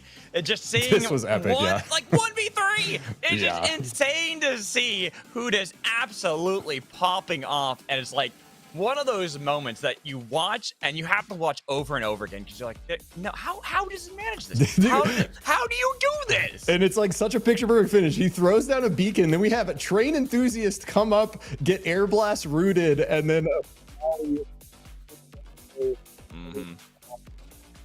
yeah, actual picture perfect clip and ending there. So big congrats to our winners from this last week. So to all the players playing this weekend, don't forget to drop your clips in the Clip It channel of the tournament Discord at Kaya to let her know it's an official submission. Right. And we will be picking 3 new winners next week. Trust me, there was a lot of clips from the EU tournament earlier today. Just for Tier 1 alone, we had so many crazy clips that I genuinely don't know which one is going to win because there were some absolutely bonkers plays that I was losing my mind at, and I'm only going to imagine that will continue here because we have some amazing players. And I'm open for the Huddy play, obviously, me as the Hudson player. Jake Braun is playing in this one, so Jake, I'm watching you. Please, give me something for Hudson. I believe in you. I believe in you. Yeah, Jake Braun out here today, gonna maybe represent the big Huddy for Magical. That would be amazing. I'm trying to think, Magical, is there anything else that we need to cover up front here before we dive in? We got our prize pool discussed. We got our clip submission discussed. The last one would be the format. So we had our 12 teams that signed up for this one. There are no qualifiers for the tier 2 here today. So we're just having the 12 teams that signed up playing here today for the prize pool of $250 plus the TC coins like you were talking about, Zik. So it is all about showing off their stuff and having these newer players that don't always get the light shown on them as we talked about before, but there are going to be some names you will recognize, some players that have been able to make their way into the finals of Turbo Cups in the past, such as looking at S&T, we have players like Road Pizza, Not a Burger, Sunfish, players we've seen before, but not always getting the most attention because they end up getting into the finals, then struggling along their way.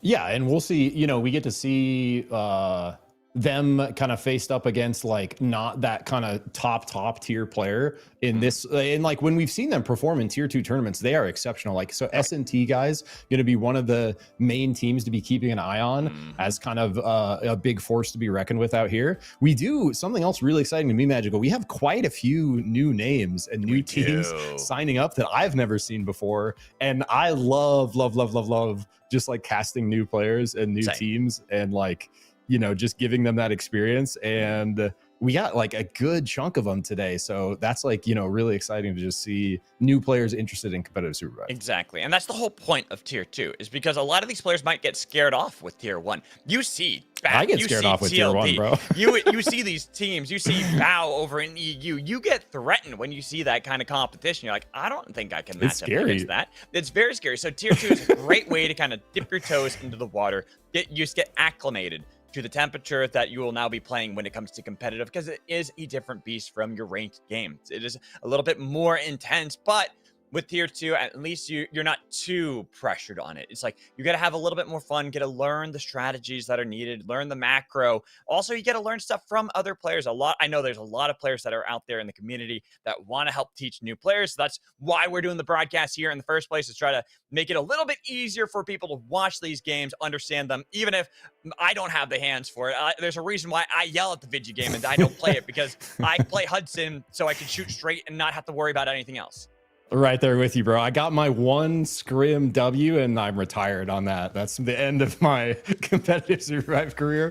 I'm going to just hang tight. So you got that. Mine was when I got hot dropped and I was able to still win the hot drop by myself as Hudson. I'm like, all right, I'm good. Never need to do anything again. Dude, but I'm, you know, like, it's just so exciting to see fresh blood like coming into the scene. And like you were mentioning, like, I think what we're trying to do here is very much not only help bring new players like into the competitive scene, but also just create more like energy, excitement, hype around the competitive scene, because it's been such a staple of Supervive for so long, like since the very beginning. Like, you know, you think back to like the show matches, like pre-NDA lift even, these were, you know, basically the best playtesters playing against each other. And that's just continued to when open beta launches. We have our first scrim starting up, and you know, where all our tier 1 players were back then, that's like where a lot of tier 2 players are right now. They're just getting into the very beginning of the depth of competitive Supervive. Like, there's such a deep mental stack. There's so much to calculate, strategize about, like understand that, like, you know, it literally takes a year or longer potentially to even get close to mastering it. And you could make the argument that even the tier 1 players haven't mastered it yet. I'll just say, look, I come from League of Legends. I played all the way back in 2010 when I started. And I will tell you, the game, even after a year of that, from 2010 to 2011, was night and day difference. And it's been 15 years, and that game is nowhere close to how it once was, nor the caliber of players. So here, when it comes to Supervive, that growth is going to continue as we get to see some very interesting champion hunters that are chosen here, and seeing a lot of Evas, which surprises me. I did not think we'd see nearly this many Evas for tier 2.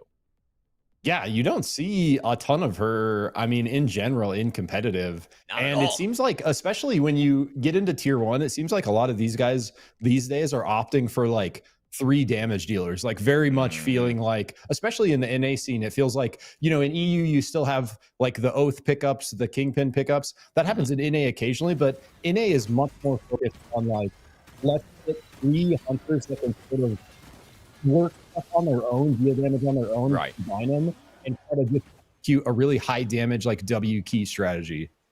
And now, as we got our teams dropping here onto the breach, we are being taken westward towards Chaos Steps. There's going to be normal weather, and seeing teams actually farming up pretty passively. A few teams have dropped nearby one another. Look at how chaotic Chaos Steps is starting to already look. Yeah, getting very crowded very early on, middle of the map here. Not going to be too many camps to fight over once we get through these first couple minutes, and especially in the day 2 with this circle collapse. We'll have to see how it goes. We got 2 teams that did drop gold armor to the top. Meanwhile, TDO and ZPS looking at each other down in Wellsprings. I love the names. Train deaths only here versus We Boost Zero. And another fun story there with We Boost Zero ZPS is that Zero, their player there, the captain for the team, is, as Tsunami said, a nice gold player. So someone who is newer to the scene, very, very fresh into this one, but putting in their heart and soul into these games. Hopefully going to be boosted by that and Pensato, a name we know all too well with Zero playing Nyx. But here, they have to deal with TDO, who are trying to contest the Abyssal Hatchling. But guess what? USM coming from the north out of Chaos Steps, and they would too want to steal that away. Will go. USM was away, snatching that from both TDO as well as ZPS. Really well played by USM here. I actually don't know any of these players, all brand new to me, but beautiful kind of look to capitalize as the third team showing up to that hatchling. They are able to snipe it away, get the XP and the exotic online, or sorry, the buff now.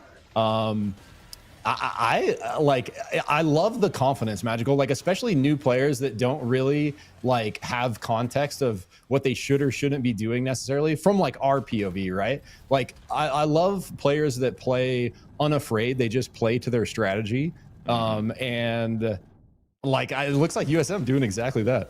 And USM, like you said, a team that we don't know very much about. These are a lot newer players. I've seen LED before, but seeing what I'm imagining is Kitsune backwards here and specs for their team. Facing off against DBG, chasing them away. Another team of newer players to the scene. Boy, Blue Bunny hopping away, staying far away from USM, who are already getting that advantage from the help of that hatchling earlier. USM stands for USM Esports, so we still don't know what USM stands for, but they are an official org, esports org. We got Zen over here to the left, our boy Main Jam Observer go on the scene. Here we go, Wash Quasar on the Jin to the right for MWI. This is the clip winner Magical was referencing that had the pop-off Jin play. See if you can do it again. But it's all gold armors for S&T. Surf and Turf looking pretty good as they're skating away with the help of that Sky Shark right behind them. The CPS lose 0. CTT already finding that play as now it is Pensato on the run, hoping to hop away. But chased down by Jake Braun and Code to take down another member of We Boost Zero. So CTT finding a couple kills. Let's go. That's Jake Braun. And we also have Taricha from the People's Champion squad. The People's Champions! From the MV series, if anyone remembers back to that. So another hype squad to be keeping our eyes on. But pretty much what we'd expect so far, Magical. A lot of like sort of teams looking at each other, some contests, but no one kind of fully committing for anything yet. Not yet. Just a couple of trades, a little bit of skirmishes, which is a bit surprising. We're so used to NA, at least when it comes to Tier 1, of how aggressive these teams are. Always so bloodthirsty, looking for constant fighting, never really relenting. And one of those teams that's kind of living up to that right now is CTT, though a nice double vortex charm out of Tornado Boy. Gets Barbat's low. Captain has to be saved, but guess what? Behind them, Dumkins comes out of nowhere with the spin to take down the captain really of nice. CCT. And now Jake Braun trying to put down some suppressive fire, but it's going to be a lot of damage on Dumkins, forced to use the 6 monkey strike to try to escape. As Barbat's hopping back, that carrot trying to get back with the rest of the team. Then a huge monkey strike on Jake Braun, but Jake taking down Tornado Boy, looking to see if he can get another one with the salvage hook. Jake Braun has shown up on the hoodie. Huddy showing up huge. So it was a really nice kind of flank play from Dumbkiss to find that initial pick, set him up for the 2v3. But then Jake Braun, unafraid, shifts forward, finds the first kill, then gets the ult for the second. Some really clean Hudson play. Meanwhile, to the north, it's ZPS versus Zen fighting over these day 2 creep camps. Right now, ZPS in a bad spot after having lost 0 earlier, and Pensado Squid did resurrect the team, but is it really looking too good when you run into a team like Zen who have that level advantage? They got the armor advantage over you. Now you're over the abyss trying to get back over to the tracks. Main Jam trying to go for a rotation around, getting Pensado, who dashes backwards, but they're still on the tracks in a bad spot with the storm quickly collapsing onto We Boost Zero. But guess what? DBG might just help out ZPS because now they're focused onto Zen, getting some of the attention away from ZPS. Yeah, a little bit of a chance to reset here, but this is what I was talking about. When we're rolling into day 2 with teams already this close, like no one playing outside of the storm in here, there's going to be an extremely limited amount of creep camps for that level 9, and we see them very, very contested across the map. USM still level 7 here. And it looks like, thank you, Relic, for shouting this out. That could stand for University of South Mississippi and or Southern Maine. Could be, or it could be you see me. As simple as that. You just don't know. We're postulating here. Oh, but Specs has been taken down. Me when I take a fight and pick up a win, but now the Six Monkey Strike as chaos is brewing because carefully thrown together have thrown themselves into the battle, taking down LED and now forcing away the retreating members of USM who are now out of there. But right before them, DBG did die off screen while CTT fight against Me When I, hoping that Wash Quasar does not find those dunks like he had before. Nobody better chase that Jin over the abyss, and that's why they don't. They just dash right on top of him, and it's going to be Jake Braun trying to get Jason down, but guess what? Soup time! It's time for them to fight and join in on this one as well. As carefully thrown together will allow Soup time. They now look for Me When I, as Wash Quasar is trying to bait him over the abyss, but nobody's falling for it, and Rakdos has been able to hop away with that bunny.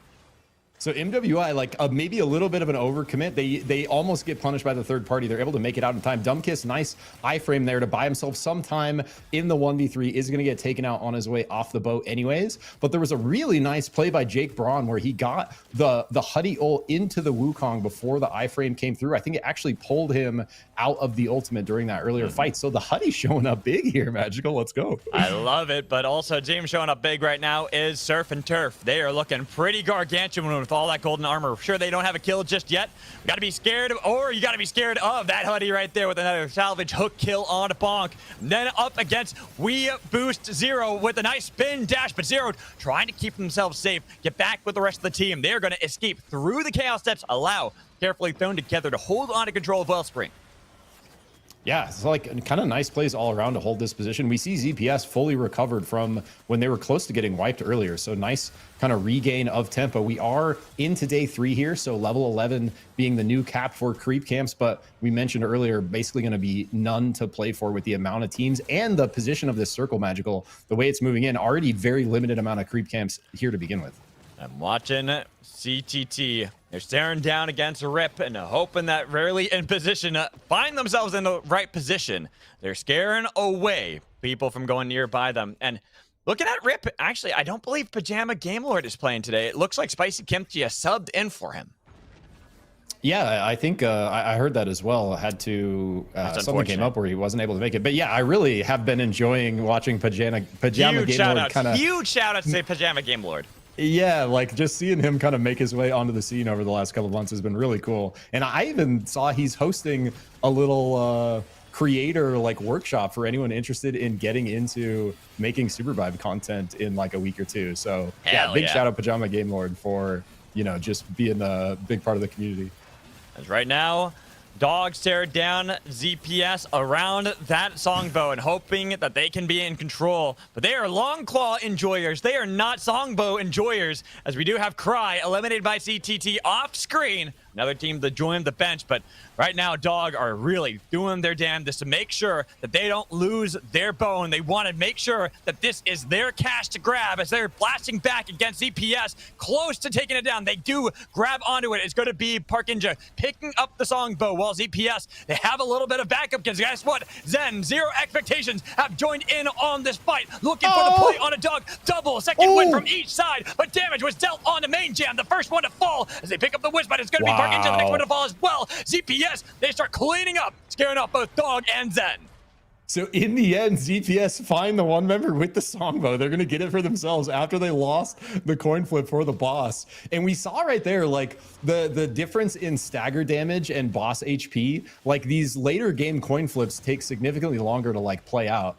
And we saw a couple of people go for staggers thinking they're going to get the killing blow there. And it's just not nearly as much damage as it used to be. But in the end, Songbro secured. Now Zen maybe a little bit of trouble. Main Jam did get rezzed, but is able to stay alive for a moment longer. That spike grenade from Main Jam, pretty much the moment he respawned, had to place that down to make sure he got out. Otherwise, he was doomed. As we look over to MWI with themselves having a crown. Watch Quasar trying to bait him over the abyss. Can they fall for it, or does watch Quasar decide to run away with the Rakdos, making sure that they can bring back up the team, not wanting to overcommit and then lose the entire game?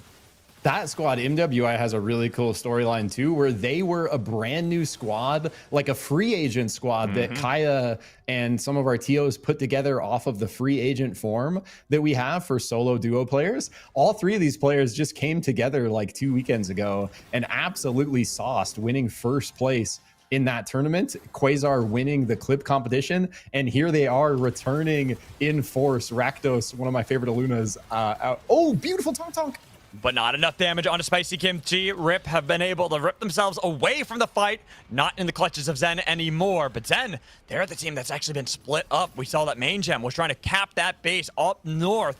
Well, Rip actually don't decide to intervene. They know that Zen is not fully formed, but Zen can easily recall into their position if they want to go for their fight against Rip. But now, with 2v3, they've got to do something quickly. They're losing base camp control. Yeah, and RIP do a nice job kind of pushing high ground there. They're going to get the fire for themselves. Zen does not recall and regroup in time. And it looks like ZPS got picked, and now Dog are the ones with the Ardent Songbow. So Songbow trading hands over and over again. Now in the hands of Dog. Going to be, I didn't quite catch who it was on there, but going to be very powerful moving forward. S&T here, Magical, level 11s, triple gold armor still coming into endgame. Going to be passive. Yeah, like pretty slow so far. Honestly, like that's kind of true for. Oh, just kidding. There's 2 songbows in play. No, there's a second one on the ground right there. Okay, well that explains a lot. But kind of going back, S&T, they've been in this position of power with all those gold armors, the levels, but they haven't gotten any kills for themselves. Just kind of been waiting it out while all these other teams have been trading blows over and over again and locked in fisticuffs, saying which one is going to fall, as we've already lost a few teams. 3 already waiting for game 2. Look at where the circle is going to take us, continuing to keep us around the lava and around Chaos Steps. Yeah, and like if you're in a position like ZPS here, like game 1, just so important to place, right? Like all you're thinking about right now is just living, getting your team back so you can find some decent placement, keep yourselves in it from the beginning. Because if you drop a no-kill, low-placement game in game 1, you're trying to compete like almost with 5 out of 6 games. Again. Uh-oh. Get ready for them to start pulling them in and ripping them apart again. Looking for Rip, as Rip barely double dashing away. Krista hoping to hold on. Spicy Kimchi might be able to get back to land with the rest of the team, but there aren't any good platforms that you need to get to too easily. But CTT is staying in the Chaos Steps, scaring off any teams from entering their high ground. Dude, Jake Braun was thinking about shifting forward right there so hard. He like wanted to so bad. Second win popped by Zen. They're looking over the top. Nice spike. Putting him down to the Evo Orb. That's Main Jam, though, still alive with the Pillar of Chaos, trying to see if anything can do. It's going to be able to take down Main Jam. Second win to push him back in with a Tonk, trying to drag him back into the storm, but he's going to be alive. Shacomancer gets the kill credit for it now, trying to get away, but he is getting surrounded, and TDO are on the pursuit of this Bebo. But Bebo has done a good job of staying above their heads for now, putting down, but with the Vortex Charm to land, nobody actually following that up. He put down the B-bomb onto the base camp to bait them away, so that instead of chasing for the Bebo, they decided to stop the base camp. Yeah, really nice escape there from Shacomancer. I think good call from TDO to not try to overchase. We can see squad on every single side. It's one to the south, one to the right, one to the left. And RIP getting caught. Spicy Kimchi, last member left. CTT going for the run, just barely wide on the screen there. But is it going to matter? Kimchi in the 1v3. Salvo out. Doing a lot. We did see that one team did get eliminated off screen, unfortunately, for Shacomancer. Couldn't get away forever, so Zen, another team out, and there's Spicy Kimchi alongside that of ZPS. A lot of teams now taken out in quick succession. Those solo solitary players now gone. We are left with 6 teams remaining. Yeah, Dog looking a little scary here. They got full blue armor, double exotic on Parkinja. It's the Songbow with the vacuum. And they got the Zeph healing to back them up. We've seen a couple nice plays come in from them already. Can they repeat? It's nuke out from MWI to split position for that enemy team. They have another squad on the left looking to engage. We see a tree prison utilized as well from TDO to maybe look for a trap on that Wukong. And we get a nice zoomed out view of everyone's position moving into these final circles. Right now, CTT in a really good position as they are holding on to that high ground inside of Chaos Steps and looking at everyone else who's slowly trying to work their way up said steps. SUPERVIVE going to be the first team to venture up north to try to contest that of CTT. Well, MWI have to deal with Dumpkins already with the 6 Monkey Strike, doing a lot to bonking him over the head, but they're going to be able to heal him up. Rakdos making sure they're going to stay alive and healthy, ready for round 2 against the Train Deaths Only. Yeah, for only having like played together a couple weeks now, MWI plays together very well. They even did the very first time. TDO continuing to look though. Miri getting some nice chip damage on the carbine. No. Big Dragon Staff slam from Dumpkiss, connecting onto Bonk, putting MWI into retreat mode. And this is a hard spot for MWI because Watch Quasar's already been locked down. Tries to get away with the help of the Squid as well, but he is gone. It's up to Rakdos wearing a crown. Bunny holding on to glory, but can the Bunny get away? Hopping right through, but Dog is down and then helped it out by TDO to take down the Bunny. Another team gone, but now Dog sandwiched between S&T and between TDO, but nobody gonna punish them just yet. In fact, TDO decided to go back up north to the position they held before, and on the split screen, you can see that SUPERVIVE CTT are still trading blows with one another. The help of the Orbs of Argus have kept SUPERVIVE in a pretty good position despite Jake Braun's damage. It's been a pretty cool look here, Magical, where we're like with the amount of supports in play, like you mentioned the Evas at the beginning, we see a couple Zephs as well. These are pretty like extended fights, especially with the TTK changes we saw in the recent weeks. Like you're getting a lot of kind of conversation here in these battles. CTT and SPT still in it. Nice slam forward. Look at the damage they were able to get, but how much of that was mitigated by the golden armor to reach one of the people's champions has made sure the team is going to be perfectly fine. Now, SUPERVIVE in a bad spot because Dog, they have smelled the blood and they wanted the fight with the Vortex Charm landing on Novium, but instead of looking for the fight, Dog decided to have their tails tucked between their legs. They're going to retreat out of that alongside that of SUPERVIVE. Could have been the play because we see S&T lurking to the right. They know there's a couple teams around waiting to third party. S&T was actually right there on the flank. So being down a member, probably a really heads up play from Dog there. Not only are they going to keep their exotics, they're going to be able to find this crown. But now, Magical, everyone knows. Everyone knows, and without the Abyss, it makes it a little bit more difficult to find those easy kills to get the crown as Rowlet has to dash Parkinja right behind them. Going right in the center of the circle that it is now. Well, SUPERVIVE, S&T, they're already in the new circle that will be forming soon. Yeah, and a little bit of a kind of slowdown posturing. Teams looking to find their space. We do see a ton of thermal suits in play. A Sunday up on the jump pad, trying to get a bit of vision there. We do see exotic GA in his hands as well. So quite a few different exotics on the map. Parkinja still holding onto those doubles above with the crown ticking down. 45 seconds left. That's a lot of time, though. It might feel like it's a short amount of time, but when you're playing SUPERVIVE, that feels like forever for it to go. But no teams are going to move just yet. They don't want to actually get themselves caught in a bad spot, looking for that team and then getting sandwiched between others. Yeah, and a couple people like S&T setting up Chonker Gauntlet. CTT getting engaged on from TDO. Nice trades, though, to reach a pumping damage back. Going to force them off. Almost a huge play from the Nyx there is going to force the retreat from TDO. TDO, though, still in a good spot at the moment. They're not fully taken down. They did lose a little bit of their armor, but they should be able to replace that pretty easily with the help of the base camp as well as the shops right behind them. But a pull from Dog might allow them to get an early crown, but it's about to tick out. Should be going for themselves, and they are going to be bringing back up Jemmy, but in a fight against S&T, surfing their way over Dog, trying to take him down. Jemmy with the second win, trying to heal back up, but Dog right in the middle. Oh my goodness, a Dog pile on Dog. Yeah, There's no way out of this one. Parkinja right into SUPERVIVE. It's going to be Sleepy Rowlet, the last one left, as they all make sure they take down the long claws. Literal dog pile on long claws there. No, action not slowing down. SPT finds the hook, triggering the engage against TDO, but they trade back, and the Wukong ult from Dumbkiss eliminates that engage from having any effectiveness. SPT, can they position around this res? S&T still lurking to the south and our 4 squad to the north. But the thing is that with those thermal suits, it's easy for them to be able to pick up their fallen brethren, bring them back into the fight, not lose it. But now TDO in a bad spot because they have to deal with CTT right behind them, and they've been running from them for so long. Sandwich now between Soup Time, finding Dumkiss, looking for Mirror Visual, only leaving Tornado Boy, but CTT decided to force on to fight the fight against Soup Time, getting some damage on Sunfish, but he's over the abyss, still alive. Nobody's fallen just yet. Salvos have been pumped out, trying to get the damage from Jake Braun as he is peppering them with the machine gun, but S&T, who are waiting in the wellspring to make sure they eat the soup well. They are looking great in this one. Only Sunfish is left, and he doesn't have an easy way out of this one. Walls have been put up. Same with fans. That's going to be an E-plat gone soon, but he barely gets over the wall regardless. I gotta say, dude, S&T certainly scaling. This is some tier 1 macro coming into play. They set up a beautiful fan wall kind of barricade around their territory, making sure anyone that comes from this fight is forced into their arms, and it worked out perfectly with that fan to the south. Now Sunfish, last member left for SPT, surely gonna get caught here. SPT eliminated at 4th, and somehow through all that magical, Tornado Boy for TDO sneaks his way around top and is still alive on that high ground lava. Yeah, just that little bit of elevation, giving him salvation.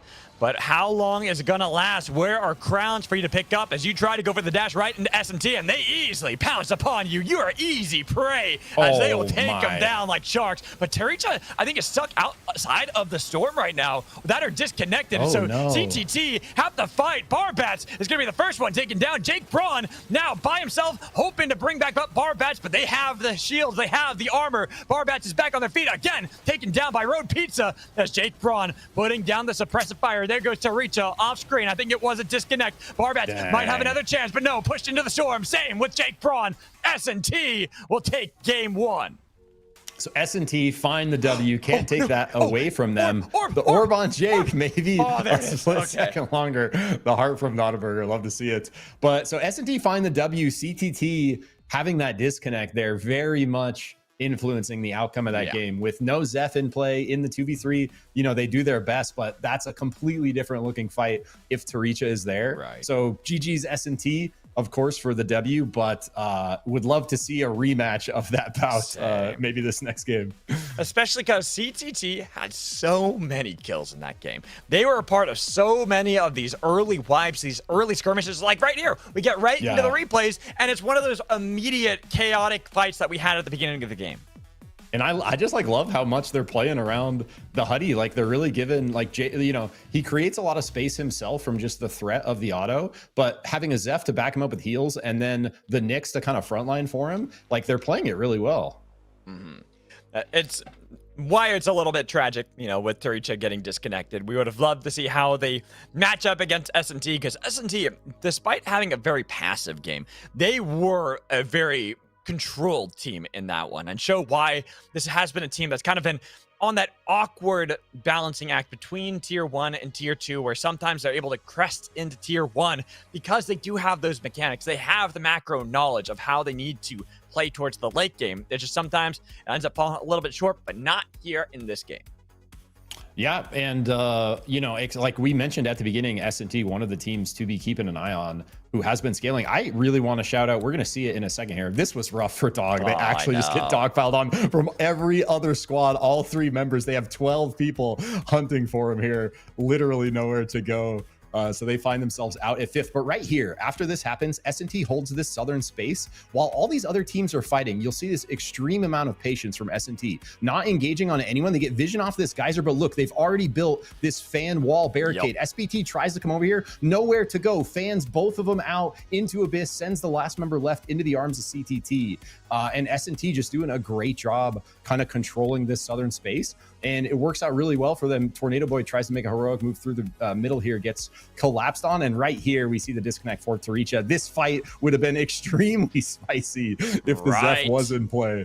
Because they have Orb of Life as well. So that's another angle for them to be able to get back into this game. Especially because we almost saw, like, at first I'm like, wait, how's the game not over? I thought maybe it was one of those disconnect issues, but it was because Jake Braun had the orb, almost was sneaky enough to stay around. He's like hiding behind the shot pole. It was smart. Hey, it's smart because I would have thought the same. I'd be like, wait, how's the game not over? What's going on?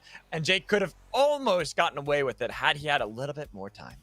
I love the aggressiveness of Jake Braun, though, on the Huddy. We saw multiple times shifting forward, YOLO spraying, knowing he has that Zeph to back him up. Worked out for him a few times as well, especially that fight they had towards the beginning around that beacon in Desert. Doing a really nice job pushing forward, finding the kill for the trade, then locking in the ult for the second kill. Like right there was really where CTT, we saw the early violence at the very beginning, but I feel like that play really set CTT up for getting close to the win, giving them the confidence they need to, kind of carry that momentum forward. But this is where sometimes those overly aggressive early game comps that you try to go for end up kind of biting you in the butt later on, because you have these early coin flips. We've seen teams try this before, where you go for these early hot drops, and then one bad fight and you get eliminated very early, and there go your entire tournament hopes. It's all that consistency when it comes to this one. That's why we play the 6 games, because we want to see which teams are going to remain the most consistent along with finding those wins.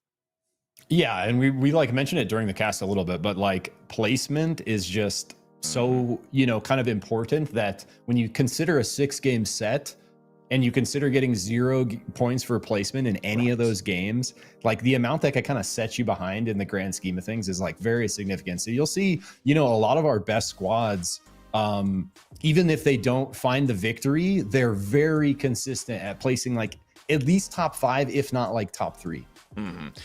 We even saw earlier today in EU that we had some teams like 3LP with an 11th place finish completely destroyed their tournament hopes, where they were now out of the running for even getting top 2 at that point. They ended up finishing, I think, 5th place because of it. It can really affect how your standings are going, but you are also always allowed that one game. I always say it's you can have the one game where you perform badly and then you bounce back, and you have to make sure every game from there you're firing on all cylinders. And for some of these newer teams, it is going to be tough. It is hard sometimes to be able to go after a tough loss in your first one and then bounce back and be able to rally from there. But that is what this is all about. That is what the tier 2 is. It's about getting those reps and getting the practice, so that way you can feel how competitive is and how you can work through it. Absolutely. And yeah, just a really good call out there with the amount that for me, essentially, it's I just love to see players able to show their skill expression. And when you consider a 6-game series, you have the skill expression not only in the match itself, but then you have skill expression over the set, this macro strategy kind of skill expression. It's not nearly as obvious. But I love the call out of being able to drop one game, because it's so true. You think about a team like TLD, the odds that they go through a 6-game set without dropping a game, even as the guys, right, is really low. Everyone, even the best. It's just the nature of the RNG of the Battle Royale. Speaking of RNG, Magical, 4 squads out. Scav Bay, let's go. Oh my goodness. I'm going to just call it now. A team's getting eliminated very soon, because we have too many teams working for those goals and ready to fight.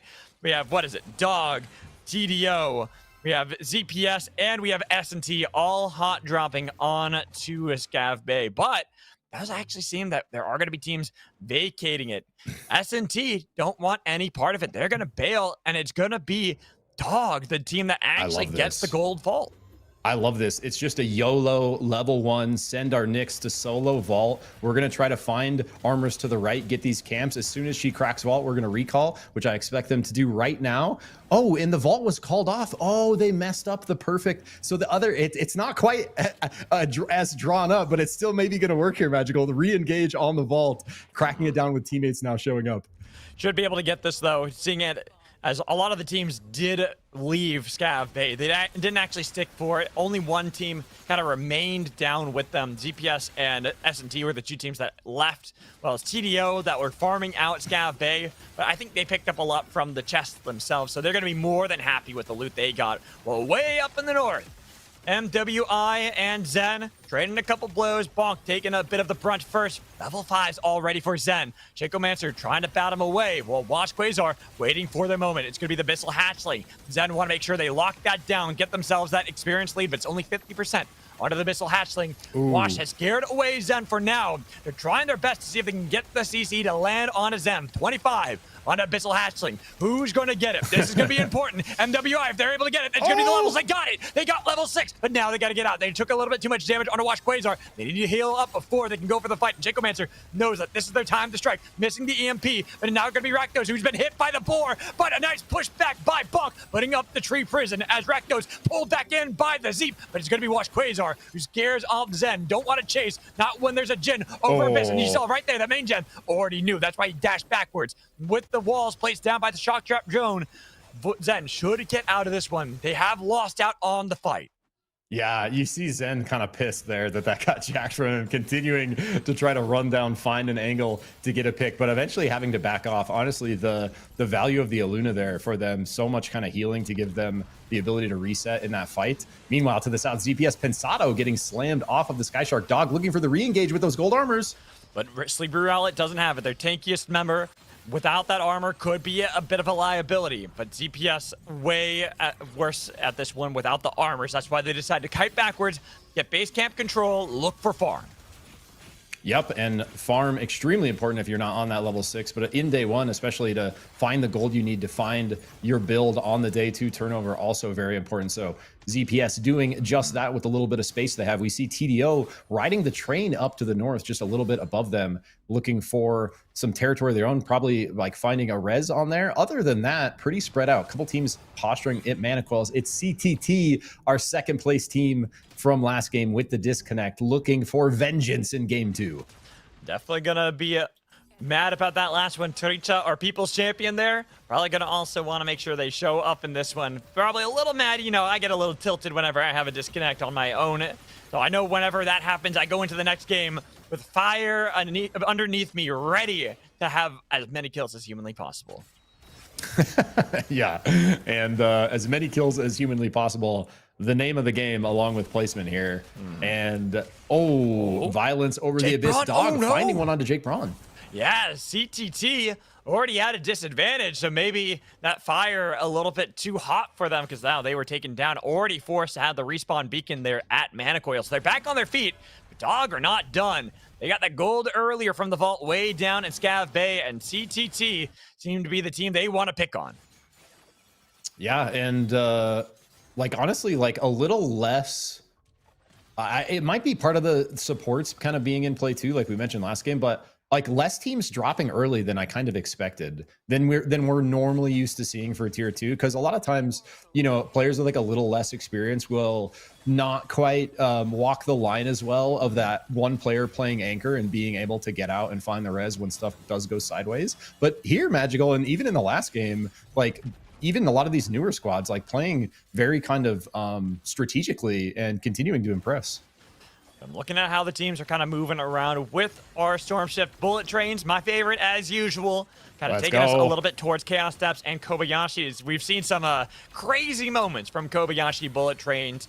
We'll see if we end up going that way, but I have a feeling we are ending up towards where Chaos Steps are.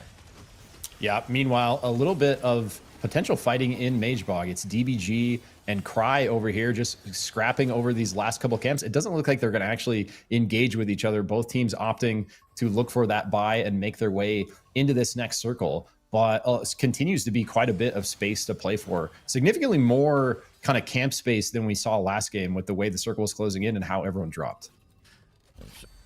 Both Cry, DBG, two teams that were eliminated fairly early in the last game. Probably going to be ready for their own vengeance in this one, especially as you want to make sure, being one of those newer teams, that you come out and you're making a statement right out of the gates. It'd be nice for them to be able to bounce back successfully in game 2. Yeah, and in order to do that, you really need to find this level 9 ASAP on this day 2. They're going to have not much to play for as they make their way towards Vane Grove during the daytime. Nothing is going to be there except for another squad. Especially when they're kind of farming against another team on their way to that. It's going to be really difficult. But speaking of difficult right now, ZPS have been separated. TDO have done a good job of making sure that Pensado by himself forced to chain away with the help of that tree prison. So should be out of there. ZPS have been scattered, but they might be able to regroup back on the tracks and looking at other teams all the way at Emotech. MWI staring down Soup Time. Have base camp control. They know that B1I are right north of them, but they want to make sure they're locking down that hatchling, getting themselves that soul so that they're going to be far stronger in this fight against MWI. And they're looking, trying to find their angle to maybe yeet in for this engage. Is Rakdos going to like fish for a route here? Kazar goes, looks for the dunk. Almost was looking for that steal too, but instead gets sniped out on the other side, as we do see on the kill feed that Zen have eliminated USM, one of our new teams as well. Unfortunately, another early exit here. Gonna be a bit tragic for them, but in Ion Acres, CPS trying to survive, but there's too much damage from CTT. Even if they've been put behind at the beginning of the fight, they are looking strong. Now they're back on their feet, and Squid has been locked into the fortress, trying their best to escape from Barbets and from Taricha, but a nice Vortex Charm has landed. Wait, that Chonker's actually working out for Squid, has given him an opportunity, but right with S&T there, Squid, that's a hope that they're focused on the CTT, but instead they focused on the Squid, then on a Barbets who tries to fly back, gets the dunk on a road pizza over Ambitious against CTT. Thought that a 2v3 was going their way, but they lose a player. Yo, this is my first time watching Barbets. He's kind of gaming, dude. He was gaming like last game, and a couple nice plays already this game on the Knicks, making it look maybe as strong as it is. Nice engage from TDO that they're going to find the pick onto Wit. Can they finish RIP off? Right now, Shanks has been separated and trying to get back as a strike against the world. It's not looking good, but landing those headshots. The trees, though, working against him. Shanks needs to get something, but the slam from the Dragon Slam, taking him down to only one. I actually love to see Tree Prison in the hands of like Wukong. We saw one on Bebo earlier, I think more of a convenience than a choice. But like a couple hunters do have some nice viability with the Tree Prison, and right there coming in big for our Wukong. Zen making their way in, but S&T on the full bush play. Got to be super careful here. S&T, they brought back up Road Pizza, and now they're trying to utilize CTT to try to pinch Zen. Shacomancer's been separated. Same with Diggs. Diggs is down. It's only the Bebo trying to get away. His main jam might be able to defend, putting down some suppressive fire, but they need the napalm because Shacomancer can't get out of that kitchen. Yeah, main jam luckily does escape out the kitchen. Like you say, probably a bullet train angle to come through here. Has to wait for the next one rolling up. Pensato does get rezzed and finds a kill in the kill feed. Duking out against MWI up here. They do find one. Can they take out Wash Quasar? Squid shifts forward. Quasar gets the crown, looking for the Abyss play. Rakdos, though. Rakdos keeping him alive. Waiting for it. There's the Squid. There's the dunk. They got it. CPS, you played in their hands. But Pensato at least was able to take down Wash Quasar. Now by themselves up against two of MWI. But you cannot ever doubt the Jin. Wash Quasar always ready for that angle. But Pensato, 1v2, does not give a damn. Wants to be able to fight against Rakdos and Bonk. But you got to be careful when you're fighting against the Battle Bunny. That's why you've been set over the abyss and sniped out of the air by Bonk. A little bold by Pensato there. I think old Brawl does that. I think current Brawl a little harder to pull that off. I like the confidence. I like the cojones, but in the end, Pensato going to get taken out and a little punished on placement there for maybe a situation where he could have bailed. Wash Quasar, though, was ready for that angle. Just saw it, knew it. The highlight moment was there again like 2 weeks ago and found maybe not quite the 4 dunks in a row, but at least the one that mattered. Yeah, and like I don't think they were expecting the grabby the Squid, because you saw him queue up the Q, right? The flip slash, and you're like, oh, and it's coming in. Dump Kiss opting for the 1v3. The team's not here yet. Just going in with the 6 monkey strike and forcing them into another team. Right into Soup Time, who put down base camp control, and that's why Rip on the run right past the bullet train, right past the tracks. This train deaths only might be able to force another team towards the tracks, but they're not actually going to look for it. As you can see how our teams are stacked up, we are going to be taking a little bit down south, a little bit more towards Prisma and towards Ion Acres.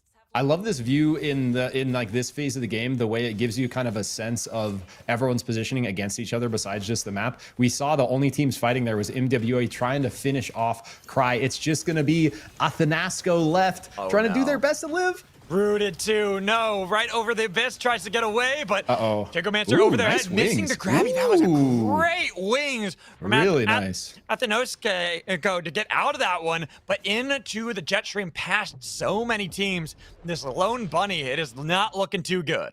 That is like such a good use of the hover wings there. Changing direction combined with being low to the abyss floor and making like the kind of juking with the direction of the momentum, finding their way into the wind tunnel. yeah, and it's going to pay off big. Cry still alive. Athanasco finds a little bit of space in this bush. And if MWI and S&T kind of move into circle here looking for fights, they are going to... Train! I saw the train there for poor Spicy Kimchi, and now Rip have been torn apart by the train, even with the Vortex Charm and the Air Blast. Then the second win. So much done by Wit, but is it enough? Especially with Shinx been spot out by CTT, trying to get out of their clutches, but nobody can escape from Jake Braun's bite. That was kind of nasty by Wit on that escape. No, not again. Not again. No! Oh! Almost caster curse in there. He nade grounded the Kingpin Slam and then air blasted out of it. Can he find this res? Keep RIP alive. Gonna be deep in a storm, but pretty early storm still. I think have the time to make it in. They're going to take a lot of damage with no armor. It's pretty They're rough. Losing Wit. Spicy Kimchi is already taken out. There they go. It might be early, but it's not sadly, too early, I guess. They had no health either, so it doesn't really help their position as now team still around the tracks. Another train barely going to clack past that of Novium, but with them surrounded, they got to be careful. Dog and CTT to the north, and here's train deaths only, trying to keep teams on the track, but the pull on to Soup time. It's going to be Sleepy Rowlett trying to drag him back in. Sunfish trying to get out of there, but CTT and Dog make sure there's no escape for Sunfish, while Novium might have to dash out of there. Dog are going to be in a bad spot because they've lost Gem. CTT are still chasing for the remnants of Dog and eliminating him now as we got more teams ready to join in. Zen being one of them. Tharicha putting down the second win to keep CTT alive, but it's going to be Dumpkins over the wall with the Dragon Slam. Now the 6 Monkey Strike getting a lot with the spin, trying to do their best. Second win has pushed him back, but there's a lot of damage on the Dumpkins. He has to hop onto the tree, back over the wall. Now my face when I just died for Main Jam. Dying to that of MWI. CTT, somehow they are still all up on their feet. None of them have fallen. The help of Tharicha behind them, and now Barbats pulling him in with Reap. Bonk nearly bonked down, but Rakdos keeps him alive. Wow, what a chaotic sequence there. In the end, one squad does get fully wiped. Bunch of kills on the board across the map, though. We do see Mad Melody for SPT grab that crown. 50 seconds left, still holding on to the vacuum and the air blast. MWI hunting for this crown. We see their map movement looking south, want to finish off another squad. Can Melody find this train res? You don't have enough time, I don't think. It was calculated. Yep.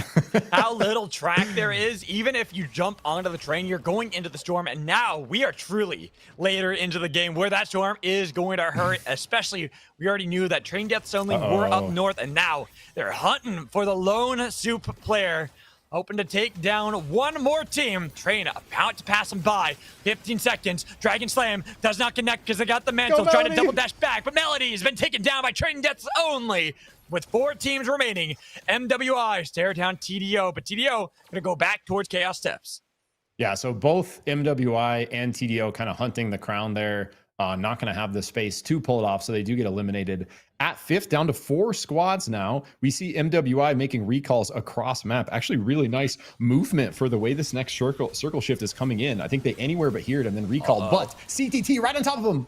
They already had gotten the salvage hook on Bonk too. Here's the train! Rakdos! No! Hopping right into the path of the oncoming train. Bro. Now down a player. My face when I not going to be too happy about that. Sometimes the impulse on the bunny dash is just like a little too much. Like he just yeeted a little too fast there. Didn't even see the train on screen, surely, until he was already dead.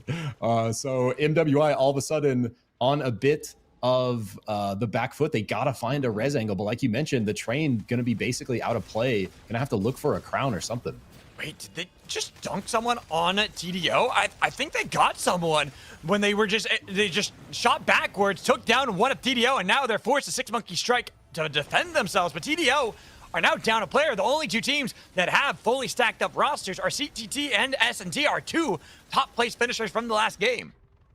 So we got a 3v3 and then a 2v2 on the north and south side of the map. It is TDO that do find a crown. MWI is still looking for the res options. Jump pad out. If a dunk did come through, it probably did, because Watch Quasar kind of insane on the Jhin, and being one of the few Jhins in the lobby, like if you're not explicitly kind of reading, okay, that's a Jhin when I'm pushing out over Abyss, like it's very easy to just get dunked on. Even after all the changes and you know, like Jhin just so quick, like look right there. Oh, he's looking for it with Grabby, but 6 Monkey Strike and Bonk taking a little bit too much damage from said Monkey. pops that crown immediately. Only Wash Quasar now. My Face When I has to run out of there, but SNT and TTT Mega Avalanche Puntericha tries to see if they can separate the fight. It has been separated for now, but with the Thunderstorm proc, they try to get back. Road Pizza has been defending the team for a while. They got Not a Burger back behind their defenses, making sure they're going to be perfectly safe up against CTT for now. I think both these teams, SNT and CTT, being very good at like playing placement because we saw them top 2 last game before the disconnect happened. Road Pizza just chunking away at Quasar here as he tries to live. Really nothing you can do there with enemies on both sides. But now all of a sudden SNT in a rough spot with the third party from CTT. Yeah, because Road Pizza put too much attention back onto Wash Quasar, but this is going to give the opportunity to train deaths only as they push back Jake Braun. There goes the hoodie. They've got damage on the Barbats, but he was able to heal back up with the help of the second win as well as the Reap. Trying to get away, but Barbats taking too much. He does another living spin. Tries to heal back up. Taricha has been taken down by Not a Burger, but there's CTT. Holy. Out at third place. TDO, SNT, our last 2. SNT looking for their second game in a row. TDO actually playing this end game fantastic. Their kind of position and spacing on this left side, especially after that crown proc in that little mini battle they had, working out so well for them. And now Dumbkiss just looking for the instant engage on SNT. Trying to get some damage, trying to get rid of the Bright Shield. Sunday still standing strong, and now Road Pizza ready for the angle, but they gotta be careful. They took a lot of damage from it. They have to heal back to some of their armor as well as some of their health. Yeah, SNT getting a quick reset as well. We see some repairs coming through, pretty much topped off though, getting a last kind of buy in. TDO looking to do the same on the south side after this reset. It is pretty even armor across the board. It's golds. Miri has the red versus the blue on Road Pizza. Nuke out on the E-plat, trying to ruin TDO's day. With the Perch, with the Dragon Slam, and with the damage on the Road Pizza, that's your engage already forced backwards. Now you have the broken shield from Oath. You have your time to strike for TDO. They've got damage, but they gotta confirm these kills. Not a Burger up in the storm, looking for the surge, waiting for it. But Dumbkiss back on his staff with the Dragon Slam. Absolutely eviscerating S&T. Surf and Turf, they're eating well right now because TDO are gonna take this game. It is a low health bar on 2 players. Not a Burger and a Sunday, both gone pretty quickly. Not a Burger tried to go for the surge, but TDO, with the Sunday almost healing back up, but he's going to be stomped down. TDO to take game 2. TDO really nice like final 5 right there. Like the way they played that whole end game, very calculated. And I love the kind of patience after they get the crown, then they find the third party themselves. And CTT was looking extremely strong, also had really good position on kind of the north side of the circle on that high ground. In the end, TDO is able to loop around, put them in a position where they get pinched for the third party. They get taken out at third when it looked like they were maybe posturing for that kind of first place spot again against S&T, just like last game. But S&T, first place last game, second place this game, playing very patient, very calculated, very much for placement, playing to win, Magical. And they're looking really hot in this one when we take a look at the replays too. It is going to be more of just all our teams really fighting. My Face When I also a part of a lot of these fights from the get-go. So they actually did rack up quite a good amount of kill points, I think. Yeah, and like TDO, really fun to watch this game. And like it was like a kind of slow mid game, but the violence really kind of started to break out towards the end. And I don't know how long Dumbkiss held on to that tree prison, but I mentioned it during the cast. I do love to say there was the dunk from Quasar with the grabby. Really nice. So good. And one of those things, as you talked about, you don't expect that. One, you don't expect a Jin, but 2, you don't expect a grabby squid Jin. Yeah. And that is something that I feel like Wash Quasar has really pioneered for a while. Even back with the clips from 2 weeks ago when he won the contest was with grabby squid Jin. Yeah, and it's one of those things where, once they implemented those changes where you can no longer kind of hold the Q loaded up with your glider, as soon as you glide it starts the Q on cooldown. Like grabby all of a sudden becomes, grabby was already pretty decent, but all of a sudden becomes one of these like essential tools, just like Kingpin, right? Where it's so useful for getting the dunk on top of someone that, yeah, it's a great shout and he's making it work really well. And here, CTT, this is kind of when we were looking at them as being like the team to win this one, because it seemed like at any moment they should have lost at least one player in this chaotic fight. Yet every single one of them made it out alive. They pushed back. They make sure they help take down Zero Expectations Needed. They get a lot of damage onto MWI, so they're the team on the run out of Site 38. And from there, they had high ground control for a long time in that game. Yeah, and that was kind of like the defining fight sequence that led us into our final 5.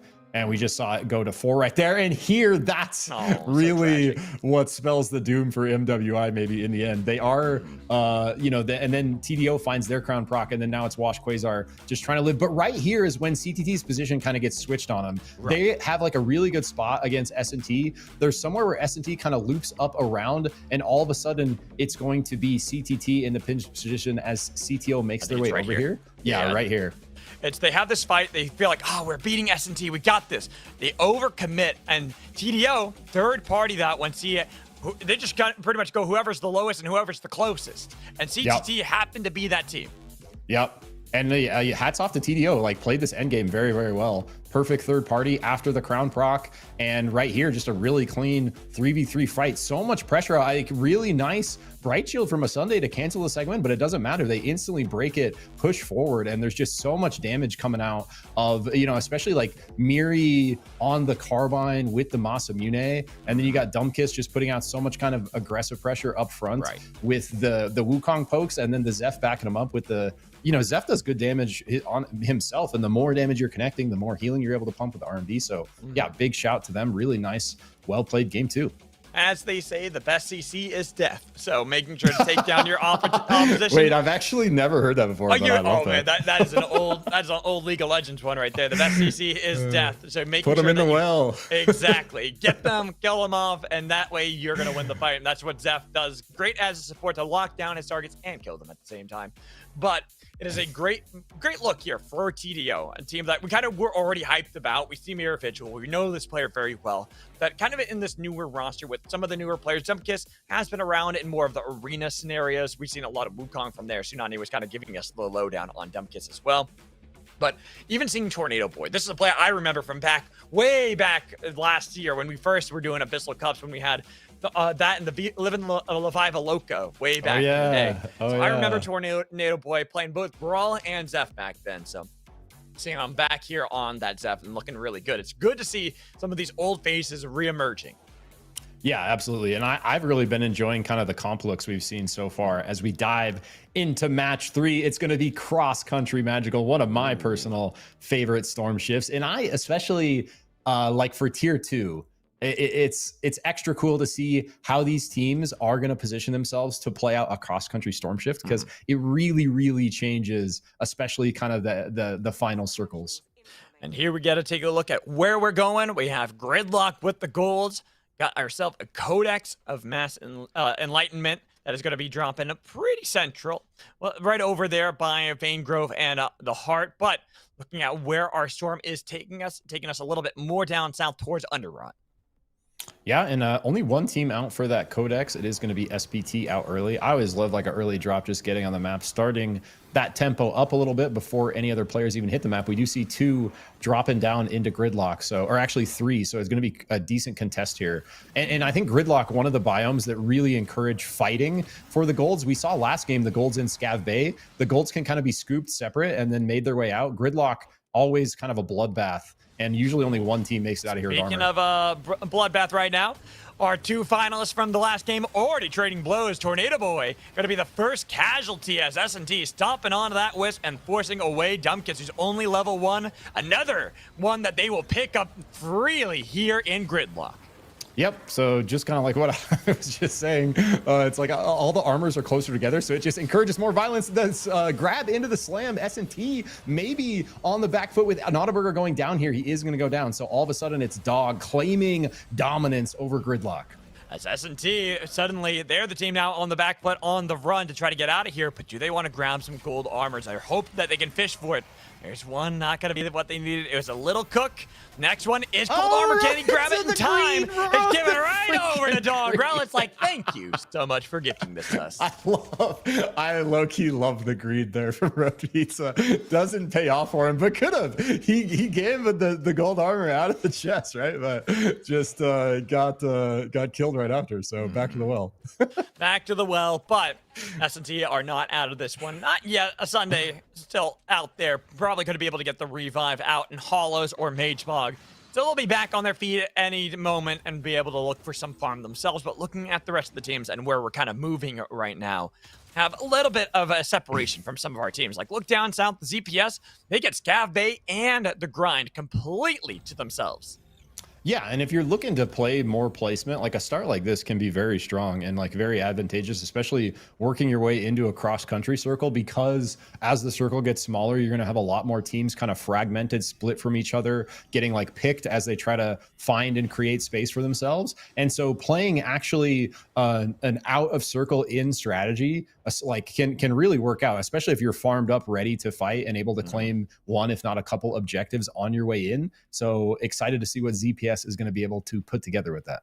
Not sure what happened there to Sleepy Rowlet. We saw that his name flashed on to the kill feed for a moment, died to the world, but it might just be that he accidentally tagged a barrel on his way out of gridlock. As we watch our other teams that happens moving. to the best of us. It does happen to the best of us. As right now, USM have been struggling so far. Had an early elimination in the last 2 games.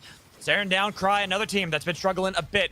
This would be a great time for either of them to start showing up to be able to beat their opposition lead for USM, but a nice blast back. They got to be careful. They're still in the storm, but there's going to be the separated fight. Low health, and it's going to be the level 6 picked up so they can immediately turn it back. Evo winning out the 1v2, and now taking down USM to only 1. Yeah, really nice from Cry there. Eva, it's velvety something, velvety average, really kind of nice sequence, staying alive and not even getting any benefit from those orbs while in storm, still able to win. And it was that you had mentioned the barrel, Magical. It was the explosive barrel that popped nearby the Eva that just detonated those 2 members. Hey, sometimes that's just how it works. Eva can pop those as well and get that advantage, but still, as teams are moving slowly into the storm or out of the storm, we see on the minimap that we can have a little bit of a fight between Cry and USM continuing, but this time it's actually USM getting the advantage. They're able to pick up a kill onto Cry, but Cry turning it around right away, making sure they punish USM. Wow. And an early exit again, their 3rd one in a row. So in the rematch there, Cry showing up big. They're going to go ahead and force it on them. And it works out really well. Bush play from Zen here. They're going for a recall. Can they take out all of MWI off the surprise? They have been able to separate them, but they got to be careful because they haven't got enough damage onto any of them to actually matter. Now they're cutting backwards towards the grind rails. They've gotten away from Zen's clutches. Yeah, like the fact that, oh my goodness, barely not dunked right there from Quasar. I was going to say the fact that Zen gets no kills from that, and then if MWI got a kill off that dunk, that would have been disgusting. Yeah, Wash almost had it, but a little bit too healthy on Bebo's shoulder, so he was able to get back towards the mantle, get back up in the fight, and will be perfectly fine. But over in another fight, it's ZPS and Rip. These 2 teams now staring one another down. Pensado waiting for that pull, debating on who he wants to look for. But Rip right now, they're going to just rip away from the fight and try to peel backwards, want to disengage. I think Pensado on his 3rd Hunter out of 3 games, so just trying to find like a comp. I wonder if he's actually randoming. That would be knowing Pensado, that is a high possibility.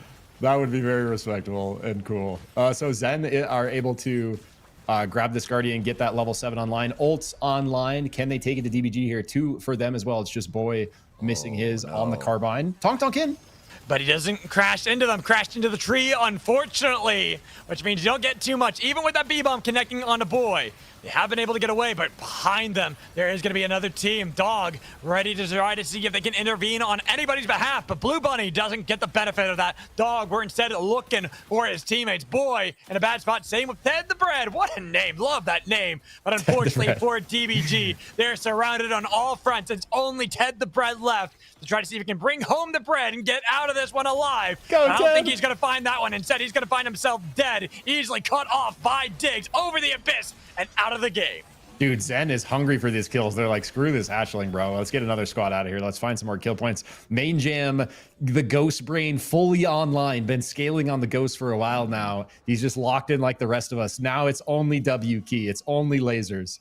Only lasers all the time, and see if it works out for them. But TDO is still kind of in this awkward spot since they have been at the very beginning of the game where they haven't really been able to find a good foothold just yet. And watch Quasar gets a beautiful dunk onto them as well. TDO down to only Dumbkiss left, but now my face when I have to deal with We Boost Zero, and they've already lost Bonk. But Rakdos trying to see if he can bait him away. The pull did not land onto the bunny. Instead, the bunny was able to hop back with Watch Quasar. just alone with that Jin. Scary enough for ZPS not to chase. Then up north, and we still see the fight outside of Ion Acres. Rip staring down Cry. Cry losing their Celeste already, and now holding on to the ledge outside of Ion Acres. Rip should be able to push them back, and that's exactly what they're going to do. Hunt them down, trying to get a lot of damage, and Velvety Average taken very lone. Nosuke is going to be the next one they look for, and over the Abyss, it's not an easy way out of this one. Going to be an easy target for them to kill, but at least it was a retribution. They got one with them.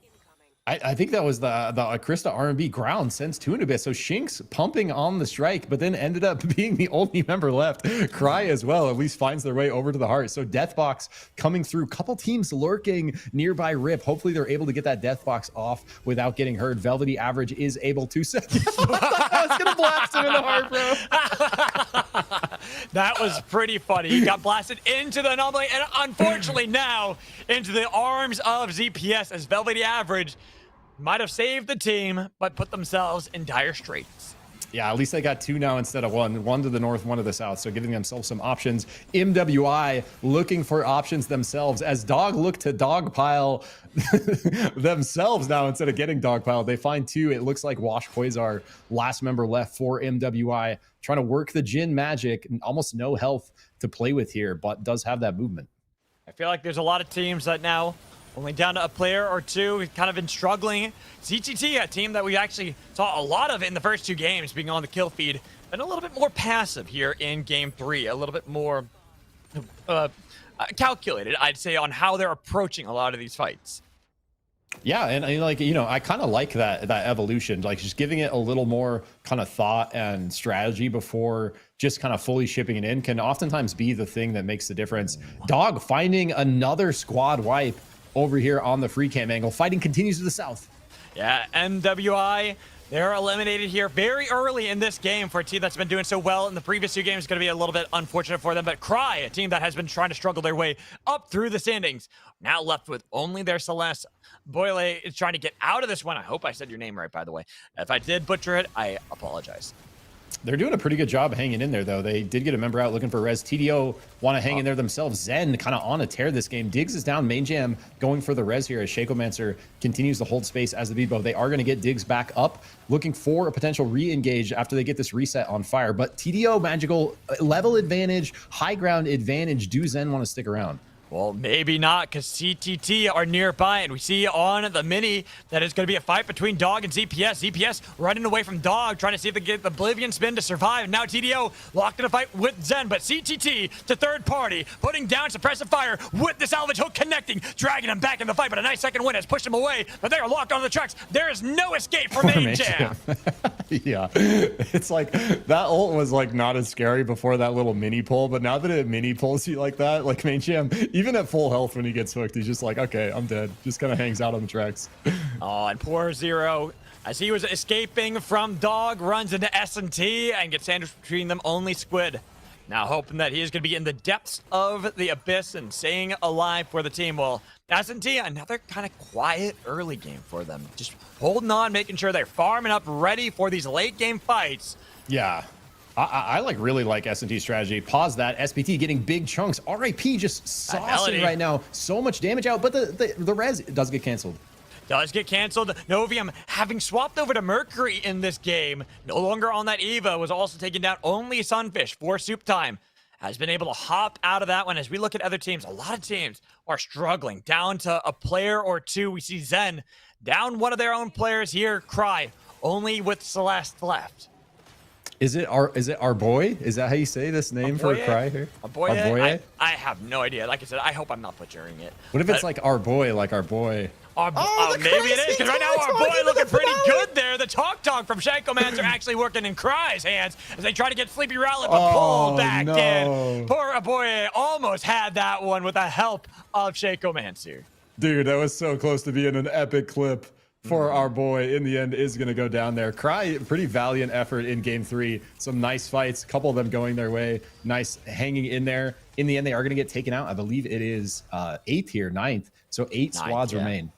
which is unfortunate for Cry, because I feel like our boy did a great job throughout that whole game of just kind of like keeping the hopes of Cry alive for a lot longer than really would have been expected. But unfortunately, so many teams still remain. We're about to get into night 4. Before we get into our end game, we can see how our teams are all matched up right now. Everyone kind of locked around here. A lot of them already in towards the Chaos Steps. CTT, one of the few that's not, staring down Rip with the chains connected, trying to drag him back in, but Balrat's going to be the first casualty. Second win to drag back in their Nyx into the fight. Really well, nice. Shinx was trying to snipe him out of the air, but not going to get enough damage. CTT did a good job of staying away. Tarisha, just master protector there on the Zeph. Beautiful use of basically everything in the kit to push the enemy back, get the wisp back, get the res, and they do all that while playing for red chest. So they're going to find themselves with an exotic. Gotta hurry though, because ZPS on the flank while Tarisha's selecting. Almost got the pull Gotta there, pick one. not quite. Waiting for that ZPS, having missed that pull from Pensado, might let CTT get out of there. But look at Rip, right between everybody. The last one, this Krista, finally found by Miravisual. So TDO locking another kill, and it is a squad wipe, and another one There's right Zen. after that. So Zen was looking so strong earlier. Something's going to result. I think they got pinched down to the south here between SPT and CTT. TDO now pinched. on the run from ZPS. They're running back to Site 38, but CTT, they're there as well. Do they want to try to help out? They actually have been separated. Barbat's the only one who's hanging out in that bush. ZPS not going to hunt any further, but Dog, they're ready to hunt. They see that there are ducks in the air, and they want to snipe them out and pick them up in this fight. But it is going to be the crown from Miravisual that TDO hope to proc. Yeah, and this is actually a great shift, storm shift for TDO here because of how much space they're gaining to the north. That's free space, uncontested so far. Right. So while they're running, they have like more and more kind of positions to play for. And it just depends on, are these other squads going to kind of hard chase it? True. And do they want to hard chase it? Or they want to play? Look at 3 teams working their way up from the south here, Magical. That's cross country for you, and now on the run, you have to be careful of who is behind you because you got pulled into the fight. Jake Braun is gone, and now the nuke launched. CPT have been able to get away, but Jake Braun not going to be so lucky. His little wisp now sent sailing down to ground. I thought because he had the res on, I thought he was going to get like a mantle on the wisp and they were going to forget about him. SPT sees it though. They make their way over, cancel that res, find themselves at first full force with a pretty good position. S&T, like you mentioned, like not causing huge waves in any game so far, especially in the early game, just playing very kind of calculated, patient, playing through what objectives they can, taking any, fights that come their way, but not overcommitting. And it's leaving them in a spot where if game 3 Magical, if they place high, they're going to be very much at the top of the scoreboard. But SPT, this is not looking good for them. Even with base camp control, they were surrounded. S&T and Dog could have worked together, but now the cross country dragging us back down south. Gonna have a lot of our teams, especially looking all the way up north. CTT having gotten that crown. TDO, their crown procced.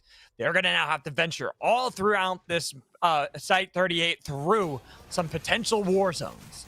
Yeah, speaking of Warzone, Dog maybe have a position here. Pull into the slam. around. Nice armor break on both sides. No armor at Second all. wind. Oh, the second wind has been able to heal back up Dog. Parkinja trying to see if he can get the howl onto them, but Pensado has been able to kite backwards. He's still alive, waiting for the pull, but now they're locked in to the vault. They try to get away. Zero narrowly dodging, but he's sniped out. A new team, TDO from the high ropes. Take down Zero. ZPS now on the run, but they pull back in a fight. They're looking for anybody. Sniping out Dog, sniping Parkinja. Only Sleepy Rowlet is left us. TDO, they can look to hunt down some of these kills themselves. Just over the high ropes again. You can never doubt TDO coming in out of nowhere, looking for Squid, looking for these kills. The pull missing. Pensado, last one for ZPS as he's been locked in by the walls. Yeah, ZPS never afraid to fight, even down numbers. They are hanging around, opting for kind of picks, engages, and can it pay off for Pensato here? He's making his way south, but Sleepy Rowlet, last member left for Dog in the Kingpin versus Kingpin Mortal Kombat duel for the crown proc. Will they go for it, Magical? I hope so. I Can really we hope so. We need like a respect the 1v1 flag where the other teams just don't interfere. But it does seem that right now Sleepy Rowlet hopping aboard the train was hoping instead not to have to deal with this, but he is going to. You have to deal with Pensado. You need that crown. I don't think you have enough gold to pick up your own. I'm even looking. Where is there a crown? It's Oh my all the way God. over there on the other side of Ion Acres. You could possibly get to it, but Pensado's got to be careful because right now, Tornado Boy and Mirror Vigil already on his position. Look, Sleepy Now it could be wants this Sleepy so bad. Rowlet. He's been waiting his time, but Dumpkiss has already spotted out this lone Kingpin, who now no longer with that Kingpin 1v1, instead has been on the run, trying to get away from train deaths only, but they are hunting down the Sleepy Rowlet. It is daytime. The owl should be sleeping right now, and they are looking to help you out with that one and give you the long sleep with a dunk attempted onto Sleepy Rowlet, but not enough time. Sleepy might be able to bait him over the abyss. He's put down the E-plat, but he's got no armor left. He needs this dunk. He needs enough damage. Bro, Can he these pick it up? Kingpins. He's got so close. But we see this crown here for Pensado. He needed it, but he's not going to be enough time. Barbat denied it, and then the snap from TDO to take down Sleepy Rowlet. Bro, it was the story of two Kingpins, and neither of them emerged the glorious victor. So sad in the end, but doing their very best. But like, it's just like there's so many forces you're playing against, trying to find like a creative 1v3 angle, especially on the Kingpin. It's the prisoner's dilemma right there. Had they just fought each other, one of them might have been able to make it out, or had they just made sure they worked together, they both could have. But because they didn't work at all with one another and went for the run, they both die. As now nukes launch at soup time. They've got damage on the S&T, but they've been pushed into the radiation. Novium trying to heal up the set. The golden beam has kept them alive. Though, look at that damage that comes in with the second one, pushing him into the storm. Getting a lot onto soup time. They're low. Novium's got no armor. Pushing again, but he was able to get the revive on the bat. Not only trying to get away, but it's going to be the Dragon Slam. Looking for Novium. Bro. He's gone. Only Sunfish is left for soup time. Holding on hope. Getting Mad Melody back on their feet. One more fight against TDO, but TDO pushing him away. Sinner's Embrace is locked in TDO, but Mad Melody's gone. Dumpkiss picking it up as we see Jake Braun taking down S&T up in the north. I actually don't know how SPT is still alive. Kind of miraculous play. TDO just putting out so much damage over that sequence, wanting to not let up, trying to fish for Sunfish, who is amphibian in the river here, has a little bit of a window to play the invis. We see they're so thirsty. TDO just hunting. Dumpkiss finds the Dragon Staff dunk over Abyss. SPT eliminated. Unfortunate there for Sunfish. For them that he was going to be able to survive, but sadly, just not enough. Dumpkiss was on his position as TDO looking for their second game in a row. CTT, they're the only team that hasn't been able to pick up a win just yet. After getting knocked out 4th place in the last game, 2nd place in game 1 with an unfortunate disconnect for Taricha. They'd love to come back into game 3 with victory. Yeah, and they've been looking so strong coming into every end circle. Like, look at them here, bro. It's level 14 and 15, high ground, fully evolved armor with a red GA on Taricha. Like, they are stacked, man. This is very much kind of their game to win. And here, Magical, it really, like, so much comes down to this cross-country shift, right? Because they have a great position now, right? But how long are they going to be able to hold on to that? And how is the kind of RNG of the way this shift plays out going to influence these third parties as TDO and S&T kind of posturing to put them in the middle? We can see right here. I'm watching how the teams are moving with the Storm. S&T will be the last one, but oftentimes in these good, bad, and ugly scenarios, the last team to act ends up being victorious. TDO and S&T, the first one's forced to call, while S&T can wait it out, get themselves further into the storm, and wait until these two trade blows. Yeah, and we all of a sudden are able to get full vision on each other. So TDO has 100% intel on where CT is. Now S&T as well. So Jig is up. Everyone kind of knows where each other's are at. TDO actually in a really strong position here too, Magical. It's all level 15, full golds on them. S&T, you know, the most behind, but even them not that far behind. So we're going to have a very even kind of 3v3v3 breaking out here. But TDO, this is looking awkward, and the EMP had landed on a Dumpkiss, no longer having gold armor, a lot more vulnerable, even if they put down an E-plat. Looking at how these teams can move around them. Sunday, especially, if he can get a good spin in with an Abyssal Breaker, can really start breaking the backs here of TDO. Yeah, and TDO like is going to have some space as this circle moves. We see it starting right now. They're going to have some space to play to the right as this shift comes in. But S&T and our other squad looking to very much pressure this position as soon as they go for it. I think jump pad out on the south side. So if they opt for it, we will see TDO continue to kind of like move to land. It's going to be S&T now claiming an E-plat for themselves over the Abyss through the win rings, but very much land. patience from CTT, just waiting on the north. I think that's a wise call. Like I said, it's usually the last team to act is the team that comes out victorious. The train gonna barely pass them by.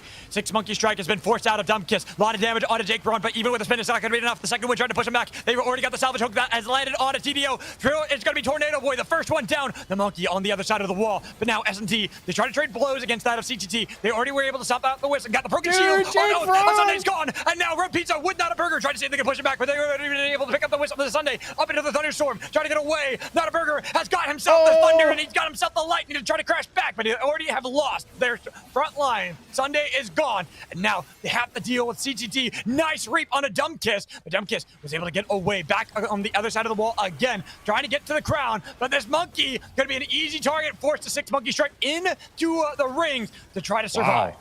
Somehow, Dumb Kiss goes in the middle of all three, buys a crown, yeets out with the old iframe, gets over Abyss, gets a couple heals through, all of a sudden in a position to find a dunk and put TDO back in it. S&T is also playing this very well. Gotta hand it to CTT for just kind of owning the end game so far, but Road Pizza and especially Not a Burger at the end of that last fight, extracting himself back to Road Pizza so they can reset and give themselves a chance to fight this out. This crown from Dumb Kiss though is like very well played. The way he just bought that in the face of CTT, made his way out over here, now is fully recovered with full health. Armor very much chipped, but definitely a shot. And you can tell the PTSD that a lot of these teams have when it comes to Wukong back with the Wukong meta. Because nobody wants to chase Wukong when he is over the Abyss, not when he has Perch and Dragon Slam available. For very good reason, and especially against Dumb Kiss, who has been one of these members of North America, one of the only members to really hang on to the Monkey. Looking for that slam. Barbat's going to be the target, and there it is! Finding the easy one, but Barbat should be back on his feet, putting down the double barbed wire, trying to get the snipe from the second wind! Tornado Boy sniping Jake Braun. Now it's Taricha, the people's champion, alone Zeph, up against the world. Blast off from Road Pizza, haymaker punch into the storm. This Zeph not long for the world. Second wind to push him back, but guess what? Road Pizza on your position, ready, collapse back. You got to avoid everything. Zeph has gotten at least the nade for now, but Dumb Kiss had to slam that entire time. We're going to have a two-time victor here, S&T or TDO. And it's looking like TDO as they've chased down Not a Burger. Only Road Pizza is left. On the other side, might be able to swap up towards the Guardian Archangel, but unfortunately, he's been slammed in the storm. It is raining cats and dogs, and it is TDO. Finding 2 games in a row. TDO playing that end game extremely well. I actually can't, like, if you would have, if I was in comms with Dumb Kiss and he's like, okay, I'm gonna just go in the middle of all three of them, buy a crown on their shop, then I'm gonna ult out, go over Abyss, barely live, fully reset, and then we're gonna win. I'd be like, I don't know, bro. It seems a little sketchy, but in the end, he drew it up, plays it out perfectly, and TDO go from almost getting eliminated in the final 3 get there to claiming victory in game 3. Like you mentioned, Magical, back-to-back dubs for games 2 and 3. Going to be huge for the scoreboard. Huge for TDO and huge for Dumb Kiss, looking great on this Wukong. And this kind of is why I love watching Tier 2. I know this is one of the reasons you like watching Tier 2 as well. I think a lot more of these niche hunters that a lot of people are playing here, that they're more willing to play compared to that of Tier 1, where it's usually, there are some players that will play their certain styles that will always play on their mains. But in Tier 2, you have way more where players feel at liberty to just play that one hunter that they're the most comfortable on. Yeah, 100%. And like you mentioned comfort, like a lot of times that is basically the case. It's also part of the reason why we don't do bans in Tier 2. Because, you know, when we're implementing bans, what we're looking like, the idea is you're pushing some of these very high caliber players off of comfort to kind of mix things up and get a different look in the second half of the tournament. But, you know, these players, like, not nearly as much kind of experience, not nearly as much time to build the depth of that hunter pool. And so, you know, no bans, and that gives them the opportunity to basically do that, play comfort all 6 games, and it results in just some beautiful SUPERVIVE. So we got to see a lot of this one. It feels like we already have our trend of our top teams right now. TDO, their second game in a row, but S&T, another top 2 finish. They've been top 2 every single game so far. CTT, another one of those teams at the top. We even see that Soup Time, one of these teams that's starting to creep their way up the standings. Yeah, and this was kind of a wild sequence. This is when all the kind of carnage started to break out in the end game. I thought SPT did a really good job fighting this out. They do eventually get eliminated here. And I think there was something that happened to Sunfish's amphibian, because he had like a really nice amphibian angle. And there it is, like something, it gets broken. Dumbkiss finds him out over Abyss there. They do end up getting eliminated. Yeah, so a bit unfortunate for them, but kind of looking at how the circle was and how long it even took some of these teams to fight, I'm wondering if it would have really mattered there for Sunfish. There wasn't a good angle for him to pick up a crown, a good way to get back into the game. So we just see how this. Hey, you never know, because it kind of looked like that for Dumbkiss, and look at this. He's just did it though? Did it though? It was the monkey. You never chased the monkey over the abyss. Though that time around, it wasn't even the monkey getting a snipe the thing over the for abyss. me, bro, like the way that he literally just walks up in the middle of all three members, buys a crown at their shop on their fire in the middle of everyone, lives that scenario with 10% health only because he is able to iframe out with 5 clones, and then it results in this. Like that's what's like, you know, impressive to me. So Dumbkiss does it for TDO. They're able to follow up on their hero Wukong and find the W.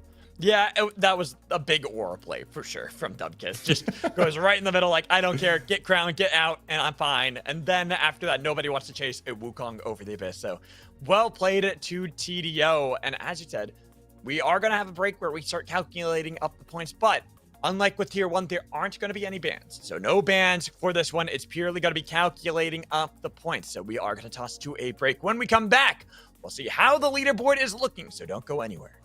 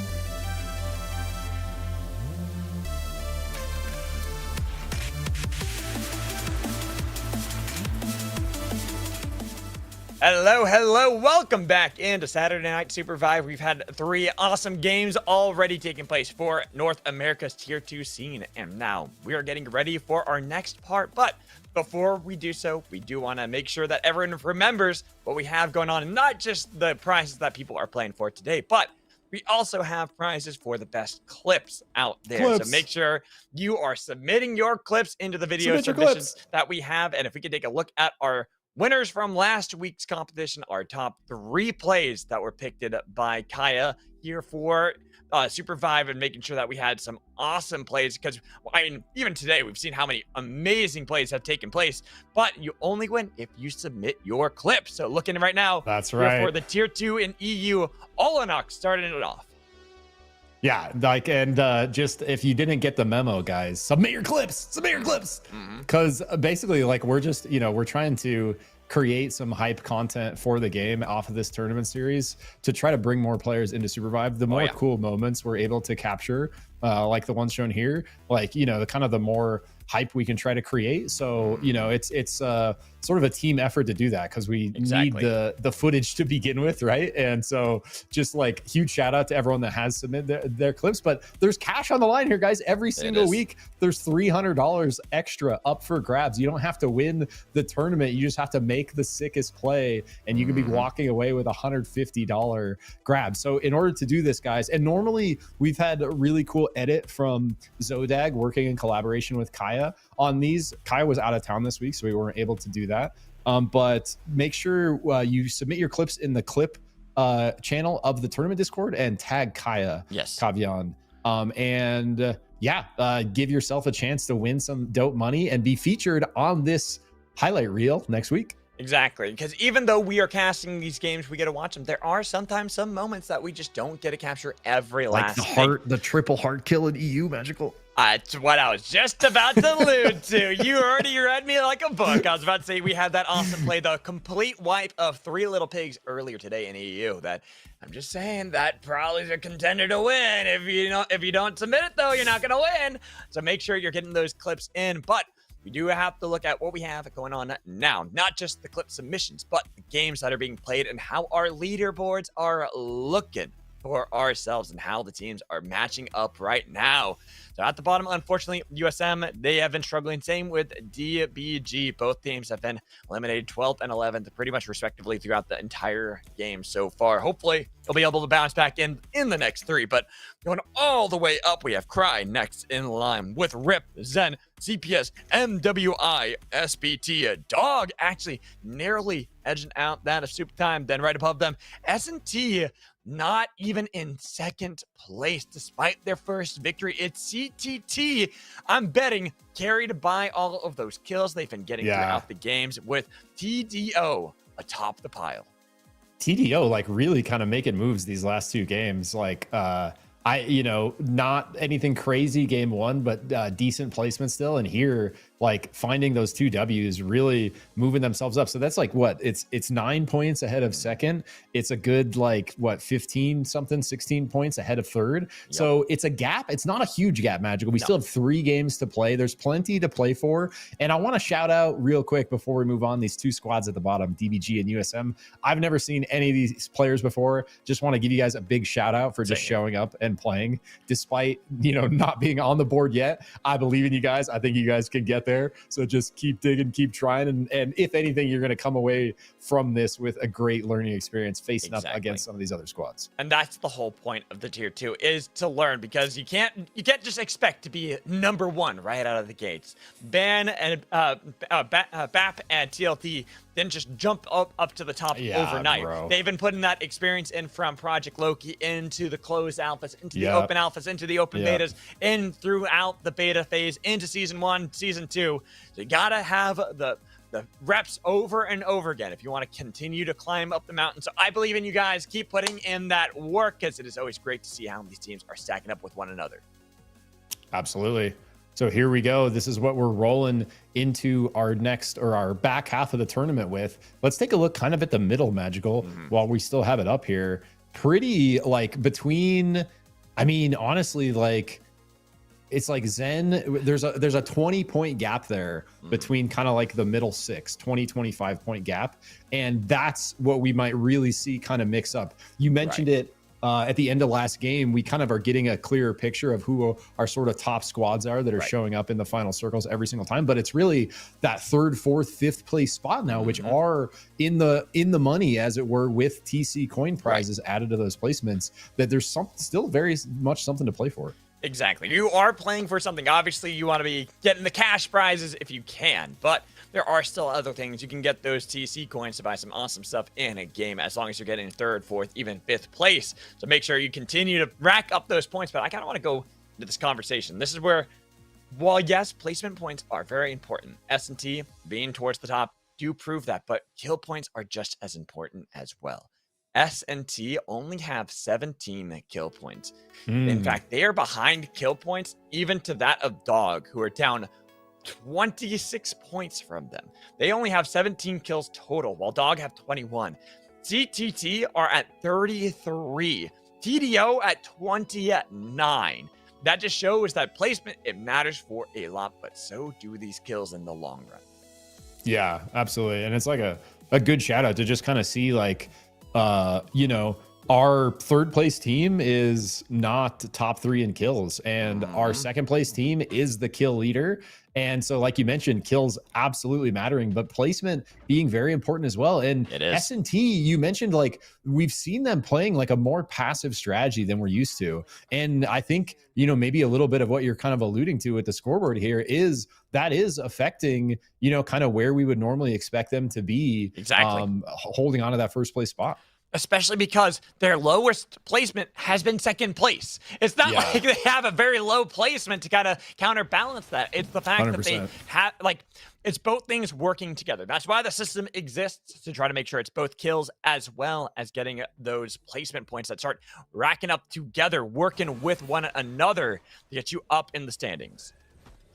100%. So panning up to Imhotep, where our gold armors are. It looks like S&T did get an early start here. ZPS on a bit of a weird drop, wandering their way up slowly at level 1. I'm not sure exactly kind of how the pathing worked out there, but they are going to certainly be behind where S&T is. I guess not too far behind. Yeah, but the thing that's really crazy to me is that we're going to have a boss drop here in Imhotep as well. Sure, it's blue armors, but that is experience you can be gaining if you're able to get control. S&T still trying to buy for some of the farm, getting themselves some gold armors. Pentato's grabbed one themselves, but it's now about getting that experience ready for when you want to fight the Abyssal Hatchling that's now spawned. Yeah, and this little level advantage makes a difference here. It's level 3 versus level 4. It's not the end of the world because they do have all their abilities. Nice grenade right there with the EMP, going to eliminate Squid's armor. I think that's going to be enough to force ZPS out. Yeah, Pentato now on his 4th unique hunter of the series so far here on Saros. Swapping out. I'm pretty much, I think I'm right with my theory that he is just playing on random. I would love that. Like, we got to confirm that with Pentato later, but I'm like 99% sure now that we have a 4th new hunter. I mean, even if he's not, still playing 4 different hunters across 4 games is pretty awesome and impressive. So rocking the Saros this game, if he is randoming, he is gambit into the meta here.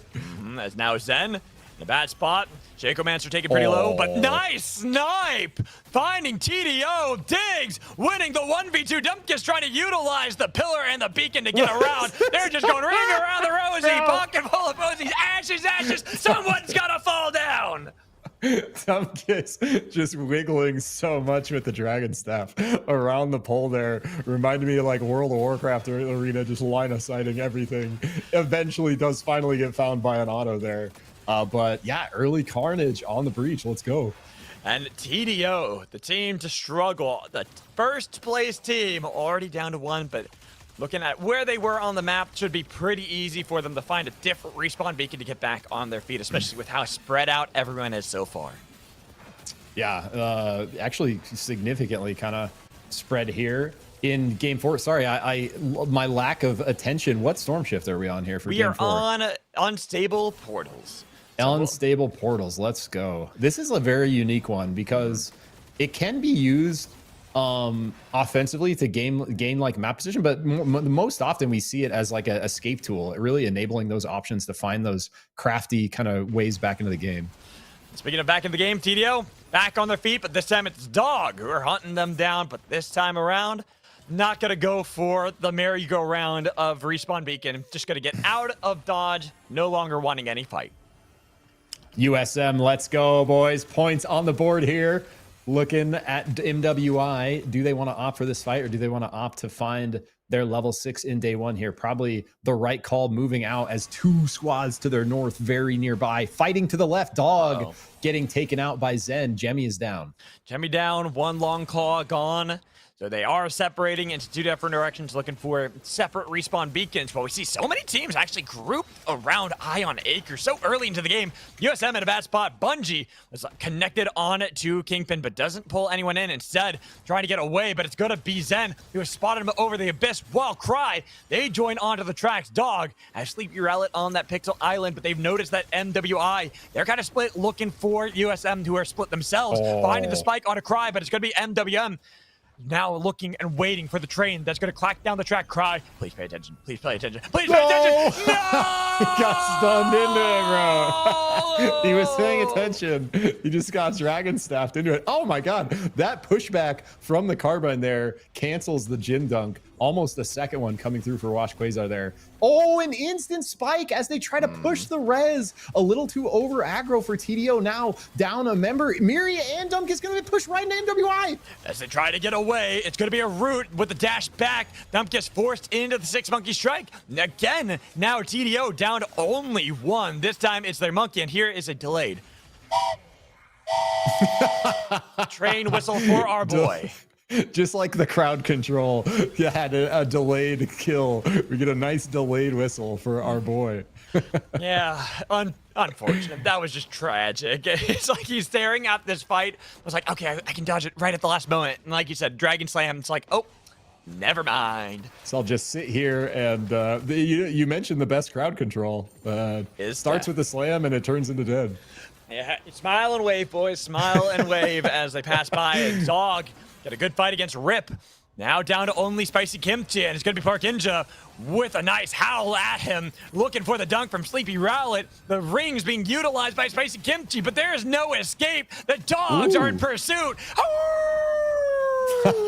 Yo, that was a really good dog. So Long Claw aficionados find the kill. Really nice feathering there from Spicy Kimchi. Isn't going to matter in the end. And CTT under pressure, our second place squad that you mentioned doing not just placement but kills, getting punished early here. MWI on a roll. They are, and we're about to see, I think, either DBG or USM get points on the board because Rip already eliminated, and we are getting close to more teams joining them on the bench. Velvety Average, the last one, the lone Eva on the run. We boost Zero, hoping to boost up their points with that kill onto Eva, but instead, they focus on the respawn beacon and CTT! Second place, second eliminated. Holy, that is tragic for CTT's place on the leaderboard right now. Because we had mentioned, like, without a first, they were in second place off of their kills. Now, not only do you have bad placement in game 4, you're not going to be able to stack those kills. 2 follow-ups. So shortly after, USM unfortunately eliminated here. Did they get on the board at 10th? Let's go. 10th place. They got a point. And now ZPS in a bad spot. They are sandwiched between MWI and Dog. They have already lost 1. ZPS trying to get out of the forge. Pensato's doing a good job of putting some fire, but it's going to be Wash Quasar. Double up, baby! That Jin always finding those angles. And now Pensato is getting chased down by Dog. Another pack to hunt down another kill.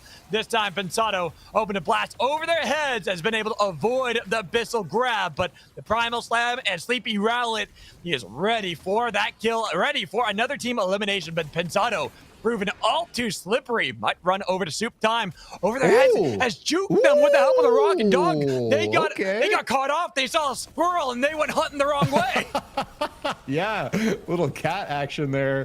They go chasing. Pensato able to juke for a moment over the wall, but unfortunately Jemmy was hanging out back here. Gets caught on the Sky Shark by Park Ninja. Eventually, Sleepy Rowlet finds the dunk. ZPS out at 9. That means DVG, more points on the board. Let's go. Love to see it. But now they got to fight against the third place team, S&T. We've already found a victory today, and now they're fighting tooth and nail, trying to kite backwards. Blue Bunny healing up the team. Ted the Bread putting down some suppressive fire, trying to see if they can lock him down with the chalk trap drone. And for DVG's sake, they hold their own well against S&T. Let's go, DVG. Let's scale it up. I'd love to see it. A little bit of confidence in the tank now, too. MWI really riding the confidence. Dog, too. These are our two people running the lobby this game. Now they run into each other. Rakdos getting chipped out. MWI looking for a quick reset here. It looks like they're not finished, though. They have the high ground. They have intel on Dog. Will they opt for the fight? Geyser got Parkinja onto that high ground. He's already gone for the play, but it's a little bit early. That's why they had to get Sleepy Rowling with a nice ground on to watch Geyser, but he's gotten backwards. Jemmy, the next one, no pull to connect. MWI, they've been able to avoid getting taken down by Dog for now. Yeah, like, and in this game, MWI like knows they need to stack some points. They're just like W key, and that's the first team they've run into that's resisted their W keys. So they're gonna back off, reset, maybe look for a different squad, look at Dog later, because Dog has basically been doing the same thing. This whole lobby, and another one found by Sleepy Rowley into the Primal Slam. Tornado Boy, if he lives here, it's gonna be a freaking miracle. Too. Yeah, the Reap is disgusting, guaranteeing that kill. I just realized that with the Kingpin and Nyx combo, that they could just pull everyone back into the fight over and over again. They're on the respawn beacon. Nice snipe on a DVG. Ted the Bread's gone. Blue Bunny surrounded by Soup Time. He's about to be made into Bunny Soup. And no way out of here for DVG as they are getting surrounded, putting down the snowballs. But SPT takes out the Bunny. And that's just a situation where you're getting like fifth partied, and that's just very much an experience kind of positioning thing, knowing that there's got to be other teams lurking nearby, but they literally had 5 teams lurking nearby. Yeah, huge. Tried to see if they can get it away with illusion. Watch Quasar barely getting out of there. S&D.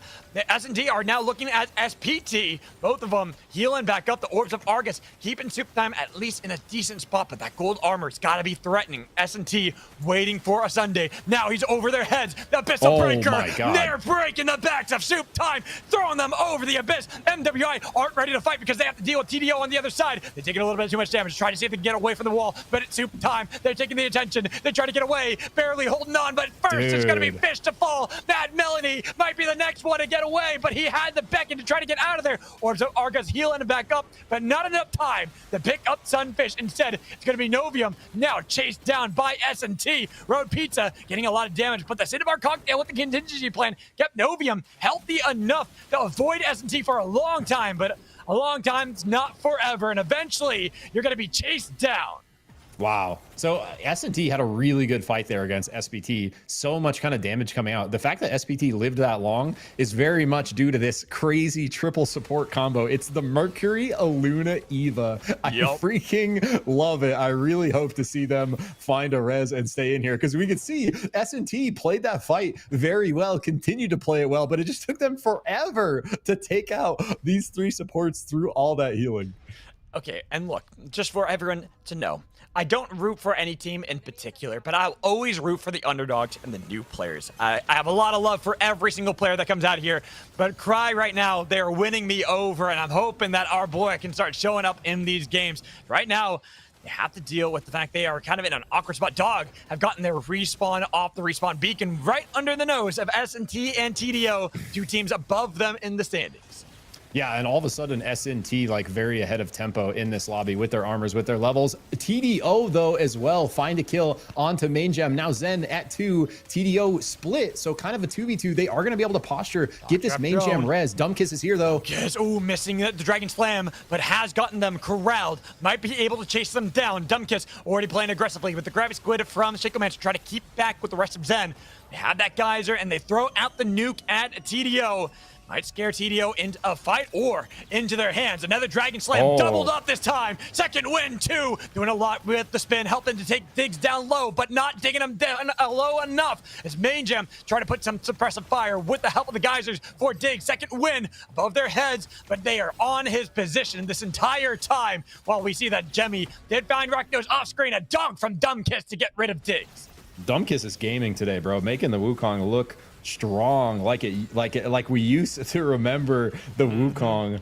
And fighting continuing to the north. Dog looking to just disengage against S&T, continuing to push here. But Dumbkiss, I don't know if you noticed, Magical, is rocking that GA Wukong build. So has that health reset on the ulti with the Thunderbolt to back it up for the damage. S&T, Road Pizza, nice double punch. Cry holding strong though. Sinner's Embrace did get the stun. Might be able to get the Flux there as well, but Sunday still holding on to the Bright Shield. And now Notaburger finding the flank on a Nosko. Nosko trying to kite back with the rest of Cry, but the Meteor Beast doing some damage and kind of keeping them pinned inside of the Molten Fortress while S&T look to see if they can take control of the Beast. Yeah, this is a bit of a tricky situation for S&T because, like, I mean, they really just, it depends on what Cry does here, but they don't want to like overcommit for this Meteor Beast with Cry lurking so close and knowing that there could be a third party to the right. I don't think they have vision to the right here. And Cry does have vision with this fire. So I expect S&T to maybe kind of back off of this or at least play it very carefully like they are. I don't know. I feel like they've kind of got Cry where they want to. Our boy, the only one with gold armor, Velvety Average, now healing up that tier 2 armor. Notaburger has been going for the long flank and now has spotted out the Celeste, but the Celeste doing the same to Jewel. Neither of them will be able to find that engage just yet, but Cry still kind of corralled there right by their base camp, while Notaburger has to take the way out of there, trying to get out of danger, but S&T are slowly pushing themselves and looking for their own flank onto Cry. They've gotten them off of their base camp control over Lava. Cry continue to run, but now they're running right into Zero Expectations Needed's hands, but it's only Main Jam picking up a crown too late, and Sinner's Embrace to help lock him down. So Main Jam unfortunately wanders up into the full force of Cry there. I didn't quite see where he came from, but Cry gonna do, like, they see the Notaburger flank. They are gonna back out. They opt to not kind of go for this Amorius battle, and they don't want to give S&T that flank. So they're gonna surrender. And it looks like S&T is just gonna call this off with the boss health and not having that time. So Cry actually kind of the victors here, stopping S&T from claiming that themselves. Stopping them from claiming it, sure, but still in a rough spot because now they've been separated. TDO sniping out Athenoscope. I keep messing up that name. Keep messing up that name, but sniping him out of the air. So Cry down to only Velvety Average and Our Boy. As Our Boy trying to get back, but it's going to be a Sinner's Embrace to lock down 2 of TDO, but not really helpful for Cry because Velvety Average has to sashay their way back towards Our Boy. Dog on the high ground. Yeah, might be able to help rough. intervene, but which one do they want to look for? The easier target going to be their prey as they have Velvety Average in their sights, but it's TDO to take the kill credit for it. And Dog show up, or we're already here actually playing for this Abyss Specialist, and they run right into him. But it is the bit of the distract going to give Our Boy a little bit of time. Chilling Finale up on the Geyser, a tiny bit more space, but MWI, they want this kill point, Magical, and they find it. It's Wash Quasar, another dunk.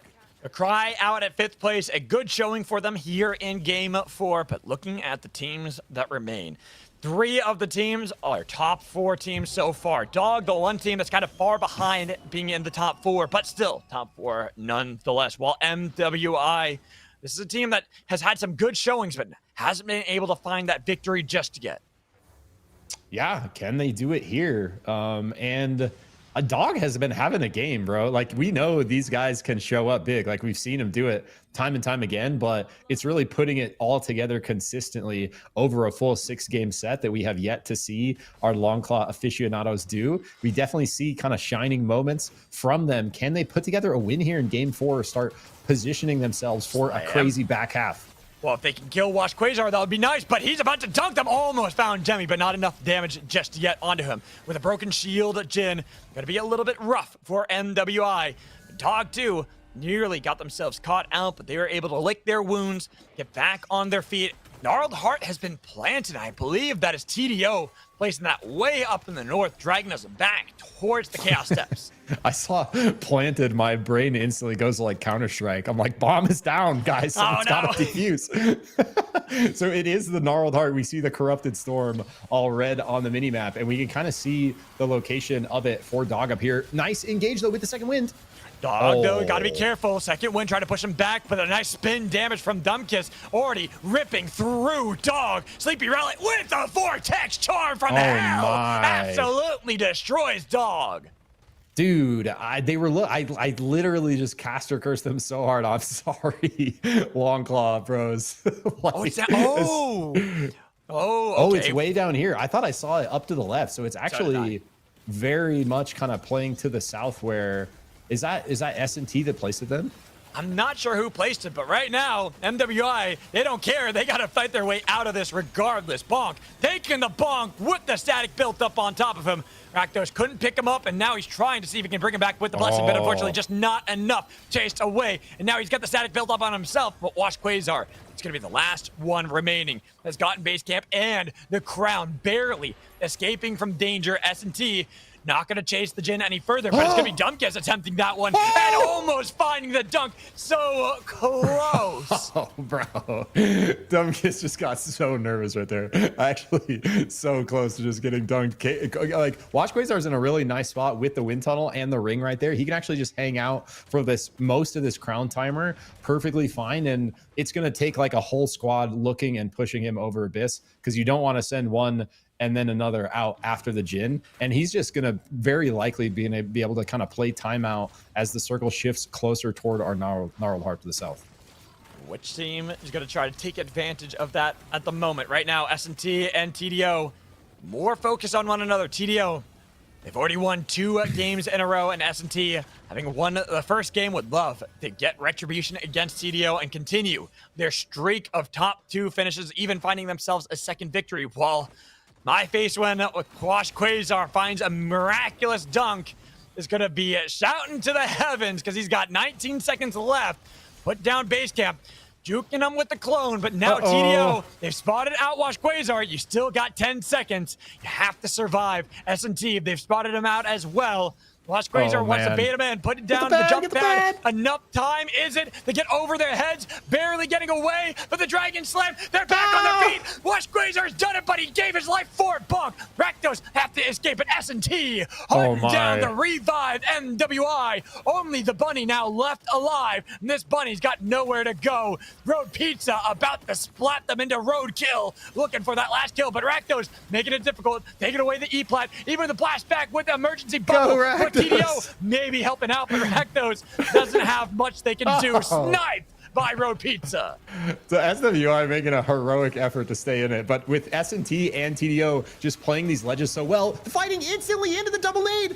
Double nade, lots of damage, and the tank's gone. Initiation gone. A Sunday, the next target, even with the bright shield, trying to bring back up Road Pizza, but not enough time. They're stopping the Wisp. They've got a Sunday, and it's going to be up to Not a Burger. 1v3. The thunderstorm is there, dashing back, but missing the electricity that they built up with the static. Instead of having to get onto land, helping out with the base camp, healing back up for a bit, but they've already got the Dragon Slam Vortex Charm combo. Spin to win, 3 in a row for TDO.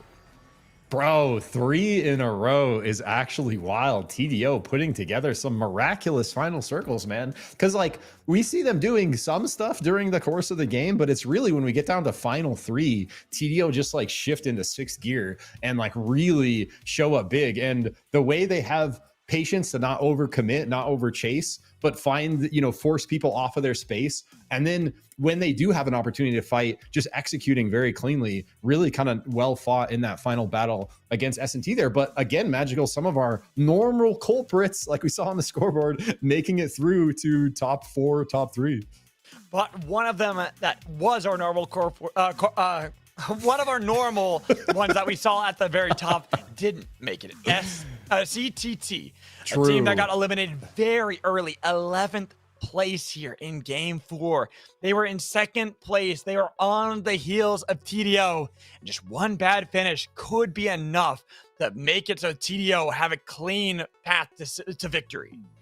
Yeah, and that game, Magical, might be the difference maker for CTT, especially with TDO coming away with 1st place, because we've seen CTT, one of the main squads that can contest TDO in the endgame, in the final 3, right? And without CTT in the picture here, TDO find an easier victory, and at the same time, CTT get no points. So that picture we saw just before this game, where it is that 9-point gap between 1st and 2nd, CTT and TDO gonna look very different after just one game here.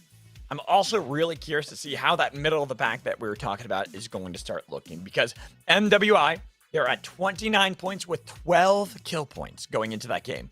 Last I checked, they had 11 kill points when they were in 4th place. And I think they got another kill after That's that. So the MWI we're used to, bro. one game, they tied the amount of kills they had in 3.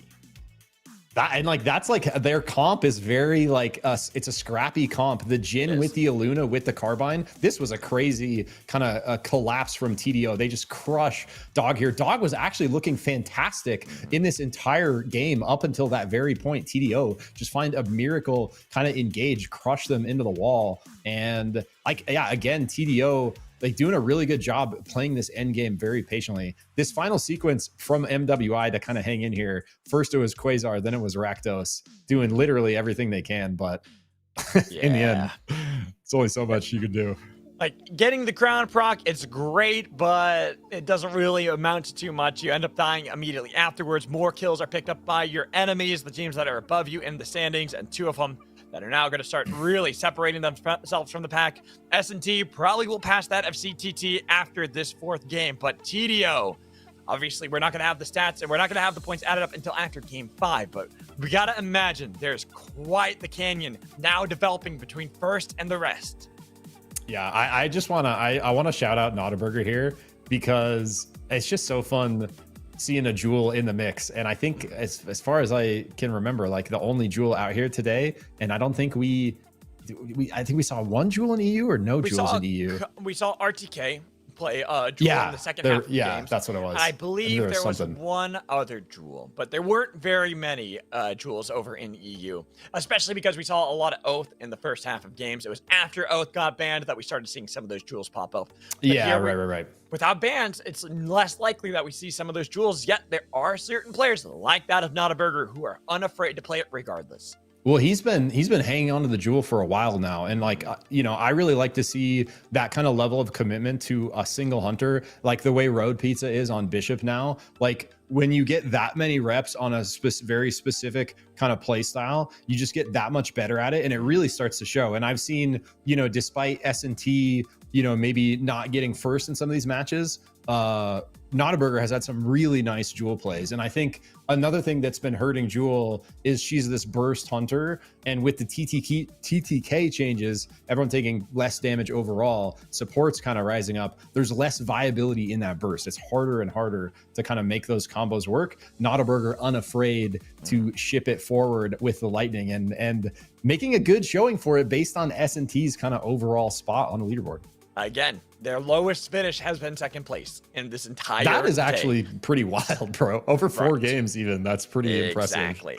They have not been in the final 2. That is how impressive S&T have been. Yes, they haven't been racking up the kills, but they've been doing a really good job when it comes to that macro. This is kind of what we're talking about with teams when it's about evolving into the game. It's not always just about picking up the kills. Yes, kills are important. They will help you gain more points, but placement matters. It helps you so much more along with those kills. But now into game 5, final destination. I do see some adaptations. CPS, I see a Shrike on that team, and I'm pretty sure it is going to be, again, Pensado hitting that random button with a new hunter. Let's go. I love the commitment too, just not letting up on the random despite, you know, any kind of placement or performance. Fully committed. Love to see it. So here we got a final destination going to be ending south side of the map, just under grind. As we can kind of see, there is gold armor in gridlock at the end of our drop path. At least 8 teams out early here going to be opting to play for objectives and final destination placing or position over the gold armors. I look at the final destination is actually way down south there. That's where it's way down in the grind and scav bay. So we are going way down south for the winter here. Teams are going to have to migrate because we're already seeing, as you talked about, there are certain teams that are dropping at gridlock for those gold armors. EBG, they've gotten themselves on the board after getting, I think it was 10th place or was it 9th place in that last game. But right there, almost running into Cry, a team that finished off 5th place and trying to make sure they make a run for the middle of the pack. Yeah, Cry had a nice showing last game for sure. Like able to find a couple fights, get some decent placement, and a repeat of our gridlock gold armor drop. A little more violent last time. Now we just have 2 squads here playing kind of opposite sides. It is full armor on the side of S&T already though. So if TDO don't find some kind of quick level advantage, it is going to be S&T's fight. S&T, notice CDO. Do they want to look for the fight, or do they just want to farm up a little bit more? I would have expected they want to find these plays, especially since they are all kitted up already. A lot of the experience has already been gained for themselves. They are chasing TDO, who are on their way out. They want no part of it. They got 2 golds. That'll be enough.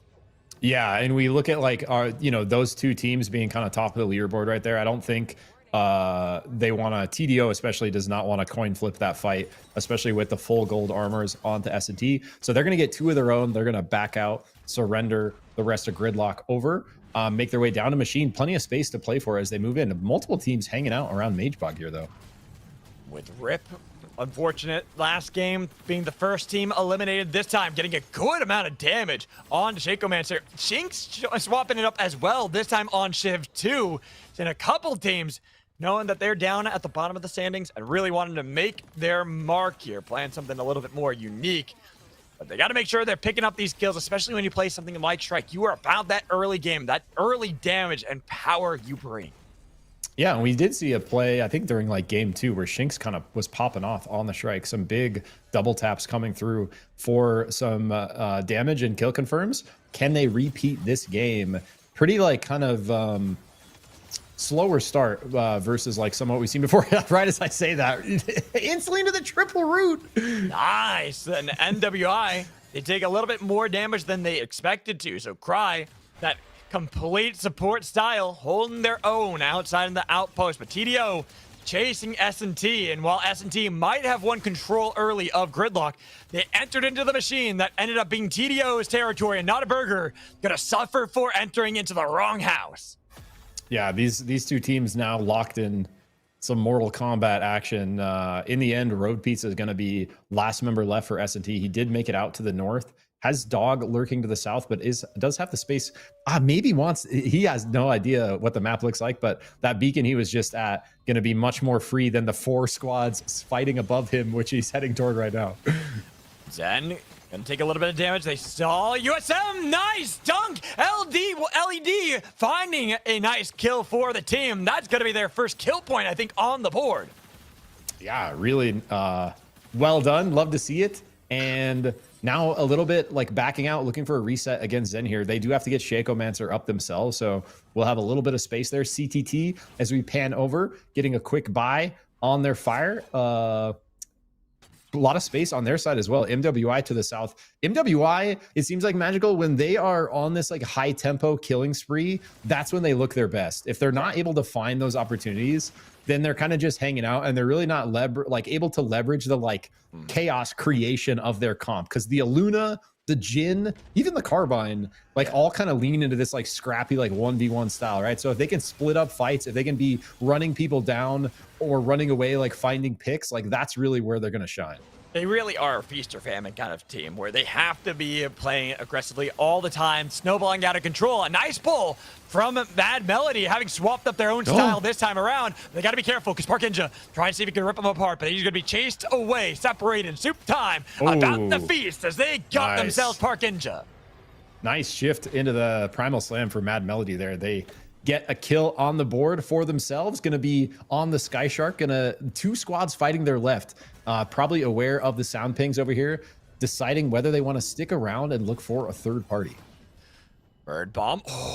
Barely missing Dog there. Recall just in the nick of time, so they can now get onto that respawn beacon, bring back up their fallen Park Ninja, while CTT deal with Zen, who have now entered into their house, trespassing on their territory, and they've already got the salvage hook landed. Trying to see if they can bring back in Main Jam. The Barbats taking too much damage. Main Jam, Observer Legend, taking down Barbats. Looking for Jake Braun, but he's putting down the spin barrels, trying to get any damage. Gotta be careful. He's got damage on a Shacomancer. First one he's taken down, now putting down the barbed wires, but Main Jam has been able to get away, putting down Arcane Railgun too, keeping Jake Braun far away from chasing him down.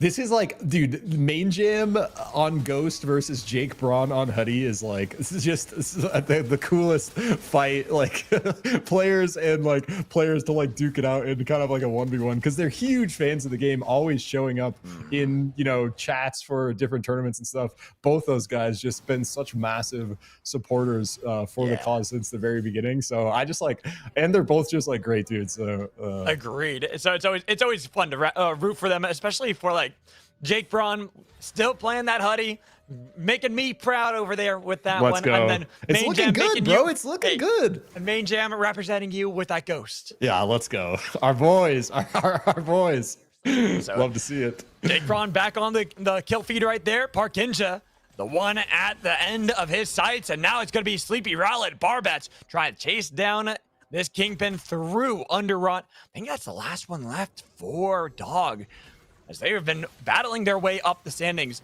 Last game finishing 4th, with CTT getting knocked out pretty early. Could be good for them, but TDO, another one of our top teams, they're looking for more kills as they absolutely decimate Rip. We're now running through Scav Bay away from TDO's power. TDO is looking like more and more terrifying, where we saw them shine in the end game so far, but now that confidence is like bleeding into the early mid game. We saw like a really nice machine fight after they lost the gridlock fight for gold to turn things around on the likes of S&T. Meanwhile, Rakdos, NWI, last member left on the bunny. After finishing 3rd place in the game, they truly are living up to that feast or famine playstyle because they are now famine in this game. Centers Embrace locking down TDO, giving Cry an escape path, but unfortunately for them, it's not like it's going to be very easy for them to get out of this one. Spicy Kimchi has picked up a crown, and right below them, ZPS have found Spicy Kimchi. Nice stun from Squid, denies a crown for Rip. Might even rip them apart with Shinx, having nowhere to go. Arcane Railgun nearly tagging him out of the air. Yeah, Shinx barely able to live there. Really nice nade, just barely connecting that stun angle and then able to delete with the scaled daze damage. After that 3-way fight, breaking out to the north, it's a little bit of a choke point for CTT. And getting caught by the Reap. But gotta be careful, especially when you deal with a Hudson. As long as he's able to shoot straight and not have to worry about anyone behind him, he'll be fine. But TDO working in tandem, making sure that CTT don't have an easy fight, but they've pushed him back. Second win on each side, nearly into the spikes. But TDO actually taking a little bit too much damage because they didn't get that backup anymore. Seems like no team wanted to see if they wanted to fight TDO and CTT at the same time. And I was thinking that choke might like work against them like it usually does, but actually with the Huddy, the Wukong Dumpkiss tries to make his way in there and they're able to like hold it perfectly, forcing them out. So nice kind of look there from Shanks. Pensado, strike battle! Strike battle! Strike battle! Oh no! Leave him alone! He's overheating, Go away! Go away! Ah! Bro, I wanted the strike battle. they don't. No one respects the 1v1 right here. What is this? No one respects the 1v1, but I'm so disappointed. But Tonk nearly kidnapping that Abyssal Hatchling, actually making a mantle in a very awkward way with S&T.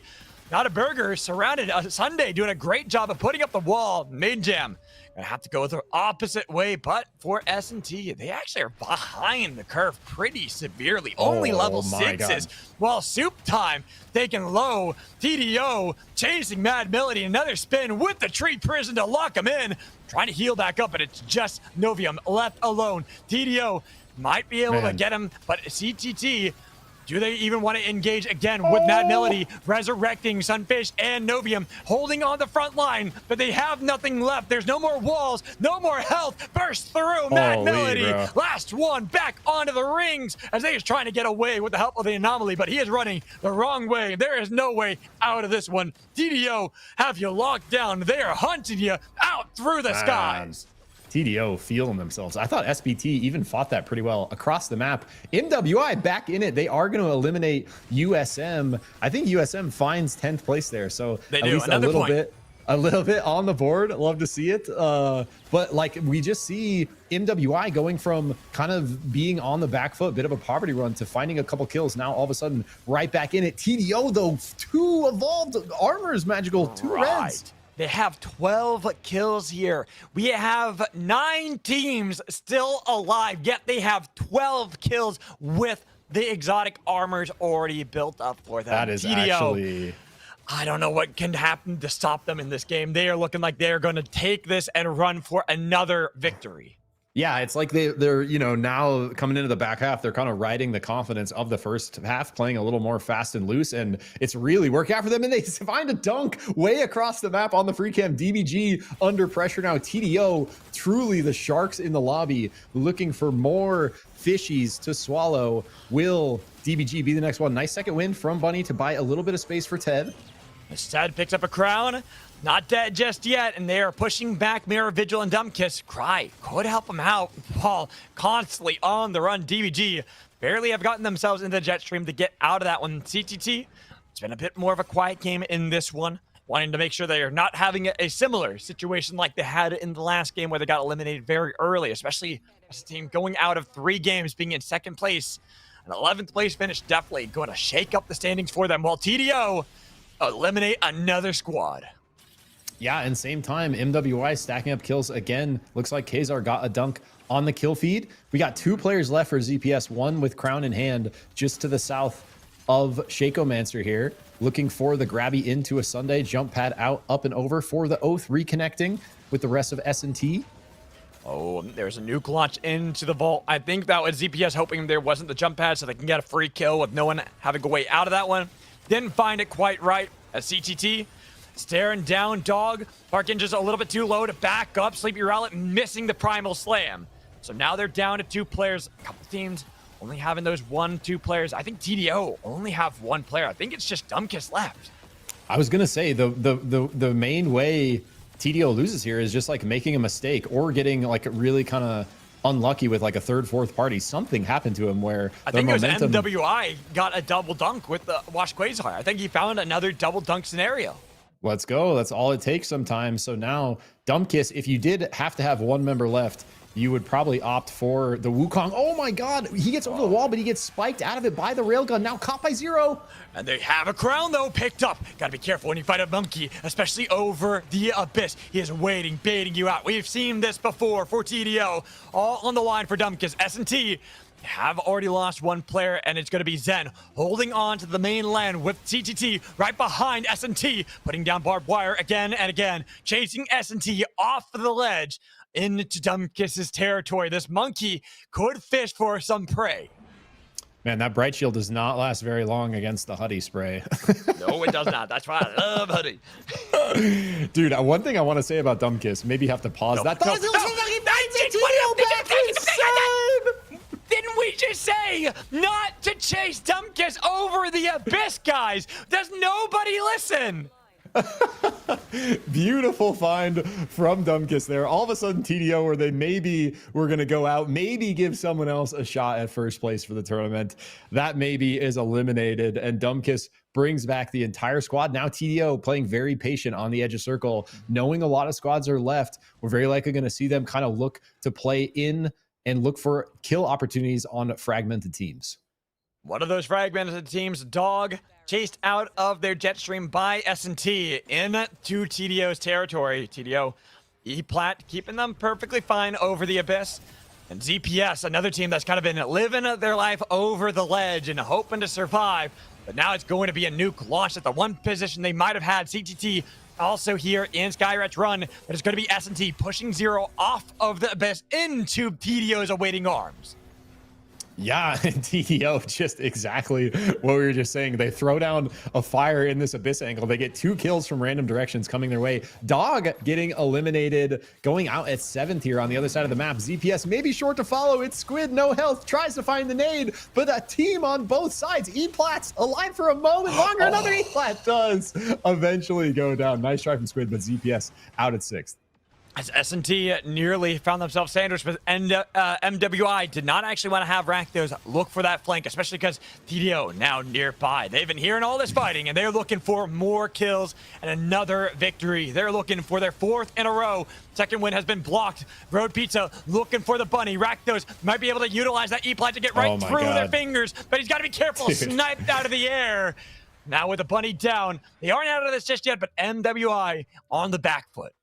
Rakdos actually nowhere to go there. Runs into 3 squads on his way out. And TDO look for the engage onto S&T. They're gonna find Notaburger. Notaburger, nice. Oh, Shift out with the right into the arms of CTT.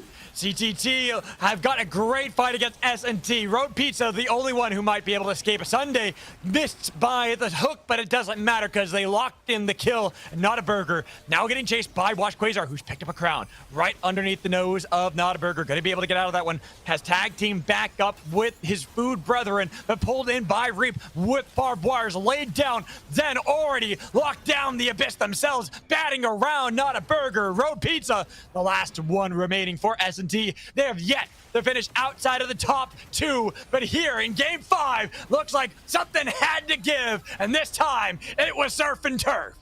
Man, and they literally get caught between the two squads that have kind of been contesting things this whole time. It's CTT on the right, it's TDO on the left. TDO forces it onto S&T's E-plat, pushes them right into CTT, and from there they do their best to fight it out, but kind of in tatters, nowhere to go, eventually do get eliminated at 4th. So down to our final 3. Oh, and Zen almost getting dunked, but Main Jam finds the mantle. Barely had that mantle, so we'll be alive over the Abyss with that E-plat. Well, TDO looking to lock down CTT. And even though TDO, they were down to Dumpkiss at one point, they lost their evolved armor. They have been able to build that back up, getting more kills, losing their base camp. Will be nuked down, so no longer having that, but they're going to launch a nuke as well, getting rid of CTT's own base camp they've held on to control for such a long time. Yeah, so nukes traded for camps, eliminating shops, eliminating vision. We still have a couple shops over here for CTT, so going to be able to spend what they have to get those armor repairs restocked, get everything they need to fight this final battle. Nice double Reap, looking for a potential engage. Got to be careful though, TDO Tornado Boy lurking on the south side. Now, new vision out for them. And with the final destination working towards their side, kind of weird to see how these storage bins are working and kind of separating the battlefield, keeping them only narrowly on the other side. Nice Vortex Charm.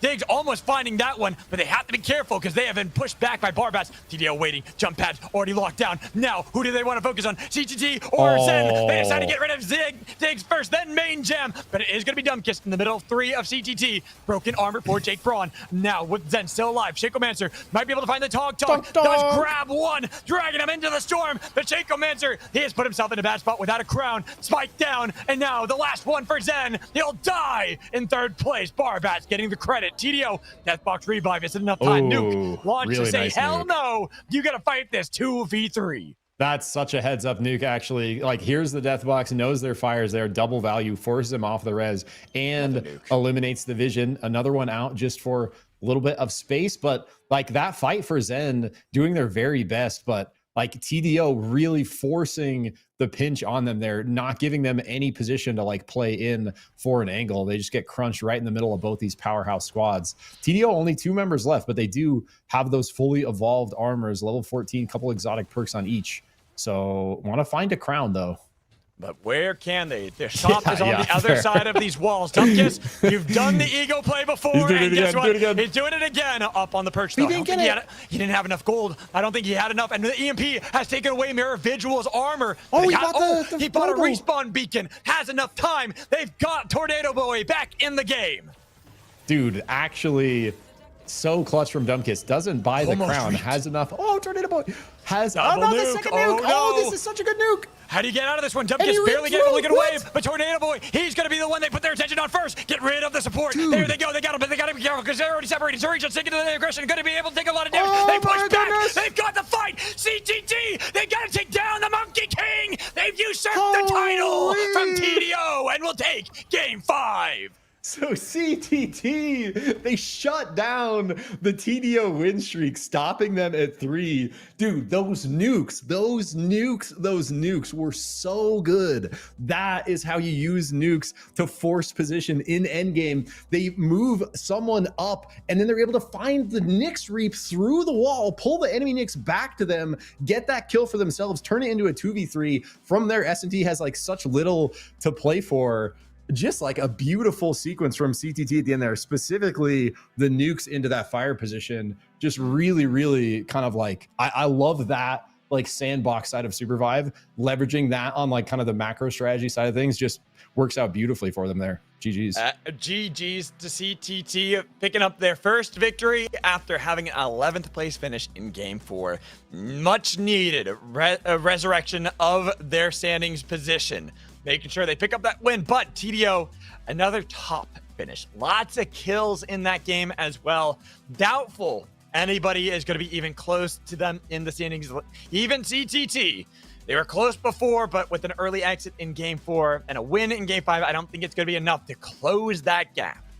Yeah. Well, we did see, like, you know, some of our teams at the bottom of the scoreboard getting more and more on the board here. And we have confirmation now that USM does stand for University of Southern Mississippi. So confirmed, and that we actually have collegiate esports in the mix for SUPERVIVE. Let's go. Love it. Absolutely love it. And I love seeing them play their hearts out in this game. Hey, they got a point on the board. I want to see them play more Tier 2. I believe in you guys. Keep up that practice. You have got this. Same with DBG, another one of our newer teams playing in this one. But looking at this chaos, right around where the final destination was bringing us, S&T, this was their first game. They did not finish in the top 2. So big, for them, an early exit.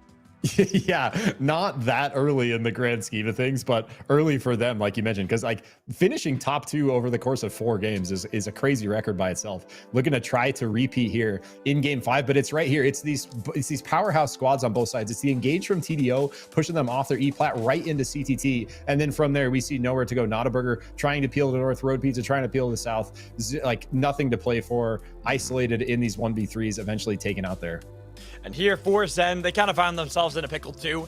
CTT had control here in Scavenger's Bay for so long. Like, they've been held up here for as long as I can remember in this game.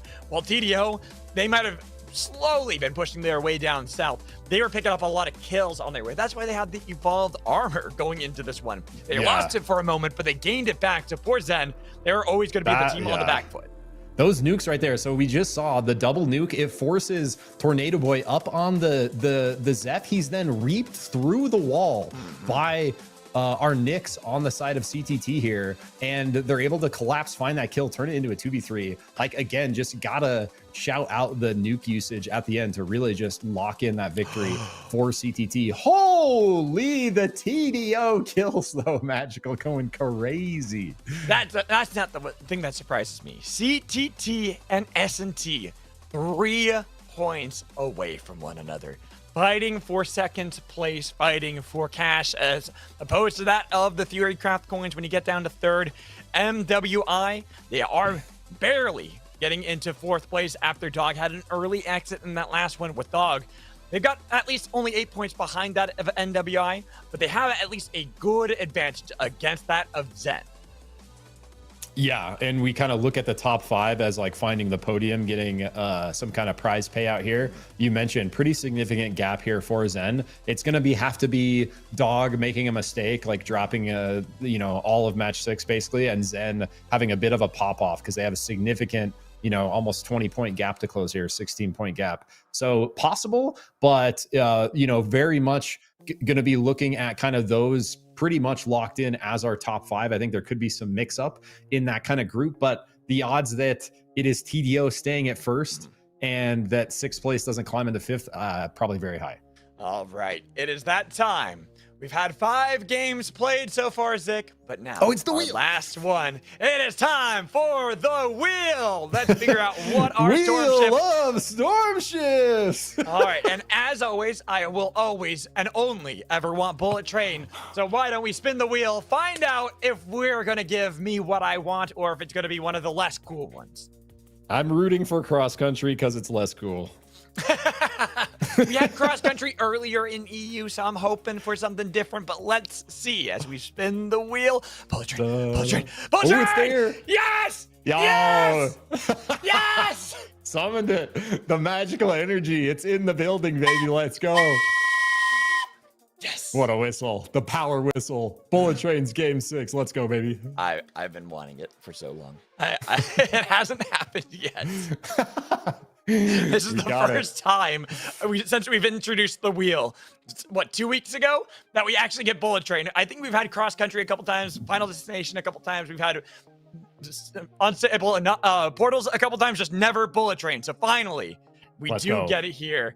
The perfect Game moment. 6, perfect moment for it. We'll see how our teams are going to go up against this one. I also do want to give a huge shout out to our University of Southern Mississippi. Hey, they got themselves on the board. No team has 0 points for the day. So congrats to every team coming out here playing their hearts out. Absolutely. And it's been some super fun SUPERVIVE to watch, and going to be even more exciting rolling into bullet trains for game 6. How do you think the story's going to play out, Magical, for our second place? If you had to make a prediction, who are you kind of feeling to claim that second cash prize spot? I mean, if we're going based off the story of the day, S&T, that last game was their first time not being in the top 2. So you would think that it would be S&T. However, I will never root against the Hudson players. Dude, Jake Braun, let's go! We got it, Huddy! I didn't even have to ask. Actually, I realized as you were talking, I was like, wait, he's going to vote for the team with the Hudson, obviously. And Huddy I'm one of 2 Hudson players in NA, and I will always root for Jake Braun when it comes to him playing Huddy.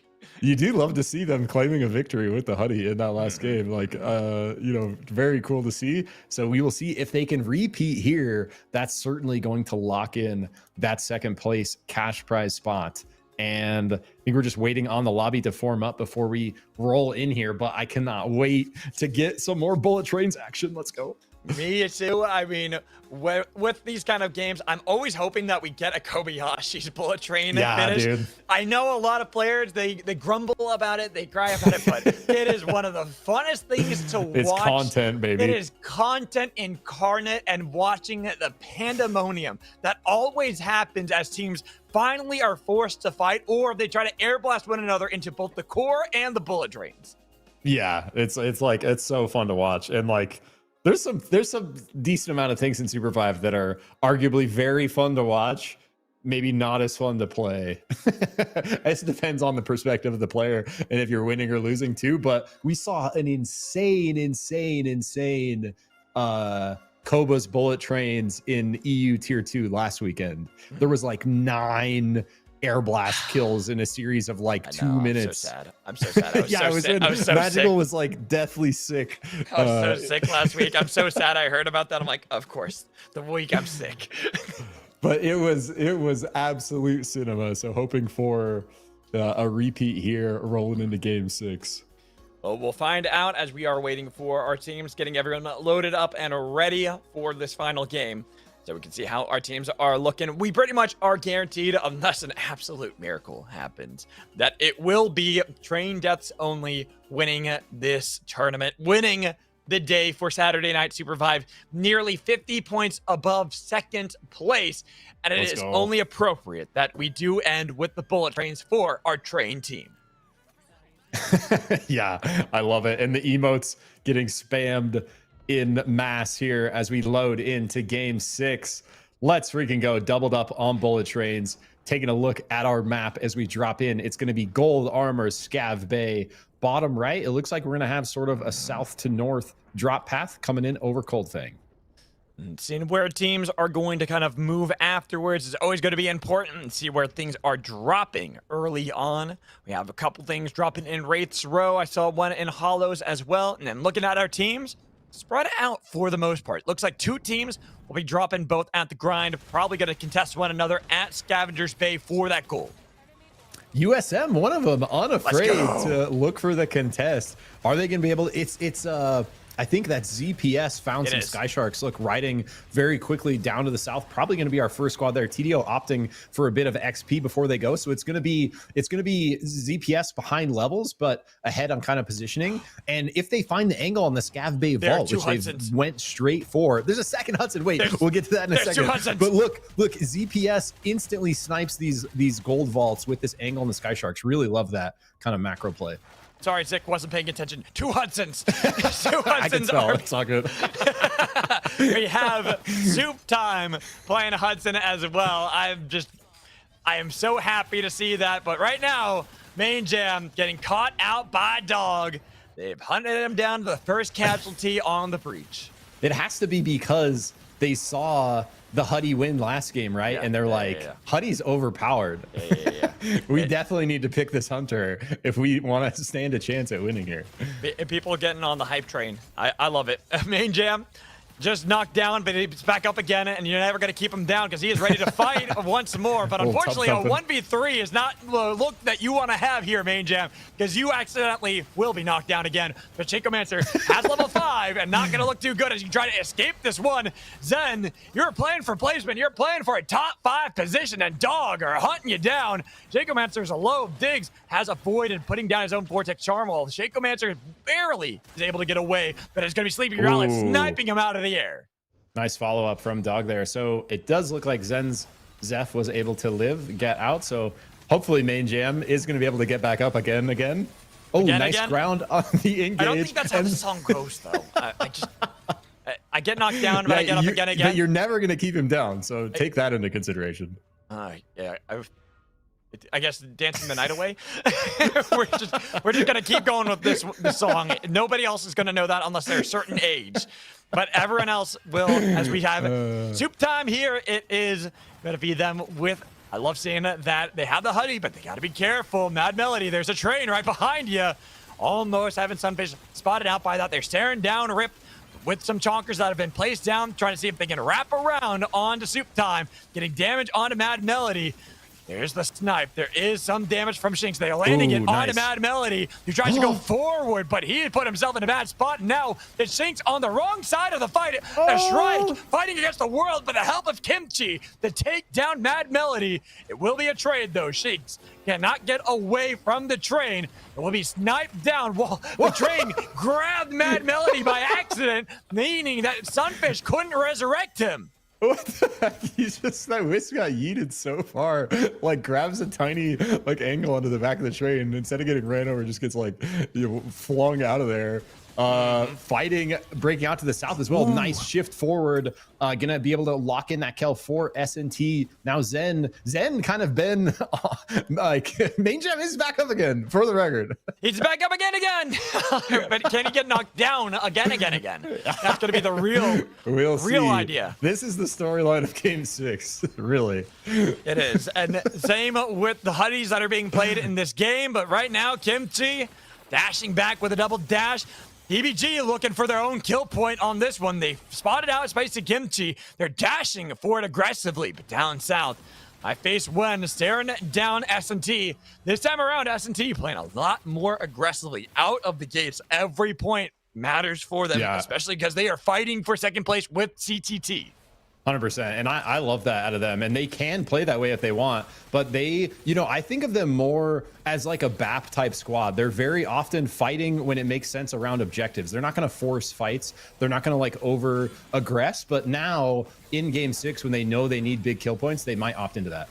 USM, they're down in armors. This isn't looking good, but the lasers help out. Pensato not paying attention to what was behind him. Golden Beam trying to heal back up. USM getting a lot of damage onto 0-0 has now been sent over the ledge, looking for LED, but LED doing his best of keeping that Nyx away, almost building up the static electricity, but Zero on the other side of the wall, trying to see if he can have his own merry-go-round against LED, but LED now spotting him out. Does he actually want to look for that? Zero deciding he needs to get out of dodge. That was not going to be a position he could win. Yo, so University of Southern Mississippi esports find a fight, get a kill onto ZPS, almost a second as they're looking to run down Zero here, is going to be able to make their way out to the north. And I think there is the Ghost. Is it Pensato on the Ghost? Pensato was taken. I think Pensato was the one who died to the left. Gotcha. No worries. No one saw it. We didn't just call it out again. Let's move on. It's okay. They're going to be back. I think Pensato this time is playing Shiv. So 6 unique hunters throughout the games. What is this? No, I didn't want to say anything. I wanted to wait to see. Turns the corner, jump scared by another friendly member in bush. They go their separate ways. I think they jump scared each other too. It's one of those ones where they kind of like, ha! And they both jump away. Dude, my cat does that to me all the time now, bro. Just flies in out of nowhere. Got to be careful of the sneaky bush plays like that, but My face win are going to be the team that are now down a player. We see TDO back on the kill feed. Mirror Vigil collecting more. It is Pensado now alone and taken out. That 6th unique hunter, now their 6th unique death. Gotta respect the all random though. Fighting, continuing north, huge nade into the second win. CTT already down a member, trading their second win back. Has the res started up? Nice. Taricha has brought back up Barbats with a huge big. Vortex Charm. They almost took him down, but Barbats was a little bit too low. Jake Braun was trying to put down some suppressive fire, but Rip have done a good job of fighting against CTT, who might get eliminated early again, but Taricha had a nice damage dealt on it to Shinx. The Shinx waiting for these headshots to land. Getting rid of the trees while Jake Braun was in a 1v2, putting down the spin barrel damage. Jake Braun, baby, putting down barbed wires, chasing him. He wants it, but a snipe from Shinx takes him out of the air.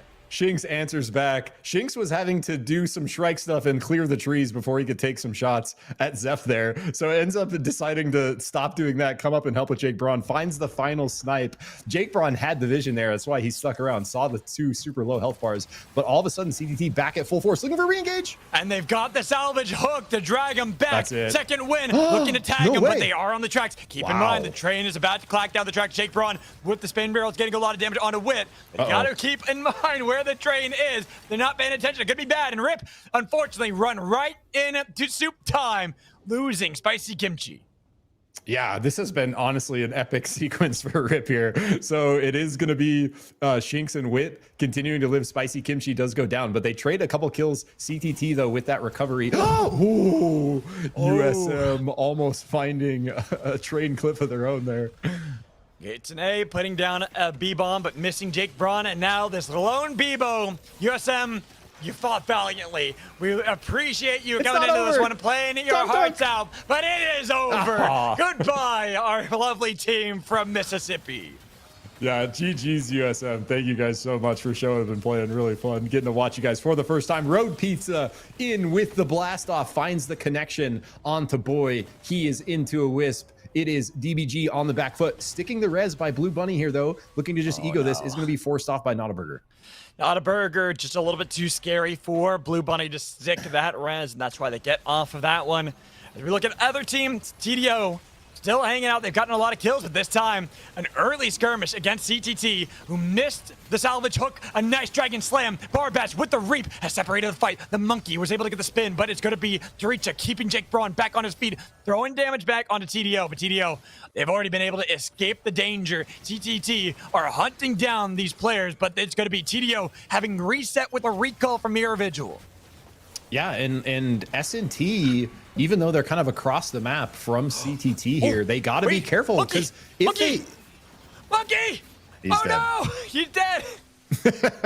If CT continue finding kills, it's going to really hurt S&T's chances of surpassing them for that second place spot. Yeah, exactly. So S&T, they probably are seeing CTT on the kill feed, getting a kill against TDO especially. They're going to be a little bit upset with that, and that's why we've been seeing a bit of an uncharacteristic angle here from CNT, knowing they have to play so aggressively, getting these kills, because they know CTT will do so as well. While Rip on the run, Wit is gone. Another team to join the bench alongside that of ZPS and USM. A nice Vortex Charm into the second win, but not enough damage to follow up on a Cry. Dang, Dog almost connecting a Mega Wombo onto Cry there. Arkinch is playing Felix. Wait, let's go. And Sleepy Rowlet has the Abyss Specialist on the Kingpin. Our Long Claw aficionados looking to do something crazy here in Game 6. I love it. I was going to shout that out before, that Park Ninja has been one of these classic Felix players, but we haven't seen it in quite some time. So here, final game, trying to make sure they stay in the top 5. Busting that one out as Dumpkiss almost having a dunk. The monkey has been brought back, but Bonk with hover wings to chase him on to the tracks. 6 monkey strike. Where's that bullet train? It's far a ways away. So TDO should be able to pod race their way back into the jet stream. I love watching Dumpkiss, like especially in this series. He's really shown like he's very aware of his limits. He plays right on the edge, and that's like really how to utilize the full kit of the Wukong, using the movement with kind of the engage tools all in tandem, doing a great job. Carnage continuing to break out across the map, though. CTT looking for another kill onto Dog. It's your Firefox hero trying to survive over Abyss, is going to get spiked in the end there. CTT find another kill. As MWI finding Cry over the Abyss, picking up an easy kill, leaving our boy as the last one. Velvety Average actually has recalled onto their position, so no longer going to be the last one, but I don't think that's a position you wanted, Velvety Average. Now, our boy will be the last one, forced to chilling finale, punted back over the Abyss. Now trying to skate their way away from my face when they win this fight and claim another kill. That's the MWI. They're in feast mode. Magical. It was famine, then feast, and then famine, and now we're back to feast. And they're finding a couple nice kills, and that's what we talked about it earlier. Really plays into their their composition is like playing this kind of aggressive strategy into the chaos, inciting the chaos, playing around it with those isolated 1v1s. Speaking of 1v1s, that is not what Jemmy wants right now. As skates by in bush, S&T kind of roll up without checking, is going to maybe go for this res right nearby both these squads. Now, this is a bit troublesome for a lot of teams in this lobby. Before, it was Dog. It was Sleepy Rowlet who had that Abyss Specialist, right? Did you see who has it now? I did not, but I do see a tree slowly resing his team. I do too. I do like that from Dumpkiss, but it is not a burger. The dual player let's go. with Abyss Specialist. Bye-bye, monkey! That's how you get rid of the monkey.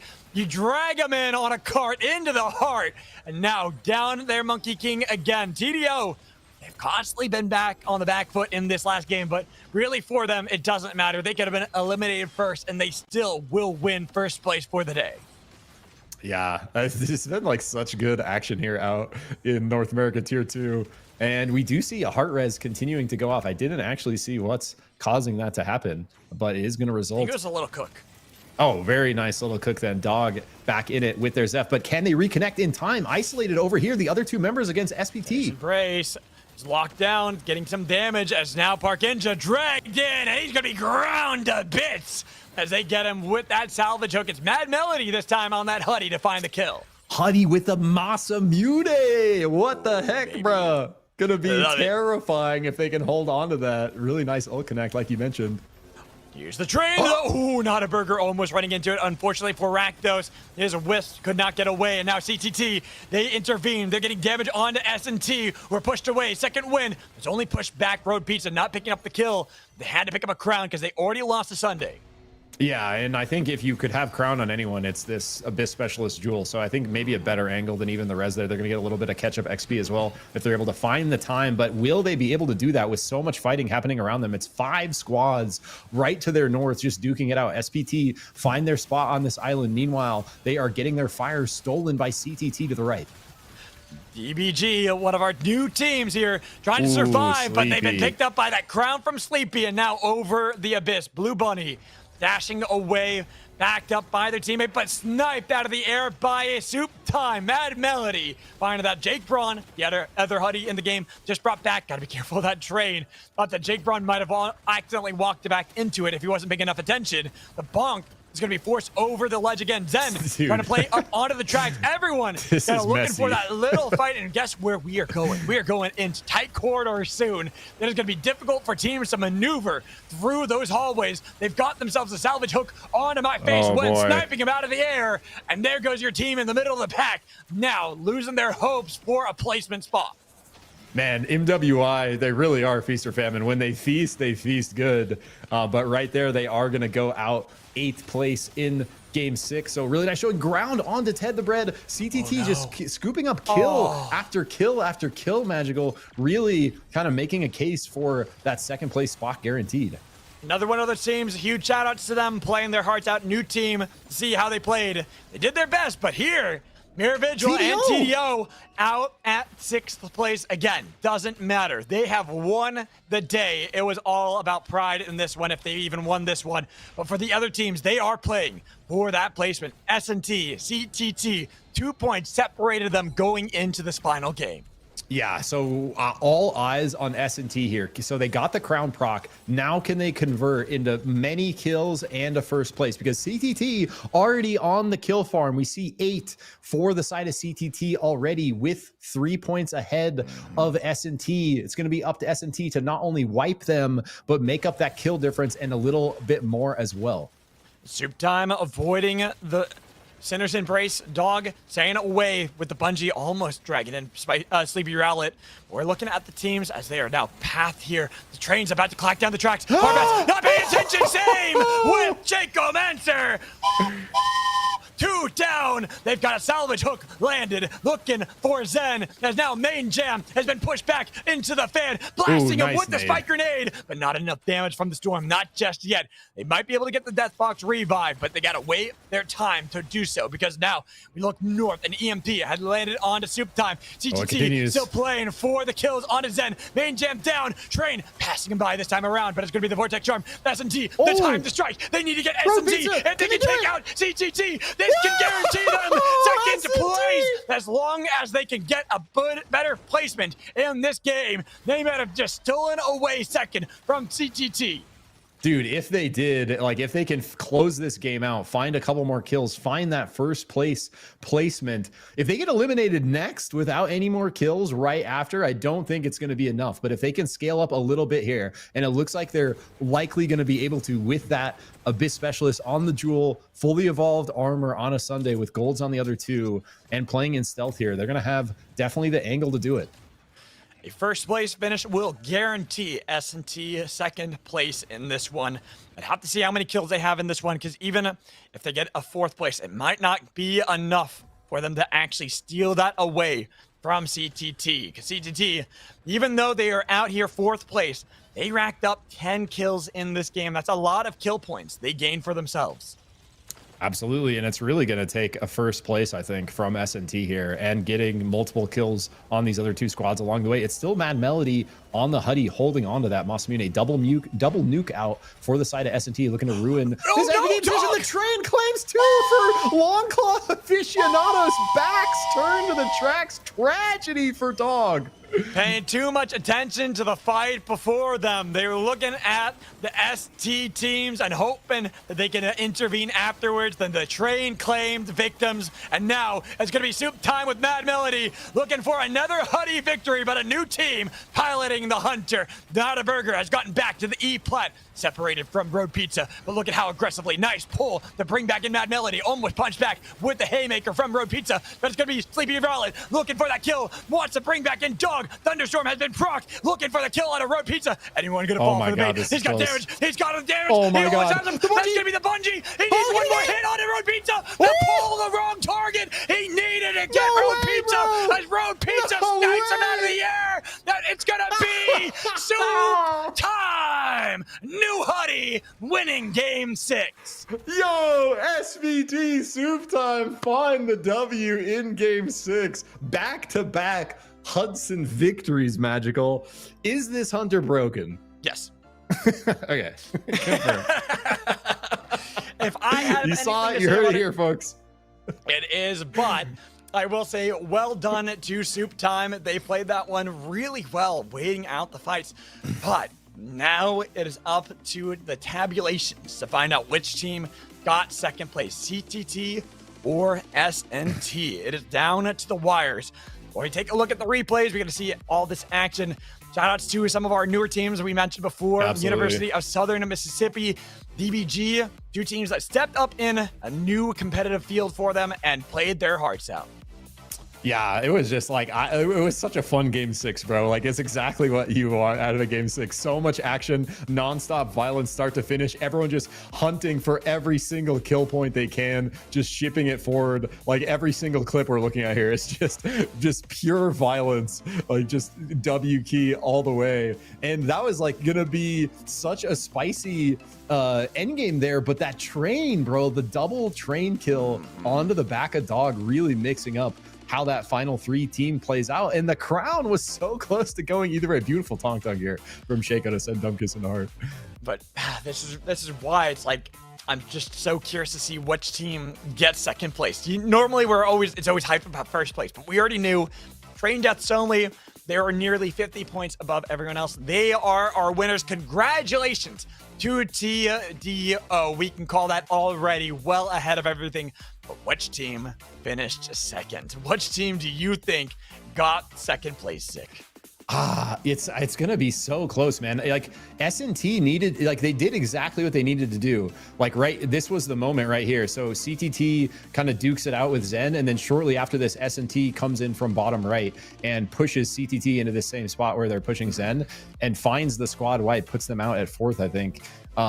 Yeah, it's right here, S&T lurking. So they look for this engage, and this is exactly what S&T needed. I don't know, with them not claiming first and with all those kills, like 2 kills go to Train right here, so they don't get those kills. And then this battle between Sleepy Rowlet, like right here for Longclaw, Sleepy was so close to doing something crazy. I think S&T doing a great job, like kind of fighting against it. Like, look, they both peel out of this fight with SPT. They say, we can't win this. We're going to try to get this crown kill on Sleepy, so we get a little bit of separation here. Road Pizza shifts out. Now they're both looking for it, but Sleepy has both of them so close in the 1v2 here. It's literally just a battle of inches. Road Pizza with this bungee, I thought he's about to get it. He literally needs like one more pellet out of the scatter gun, and it's not going to be enough. And I think right there, yeah, SPT find all the end game kills. So despite S&T wiping CTT, they're not able to gather any kills after that.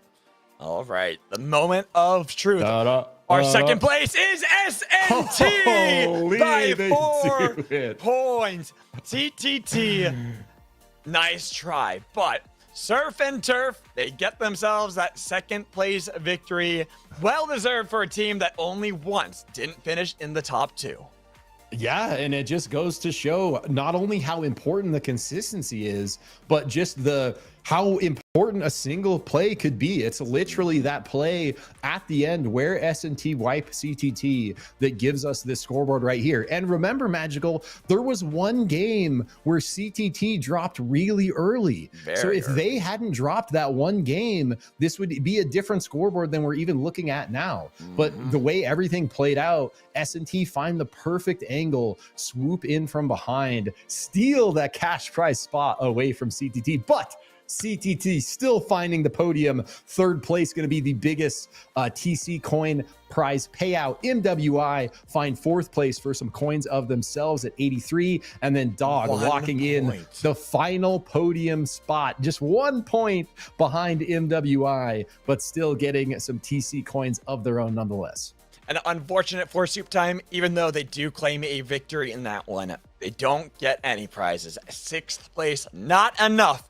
Maybe better luck next time. Maybe more Hudson needs to be played by Mad Melody. The feeling of the W SUPERVIVE for the last game of the finals, bro, you can hold on to that forever. That doesn't get spent like money, bro. No, you play more Hudson, you win more games. It's just been proven fact here today. So anyways, thank you everybody for joining us for SNS Saturday Night SUPERVIVE. It's always been a blast. Zick, before we go, anything you'd like to say? I just, like usual, I just want to shout out everyone. Huge shout out to all the players. Thank you guys so much for putting on such an epic show for us. Both EU and NA. Amazing SUPERVIVE to watch. Huge shout out to the community showing up, supporting, watching. Love you guys. Everyone behind the scenes making this tournament scene happen. There's so many people putting in so much free time.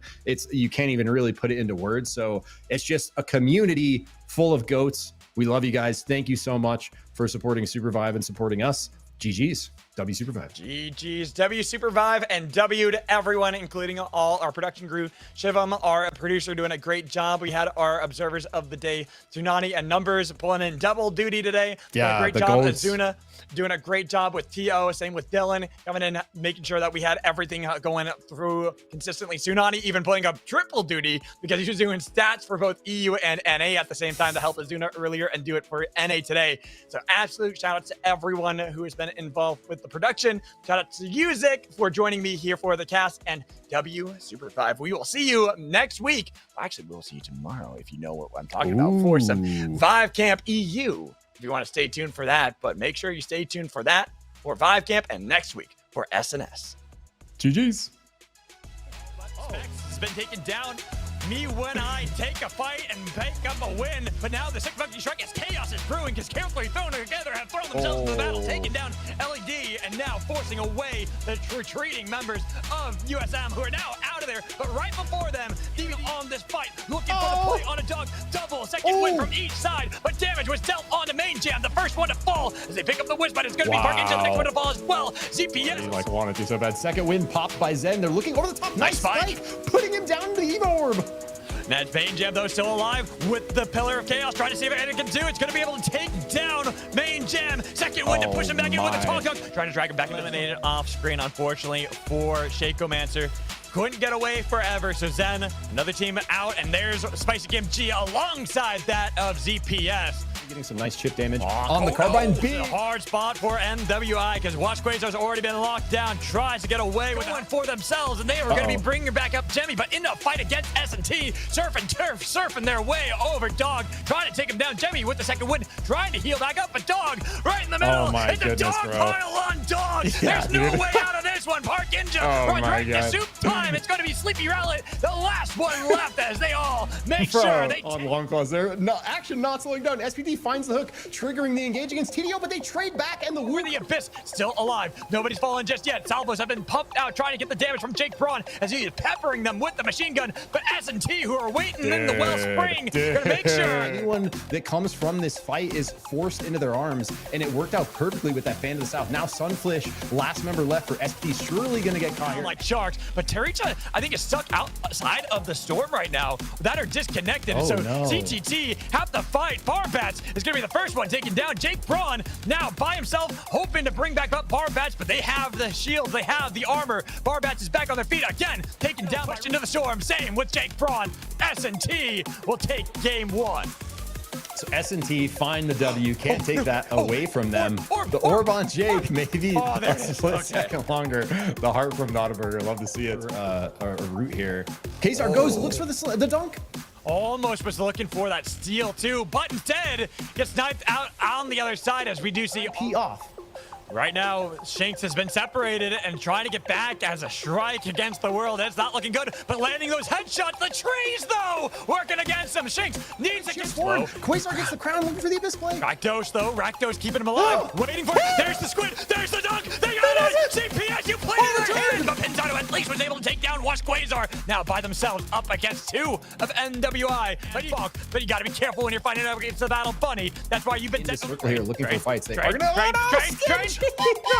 Spicy It's Kim pretty T is rough. already taken out. Let go. It might be early, but It's not sadly too early, they I had guess. no. They gotta be careful. Dog and CTT to the north, and here's Train Deaths Only. Trying to keep teams on the track with the pull on soup time. It's gonna be Sleepy Rowlet trying to drag him back in. Sunfish trying to get out of there, but CTT and Dog make sure there's no escape for Sunfish. While Novium might have to dash out of there. Dog are going to be in a bad spot because they've lost Gem. CTT are still chasing Dude, for the here we remnants of go. Dog and eliminating him now as we got more teams Oh my ready to God. join in. Zen being one of them. Tharicha putting down the second win to keep CTT alive, but it's going to be Dumpkins over the wall with the Dragon Slam. Now the 6 monkey strike getting a lot with the spin, trying to do their best. Second win has pushed him back, but there's a lot of damage on the Dumpkins. He has to hop onto the tree, back over the wall. Now my face winner just dies for main jam, dying to that of MWI. CTT somehow they are still all up on their feet. None of by 15 seconds. Dragon Slam does not connect because they got the mantle. Go, Trying to Melody. double dash back, but now Coming in, I think they anywhere but here and then recalled, but CTT right on top of them. they already had gotten the salvage hook on a bonk too. Here's the train. Right goes. No.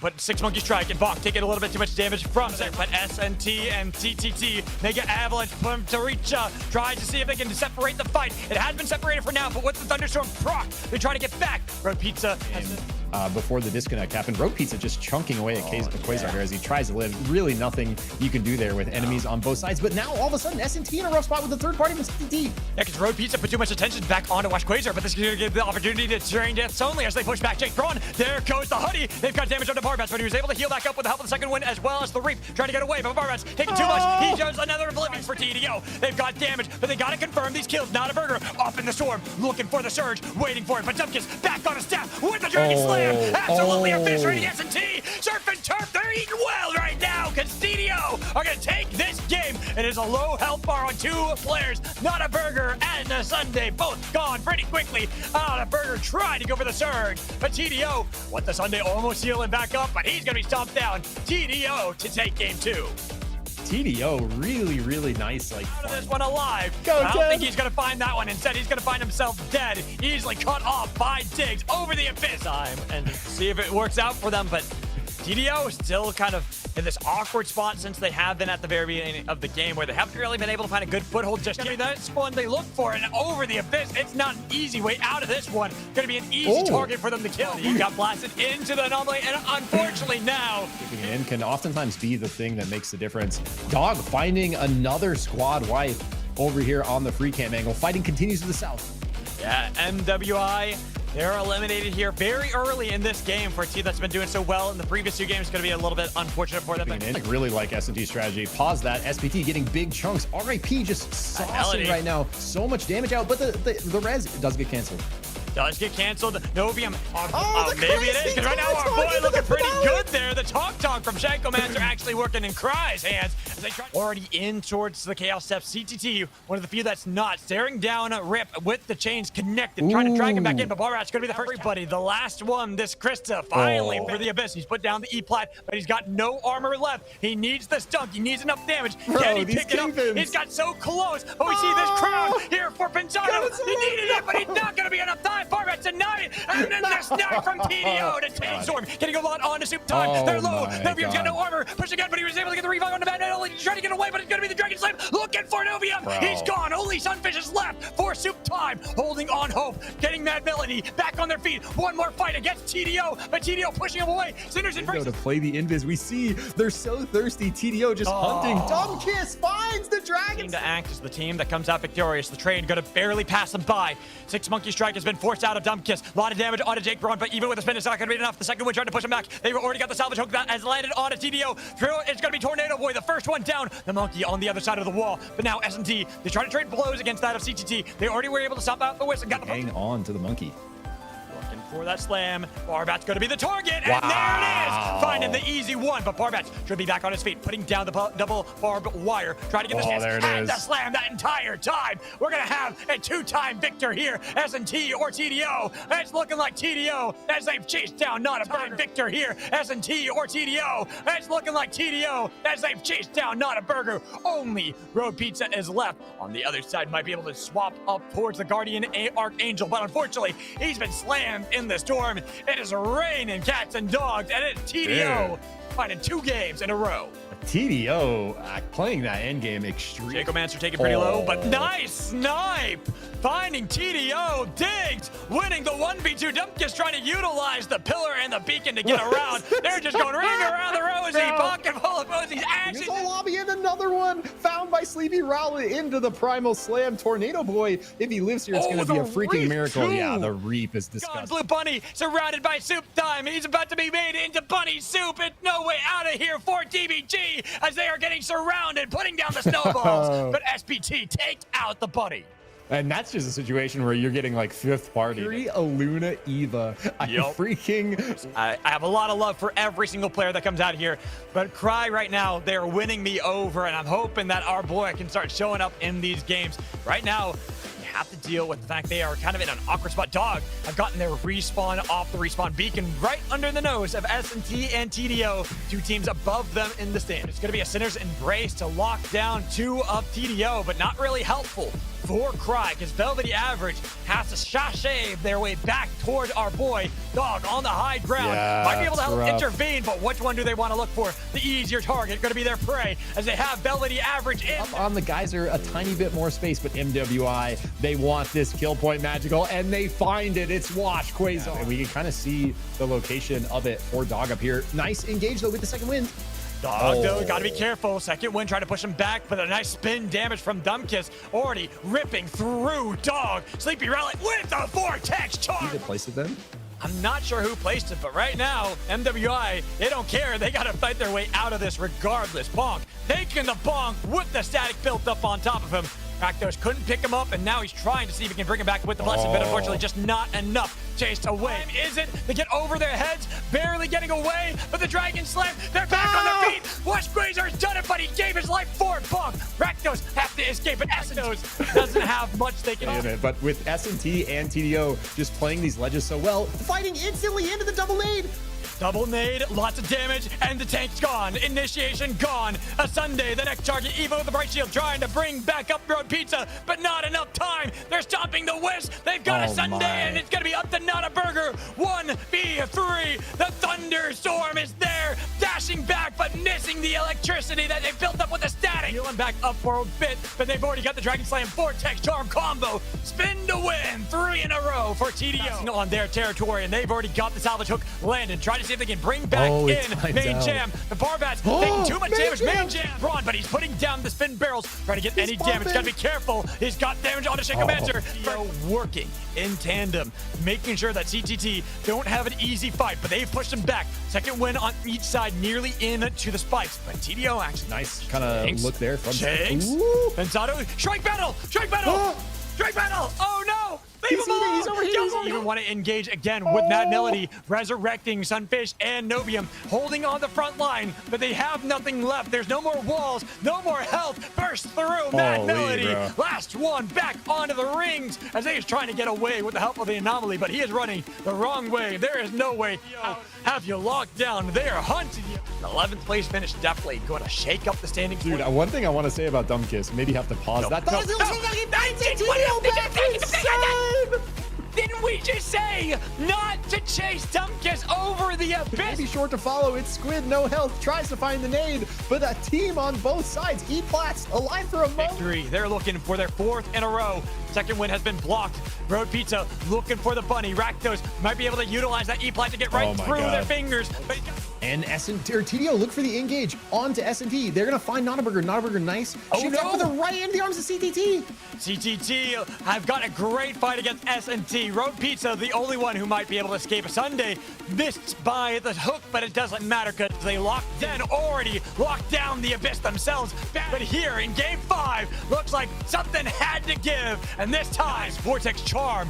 Diggs almost finding that one, but they have to be careful because they have been pushed back by Barbats. TDO waiting, jump pads already locked down. Now, who do they want to focus on? CTT or Zen? They decide to get rid of Diggs first, then Main Jam, but it is going to be Dumbkiss in the middle. 3 answer. He has put himself in a bad spot without a crown. Spike down, and now the last one for Zen. He'll die in 3rd place. Barbats getting the credit. TDO, how do you get out of this one? Dumbkiss barely getting a look at a wave, but Tornado Boy, he's going to be the one they put their attention on first. Get rid of the support. Dude. There they go. They got him, but they got to be careful because they're already separated. Just taking the aggression, going to be able to take a lot of damage. They push back. They've got the fight. CTT, they got to take down the Monkey King. They've usurped the title from TDO and will take game 5.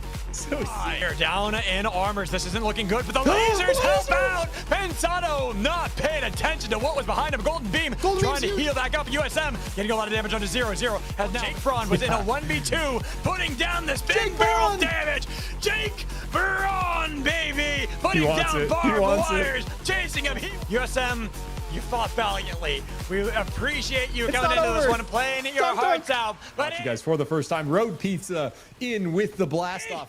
He's dead. No, he's dead. Juristic angle here from CNT, knowing they have to play so aggressively, getting these kills because they know CTT will do so as.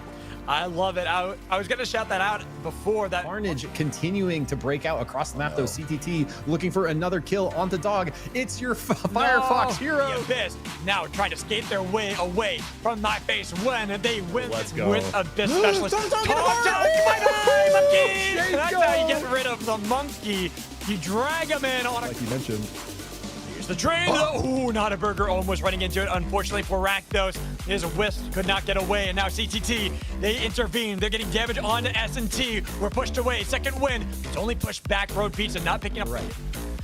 EBG, one of our new teams here, trying to survive, but they've been picked up those hallways. They've got themselves a salvage hook onto my face when sniping him out. Another one of those teams, huge shout outs to them, playing their hearts out. New team, see how they played. Half here, the train's about to clack down the tracks. Barbats not paying attention, same with Jacob Answer. 2 down. They've got a salvage hook landed, looking for Zen, as now main jam has been pushed back into soup time. TGT still playing for the kills onto Zen. Main jam down, but it's gonna be the Vortex Charm. S&T, the time to strike. They need to get S&T, and they can take out CGT. This can guarantee A double nuke out for the side of S&T, looking to ruin Oh, his no, enemy position. dog! The train claims 2 for Long Claw. Afterwards, then the train claimed victims, and now it's gonna be soup time with Mad Melody, looking for another Huddy victory, but a new team piloting the Hunter. Nada Burger has gotten back to the E plat to bring back in Mad Melody. Almost punched back with the haymaker from Road Pizza, but it's gonna be Sleepy Rollin looking for that kill. Wants to bring back in Dog. Thunderstorm has been procced, looking for the kill out of Road Pizza. Anyone gonna fall my for the God, bait? this He's is got close. damage. He's got a damage. Oh my He almost God. has him. The That's bungee. gonna be the bungee. He needs one more hit on Road Pizza. The pull the wrong target. He needed to get Road Pizza.